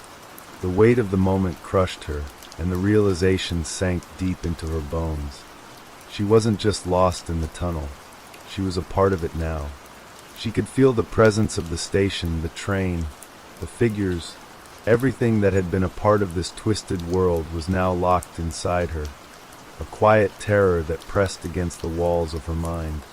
Lena closed her eyes again, pressing her hands to her temples, as though the action might banish the oppressive feeling. But there was no relief. The whispers didn't need sound to be heard. They were embedded in her thoughts, creeping in from the darkness like memories too painful to forget. And then she felt it, something moving behind her. She spun around, her heart hammering in her chest, but there was no one there. Nothing. Only the endless void stretching out in every direction. The air was still too still. Lena swallowed hard, trying to steady her breath, but she could still feel that presence, the sense that someone was waiting for her. Suddenly, the ground beneath her feet shifted. The emptiness cracked open, a deep rumble that reverberated through her bones.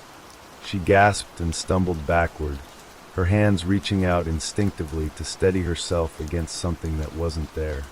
The void groaned, a low, guttural sound that seemed to stretch forever, and in that moment, Lena realized it wasn't silent at all. The whispers were there.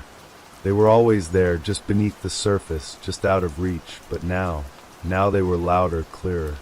She could hear them, coming from every direction, a cacophony of voices that mingled together, forming a single message. Lena. The voice was unmistakable.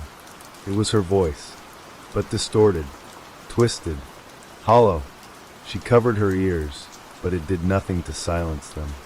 The whispers became screams, sharp and agonizing, each one digging into her mind, into her soul. She felt them crawl beneath her skin, like insects burrowing deep inside her, feeding on her thoughts, her fears. Lena, you belong to us now. She wanted to scream, to run, to escape. But the world around her was a labyrinth, a dark, endless maze that kept folding in on itself. There was no exit, no way out. The whispers grew louder, more insistent, and then, through the oppressive noise, she heard another sound. A faint tapping. It came from the depths of the darkness, rhythmic and deliberate. Tapping, tapping. Lena's heart skipped a beat as she turned toward the sound, her breath shallow. Slowly, through the dark, a figure emerged. A man, his outline hazy and indistinct, his form flickering like a candle in the wind. He stepped forward, his footsteps heavy, deliberate. Each tap of his shoes echoed in the silence, louder with each step. The man's face remained in shadow, his features obscured, but as he neared, Lena saw his eyes. Dark, hollow, vacant. Her breath caught in her throat. She couldn't move. She couldn't look away. The man stopped in front of her, and though he didn't speak, she could feel his presence, like an overwhelming pressure that crushed her chest. The whispers were deafening now, screaming in her ears. Lena, Lena, you cannot escape. The words melded with the man's stare, as though they were one and the same. She tried to speak, to plead for help, but no words came. She could only hear the echoes of her own voice, muffled and faint, lost in the cacophony of noise that surrounded her. The man stepped closer, his face still hidden in the shadow. He reached out, a hand extending toward her, and as it neared, Lena's eyes locked on the cold, empty void where his features should have been. And then the whispering voice returned, more intense than before, as if the very air itself was alive with the sound. You've listened too closely. You're already one of us. Lena's knees buckled beneath her, and she collapsed to the ground. She couldn't breathe. The darkness closed in around her, crushing her, smothering her. The whispers were too much, too loud, too real. They surrounded her, pulling her under, until the sound of her own name, her voice, was the last thing she heard. And then all at once it stopped. There was silence again. A profound, oppressive silence that suffocated everything. Lena gasped, her chest heaving as she tried to comprehend what had happened, what she had become. She looked up, and for the first time, she saw herself in the darkness. Her own reflection. But it wasn't her. It couldn't be. It was hollow, her face a vacant shell, her eyes dark and empty. She reached up to touch her face, her fingers trembling as they met cold skin. But it wasn't her hand. It wasn't her face. Lena had become just another shadow, just another echo of the ones who had listened too closely, who had lingered too long in the dark corners of the subway, hearing things they were never meant to hear. And as she stared into the darkness, her final thought was this: the whispers were never meant to stop, and now they would never leave her. Not ever. The silence was thick, like a blanket smothering everything around her. Lena stood in the void, her form barely distinguishable from the darkness that consumed her. Her breath came in ragged gasps, her body trembling as the weight of the truth pressed down on her. She wanted to scream, to fight back against whatever had taken hold of her, but she couldn't. The emptiness, the hollow presence around her, had claimed her. It was as if her very essence had been absorbed into the subway itself, becoming one with the twisted network of tunnels that wound beneath the city. She stumbled, her feet dragging along the cold, smooth ground, though she could no longer feel it. The air around her was thick with whispers, soft and fleeting, like breath against her skin, yet they echoed in her mind, louder than the thunderous roar of a train. "Lena!" The voice sounded so familiar, but wrong. So wrong. It was her name, but it wasn't her speaking it. It was something else. Something that had once been her, but had been lost in the shadows of this forsaken place. She closed her eyes, but the darkness around her pressed in, pulling her deeper into the abyss. The whispers were no longer random, scattered voices. They had formed a chorus. They were a symphony of lost souls, all trapped here, just like her. "Lena, you have joined us. You are one with us now. You will never leave." Her pulse quickened, the words clawing at her chest, suffocating her. She couldn't escape. There was no place left to hide, no place where she could be free of the whispers, of the empty eyes, of the hollow men who had once been commuters like herself. The ground beneath her shifted again, and this time it felt like something was reaching out from beneath. The air grew colder, and her breath became visible in the frigid stillness. The darkness thickened, swirling around her, consuming her thoughts. She felt a pull at the edges of her mind, a beckoning from something deep within the tunnels. "You will be forgotten." The voice was sharp, a knife scraping against her soul. The words cut deep, and she instinctively reached for her throat, as if trying to choke out the sound. But the whispers wouldn't stop. They grew louder, their volume rising like a storm that threatened to break her apart. "Come to us. Come to the darkness, Lena." Her feet moved of their own accord, as though the tunnel itself was dragging her forward. She resisted, fought against the pull, but it was futile. The more she fought, the stronger it became.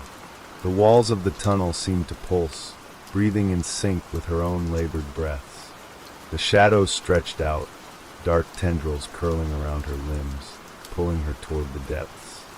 She could hear the echo of footsteps behind her, her own, but when she turned, there was nothing. Just darkness. "You belong here now, forever." The voice was everywhere, in her mind, in her body, in the very air she breathed. It was the voice of the tunnel itself, the whispers of the lost souls who had wandered too long, who had listened too closely. It was the sound of her own fate, sealed in this eternal prison. Lena tried to scream, but her voice was swallowed by the vast emptiness.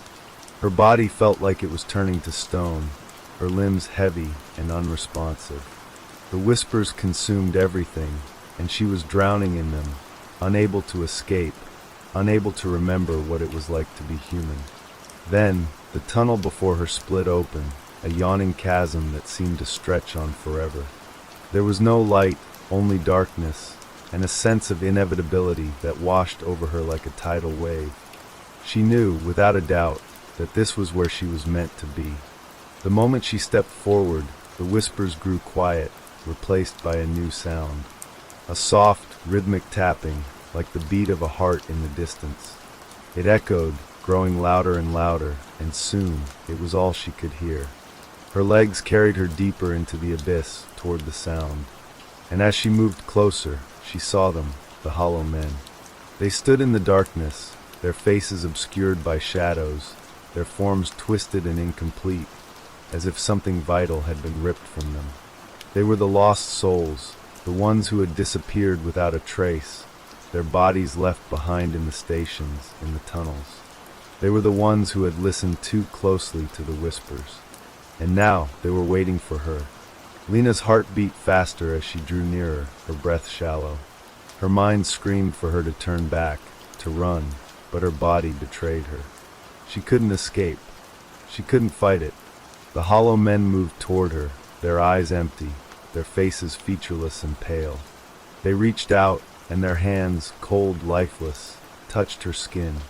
She shivered, but there was no escape from their grasp. One of them stepped forward, his form clearer now, and Lena felt a wave of recognition flood through her. His eyes were familiar. But no, they couldn't be. She had never seen him before. The figure's lips parted, and the words that escaped his mouth were the same whispers that had haunted her, the same words that had been buried deep within her mind. Lena. The hollow man's voice was cold, but it carried a haunting familiarity. Lena tried to speak, but no sound left her throat. She opened her mouth, her body trembling, but she was paralyzed by the horror of it all. The hollow men encircled her, their vacant eyes watching her every move. Their fingers brushed against her skin like cold, decaying hands, and she could feel their touch in every inch of her being, as though they were reaching into her very soul.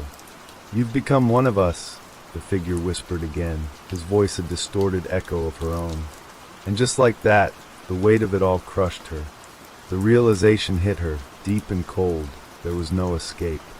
She had become part of the whispers, part of the hollow, part of the tunnels. She had listened too closely, and now she would never leave. The whispers had claimed her, as they had claimed so many before her. The hollow men drew closer, their hands tightening around her. She could feel herself slipping away, her body fading, her identity dissolving into the darkness. She was no longer Lena. She was no longer anything. The last thing she heard, before the silence enveloped her entirely, was the faintest whisper. "Welcome home." And then there was nothing, only the whispers. And that's the end of tonight's stories. Keep listening to the sound of rain and fall into a deep, peaceful sleep.